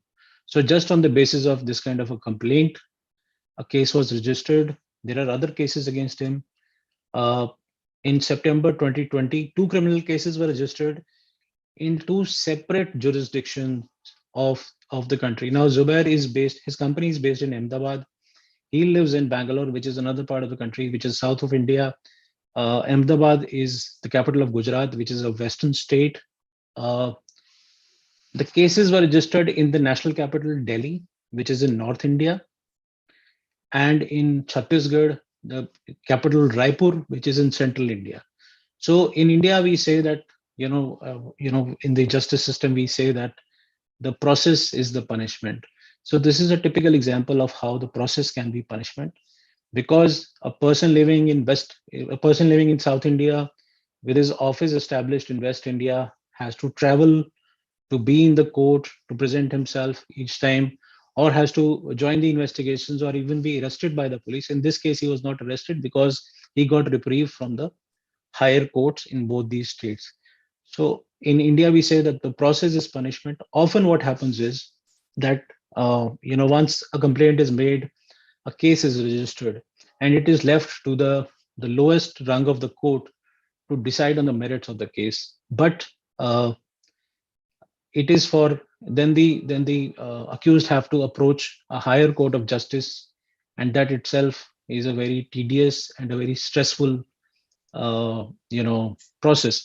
Even though he has got reprieve from both in both times, in the both the high courts that he approached, but Sorry the for whole popping in. Sorry for popping in, Jatin. Can you try and finish up time? We're also pressed for time. Okay, have I taken 10 minutes already? Yes, already the timekeeper is already saying 10 minutes is almost up. Yeah. Okay, fair enough. So give me another 5 minutes, please, because I don't think 10 minutes is up. So so Zubair, so let me skip to So basically, the thrust of this case study is that Zubair works for Alt News. His his tweets or his fact checks that he tweets, they get a lot of targeted harassment. The editor of the website, who's also a fellow director, he is also frequently targeted. But this kind of harassment, in which cases are registered, in which he receives death threats on his phone, these are disproportionate, because of his faith. Because people also, if you look at the kind of resistance that he faces. Now, I interviewed 28 fact checkers from other organizations, and they say that they face resistance. Yes, everybody, almost 75% of these fact checkers, they said that they face harassment. 25.9% said that they don't face harassment, which means the rest, they said it is either often or sometimes. But in his case, there are cases registered against him. There are death threats that he's getting on the phone. Look at the quotes that the other fact checkers are talking about. They usually either get trolled or they get abused, or sometimes, but whenever there is a involvement of faith, the scale, the harassment gets scaled up. So this is a very important aspect, which is linked directly to the polarization of society. And people get legal notices. Then one fact checker also mentions that polarization is a major challenge, and we've seen now how there is a lot of communal misinformation, disinformation that circulates online. Most often, when we verify claims to clarify that a certain community was not involved, it was a matter between two people from the same community, we are trolled and called names. Even in the case of political fact checks, they face this kind of resistance. But this resistance is limited to online trolling or calling them out or not believing them. But it's never come to a point where cases have been registered against them. If you look at the tweets that Zubair's posts get online, you will see that there is this underpinning line of which his faith is also attacked repeatedly. So there's an othering of the fact checker here, constantly looking first at his faith and then at his work. He has three when I started this study, he had 320,000 followers. Now he has almost 400,000 followers. If you look at other prominent websites, other prominent fact checking enterprises, the managing editor of Boom Life, Jency Jacob, has only under 10,000 followers. Rajesh Upadhyay of Vishwas News, which is from the largest media group in the country in the languages, has under 2,000 followers. So Zubair definitely has a lot of followers, but it is also because he's constantly a target of this sort of harassment. I have just taken some more examples of how he's constantly, how his faith is constantly brought into the conversation, how he's abused for that. Because he belongs to, he follows a certain faith, he is constantly targeted. So I think we can conclude here because we're running out of time. Thank you for your time. And if you have any questions, we can take them later. Thank you very much, Kumar. It was very interesting one. And I think, and I'm sure that is going to raise some important questions as well. Thank you. Now we are going to have our third presenter, Kishan. Yeah, Hello. thank you. How Thank are you, you Professor. doing? Fine. And you, ma'am? Fine. Okay. So we're all ears, Kishan, and we look forward for your presentation. Okay, thank you. Thank you. Shall I start, ma'am? Yes, please. Is it visible to you? Yes, it's now, yeah, can see it there.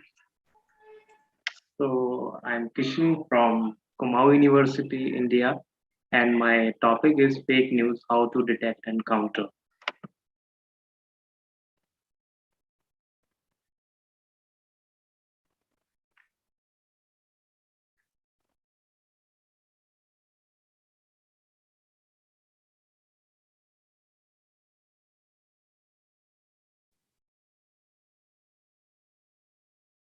Yes, Kishan, would you proceed, please?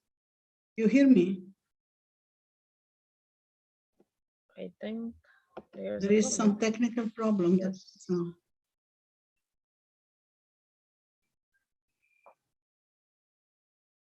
His picture is freezed. Yes, well, we can give him a minute. Yes, sure. We always experience this. Yeah, as usual. Technology.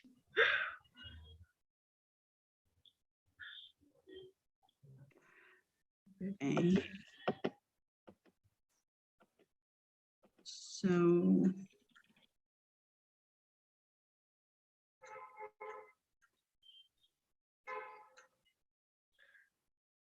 We can take a question. Yeah, we can take a question till. You can answer, yeah. Yeah, yeah. We have the first question, which says, since fake news is related to false stories that appear to be news spread on internet using digital media platforms by different websites, social media sites, and messaging during any crisis. So what impact it had on audience in general as media consumers? I think that this question is yes, Ahmed. Ahmed, yes, Ahmed. Yeah. Dr. Ahmed.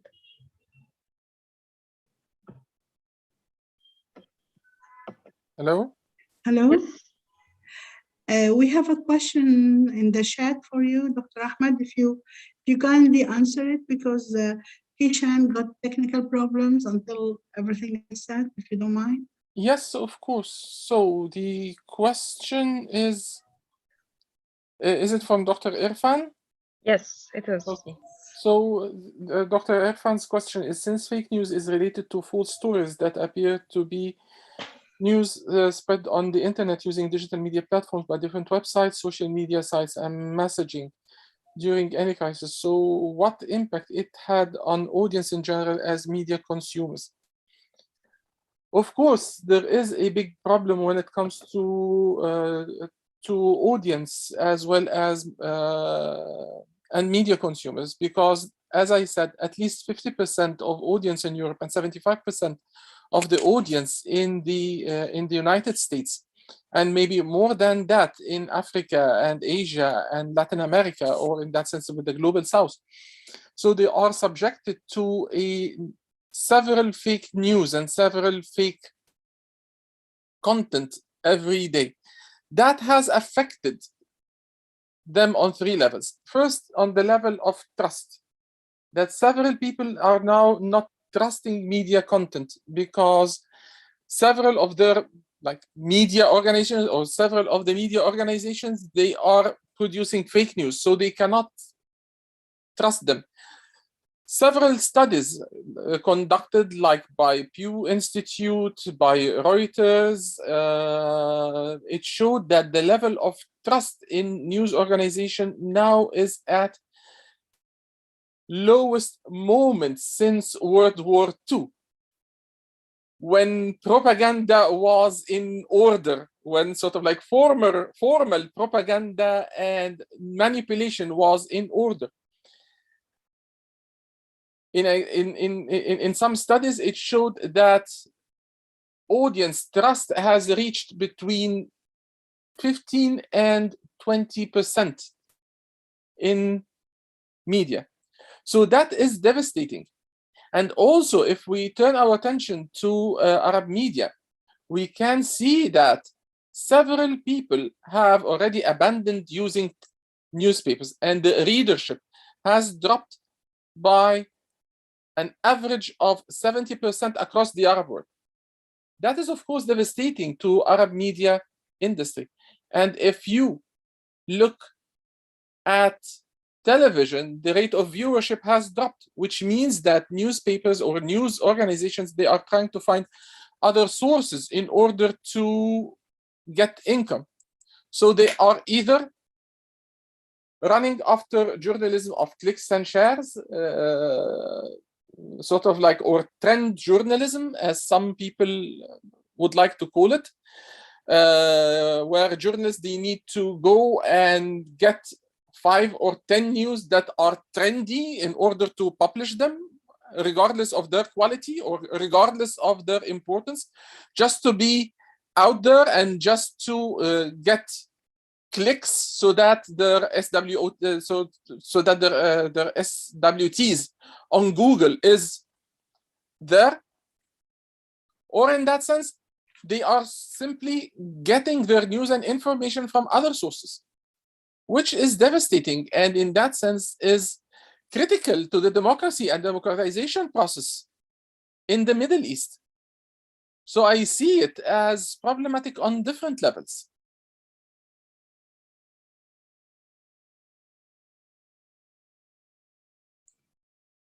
Thank you, Dr. Ahmed. I think there is another question for Dr. Ahmed. Dr. Ahmed, I have a question for you as well. Yes. Could we utilize mobile journalism to combat the spread of fake news? Now my question is, what do you mean by mobile journalism? Since we were talking about it in the previous session, so Yes. I thought we could connect the Mojo, yes. Yes, Mojo. So mobile journalism, one can look at it either as a way to disseminate information or as a tool to gather information. The problem when it comes to Mojo is that it needs to verify the sources.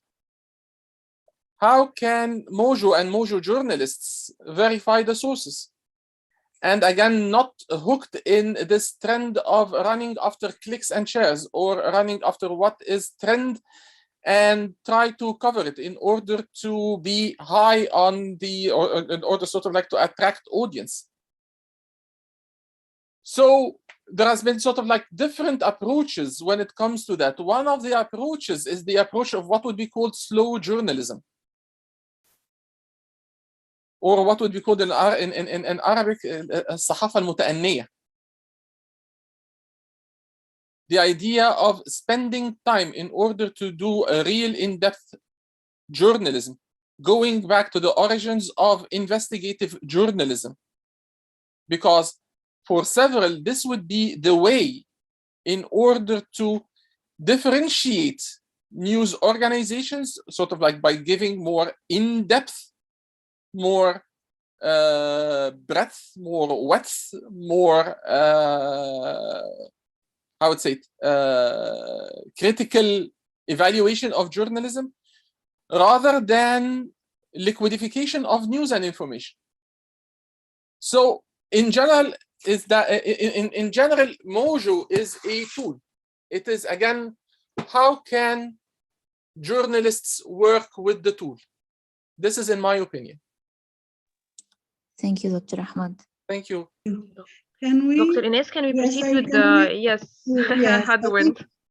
Yes, I think it's a good idea to proceed with with Hadwin, Charlie. And yes, you're available, and we can proceed with you. Hopefully, Kishan can later present his paper. So we are all ears for you, Hadwin. Would you please proceed?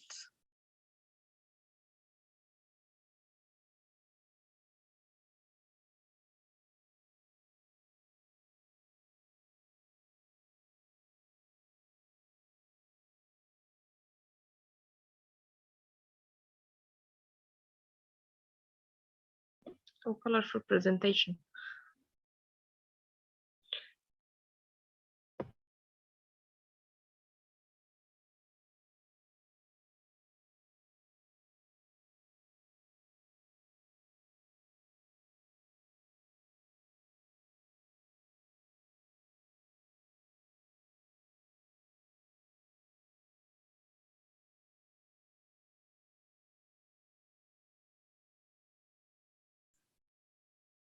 They are always freezing on the presentations. Won't they put the presentation?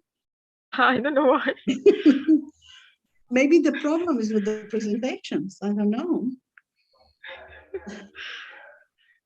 Hadwin, are you with us?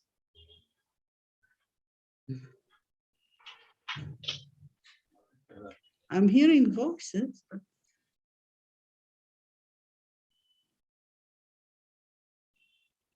No, they don't even reply anywhere. Yeah, I see him. Yes. No, we cannot hear you, Hadwin. We cannot hear you. Please make sure of yes, to unmute yourself.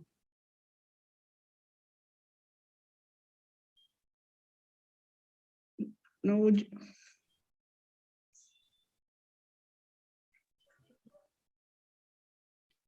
we can't hear you.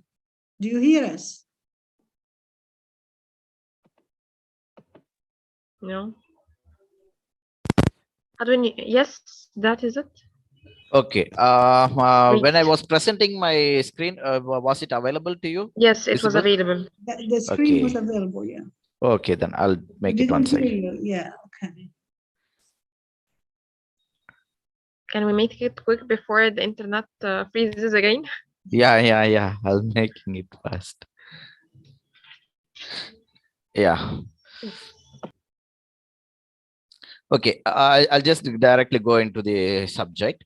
Like my heading is media business and journalism. Usually when we speak about media business, we think about other aspects like marketing or business, commerce, other aspects of business side, not on the audience or the viewers perspectives.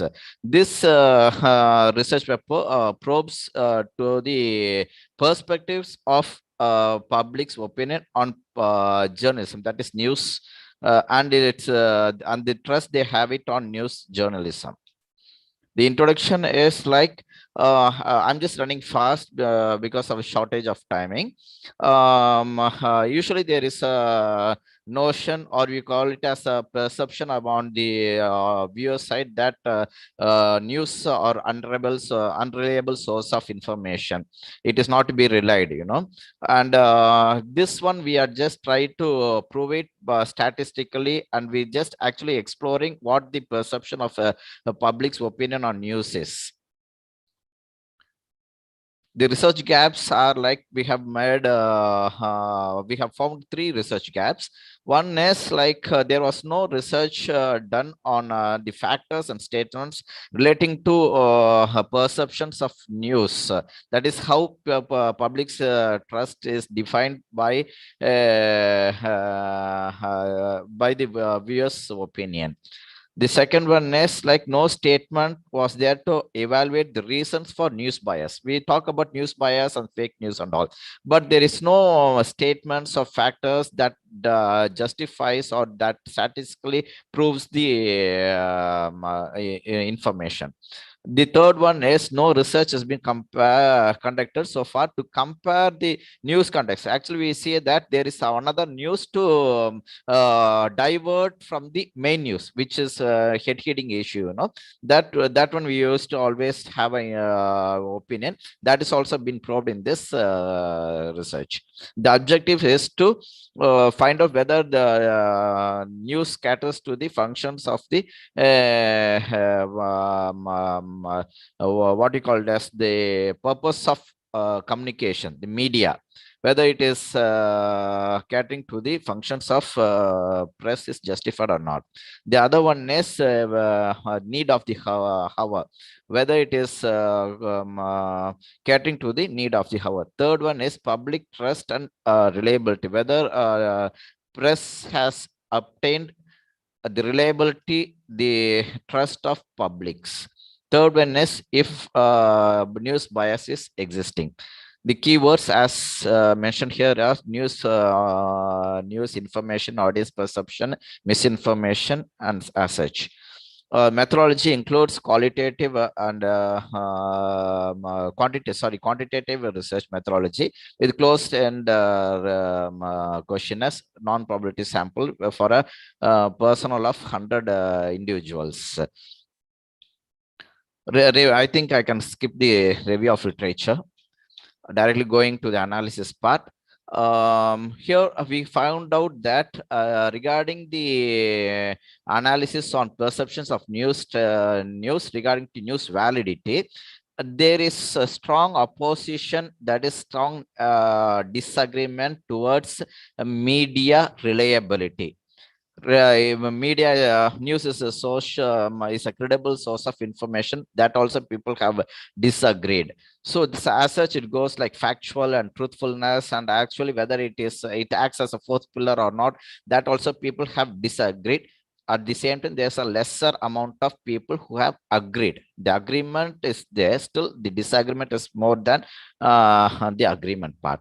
Again, coming to timeliness, yes, they have given up a certain percent for agreement, and disagreement is again more on the timeliness part, that they disagree with timeliness. News give timely importance, focus on current affairs, need of the hour. There's again a disagreement. Again, similarly regarding news bias, whether it is existing or not, people have strongly agreed. Agreement and strong agreement are more than neutral and other disagreements. Purposefully lessening the importance of head-hitting issue, yes, it exists. That's what it means. Like regarding communicative, the factors and statements regarding this disinformation prevail, people have agreed. Again, the misinformation exists. Again, it is evident. And misinformation, purposely lessening the importance and giving a reporting gaps, that also is agreement is 40 and strongly agreed is 31 point, where disagreement is only just 1% and 2%. So misleading, again, the comparatively agreement and disagreement are higher. So this all these interpretations, the analysis and interpretation helps us to understand that perception of news regarding communication is negative on the news side. And as a cumulative analysis, the dimensions of news validity, timing, and bias, all these are the mean scores are above 50%. This means that people have more distrust on the news validity and reliability. Again, age-wise analysis on the perception of news. Here, the starting from age groups 20 to above 50, the p-value shows that there is no significant difference between the perceptions. That means unanimously, all the age groups have the same opinion that news timely on the news that news validity, timeliness, bias, and cumulative communicative or not favoring news validity and reliability. The other one is like gender wise, same applies here also. The p-value clearly states that news validity, timeliness, and bias does exist. Again, coming to disagreement levels, like I have just a few points to highlight how media has been gaining distrust among its audiences. One is like news material sales. Yes, people have agreed. This gender discriminations prevails against 60%. Caste and community favorism. Yes. TRP again, that is again. So all these statements, 15 and again goes further, like it all shows clearly that news has have a negative perception on the public trust on news. Concerning this diversion, diluting or diverting the news from main head-hitting issue of the country, like demonetization. Again, it was diverted by political crisis and yoga, and NEET examinations. That is by diverted by film personalities and political ventures. Yoga similarly, and Aadhaar card issue, again film issues. Then coming to hydrocarbon, doctor strikes, and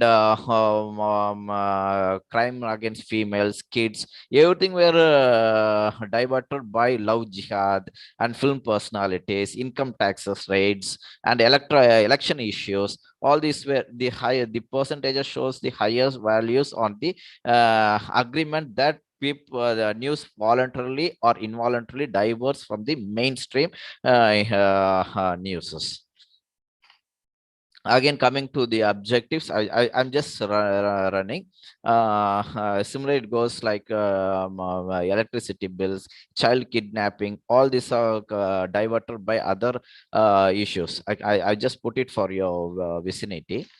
And coming to the objective and answering the objectives, that is findings for the objectives are that to find out whether the functions of press is justified. It says that press is unjustified. That and again, whether catering to the need of the hour, it says it does not cater to the need of the hour. Then again, coming to whether it has obtained public trust and reliability, it's not the answer. The findings are that it's not obtained public trust and reliability. And coming to whether bias exists, yes, bias exists. So findings is the results are that it is concluded that press has failed it's in its purpose to fulfill the functioning of its communicative objective, and the evidence of bias does exist, and it has lost its validity and credibility in earning the public's trust.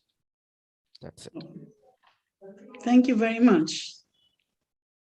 Yes. Thank you. This is a very nice presentation. As we didn't show up. Yeah.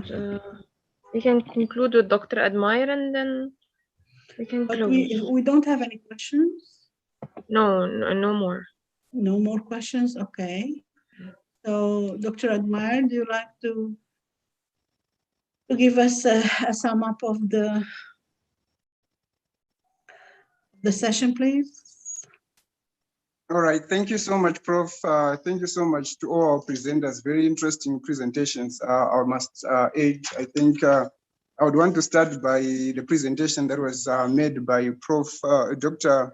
Ahmed. I think it was a very interesting presentation looking at how artificial intelligence is actually being used to control fake news. And I think he makes a very interesting argument when he says that when you look at what happens in the global north, AI has often been used to actually help us in terms of news production and news distribution, and also even measurement of news content's popularity, especially on social media platforms.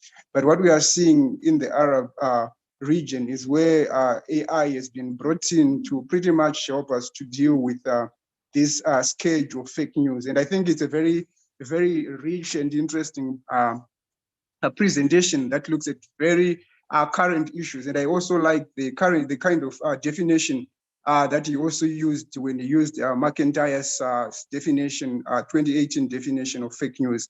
But for me, what is also very interesting in terms of his characterization of the present society as liquid society, probably borrowing from Bauman and others. I think it's also very interesting, but also I think for me, I would say it also we need to guard against probably just appropriating some of these concepts from the global north and just put them here in the global south without looking at probably if we have actually reached that liquid society that Bauman and others are talking about. So for me, that would be one thing that I'll probably be hesitant to use that kind of a concept. But also the other issue is to try and problematize the issue of propaganda and fake news. Is propaganda different from fake news, or fake news has now become almost like an umbrella term to constitute also talk about satire, propaganda, misinformation, disinformation, you name it, all these other various terms that have come to the fore. I don't know, I'm not trying to be prescriptive here or to come up with a prescriptive way of looking at it, but I would have also wanted him to go further and try and problematize it and unpack the difference there between propaganda and fake news, or whether it's just an issue of semantics that we are using the term fake news to encompass even the very notion of propaganda that he talks about, that has always been part and parcel of the Egyptian and also even the Arab region context in many instances.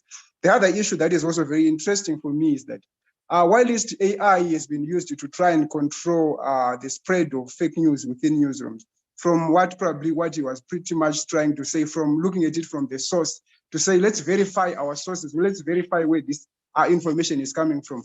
I would also be very interested in understanding how that compares with, for example, post-publication verification that is done by fact-checking organizations. Because most fact-checking organizations, they actually engage in what we call post-publication verification. So they come in when something has already been published, but here you're talking about newsrooms that are trying to look at pre-publication verification. And I think it's an interesting area really for research, but for me, there's always a challenge in terms of how far can this newsroom go in terms of actually dealing with the issue of pre-publication verification, because it's always very difficult, especially now when we talk about the democratization of the public sphere, but also even democratization of content creation within the context of social media. So that is something that probably Dr. Ahmed really needs to talk about even in his study. But generally, I would say this was a very interesting study, and I certainly see there's a lot of interesting nuances that are coming out from the experience, from the strategies that is also proposed. For example, he's proposed the strategy of internal verification that is being done by Al Jazeera, and also working in collaboration with, for example, Qatar Computing Research Institute. Also trying to bring other players such as, for example, platform companies, the industry, for example, collaborating with newswires such as IFP, established media organizations such as the New York Times, Guardian, and for example, I think these are all very interesting. You have been working on time with all the presenters, and I think I am the one now who's going to do that role. All right, so it's fine. Let me try and finalize. Sorry okay. for being no problem, my dear. No problem. So thank you, sorry, Prof. So I would also just want to talk to what Jatin also brought to the table, which is also very interesting. The idea for me, which is very interesting about this person called Mohammed Zubai, who is 30 years old, who is a fact checker. And I think for me, what is very interesting about is that the criminalization of fact checking, I think something that really needs to be looked at, and also even these targeted harassment, death threats on him. I think this also ties in with the issue of online violence that we are also seeing in several countries, but also several other related targets that is also happening in different spaces. But also the last thing that I would want to say with regards to his presentation was this idea of let's try and see how this kind of a fact-checking organization can actually be capacitated to be able to withstand such kinds of threats within a society where there is always this rising anti-fact checking initiatives. But also the other issue that I just want to point out is that when we look at fact checkers as a new breed of journalists, it's also very interesting again to look at them as peripheral actors, as some scholars have actually called them in journalism. And I think that would also be interesting. And then finally, with regards to Hadwin's paper, which was also very short but very interesting, for me, is very important because you can't talk about fake news without talking about the decline of trust in mainstream journalism. I think one of the main things that have also caused us to get to this space is that generally people are beginning to lose trust in the role of the press, in the way how it operates, and what kind of news it actually gives us on a daily basis. So I think this is also a very interesting paper, and I also want to urge him to continue to push this kind of research because it will certainly help us going further. Thank you so much for the time, and also over to you, Prof. Sorry for taking the bread from your table. Thank you so much. No, thank you. Thank you very much, Admir. Thank you very much. You've done a very good job. You have even presented a very good analysis. And this is my turn now for closing this session right now. And I think I'm very lucky to be sharing that kind of session, because I think some way or another that there is a correlation between what I have been saying in the morning, that in spite of sharing with all the world the same problems, when we are talking about digitalization and post-digitalization, yet we in Asian and African countries have our own specific tailored problems. And I think one of the similarities that we have been talking about when Dr. Ahmed was talking about the Al Jazeera, and he was talking about the challenges that considering the other Arab countries and other also African and Asian countries, considering, for example, the economy and how much did they invested in the 5 teams in order to have that kind of fact checkers. On the other hand, what about artificial intelligence and the database? Of course, using other languages other than English is a real big challenge to many of us. Because it's very obvious. Yes, you can verify sources if it's in English or even French language. But what about Arabic? What about other countries in Asia, in Africa as well? So I think this one important challenge has been something which need to be tailored as a tailored challenge that we are facing in African and Asian countries as well. And then when we go to Gandhi, actually, Ijcon has been raising up another very important challenge, which is polarizations in our countries, and to what extent fact checker might only be not credible enough, or even a victim of harassment, or even victim of attacks, only because he is a Muslim because of Islamophobia, or if he is a Christian in a minority, or whatever. And at that point, labeling people and a fact checker, he himself would be a victim of that kind of polarization, and also being a victim only because there is a political or religious polarization in one place or another. But a very interesting paper, on the other hand, was Hadwin, because if we are talking all around, he was thinking outside the box, actually. We have been spending money, we have been spending time, we have been spending so many researches on fact checker, fake news, but what about the audience? What if we are doing all of this, but we don't have any credibility, and the people are not relying on us as news sources? So at that point, this is the main target or the main audience. And this is why I think that we in this session have been tailoring challenges that are typically African Asian challenges. And I think, Dr. Fida, we will be thinking, you and me and Dr. Amal, for having other sessions, considering workshops, maybe workshops or seminars, about that kind of challenging, facing our challenging, facing fake news. Thank you very much. This is the closing end for the first day. We'll be meeting tomorrow, inshallah, at 10 o'clock in the morning. See you then, and have a very good night. Thank you. Thank you very much. Thank you very much, Dr. Ines. Thank you, Dr. Admire. See you, everyone, tomorrow. We can leave. Bye-bye.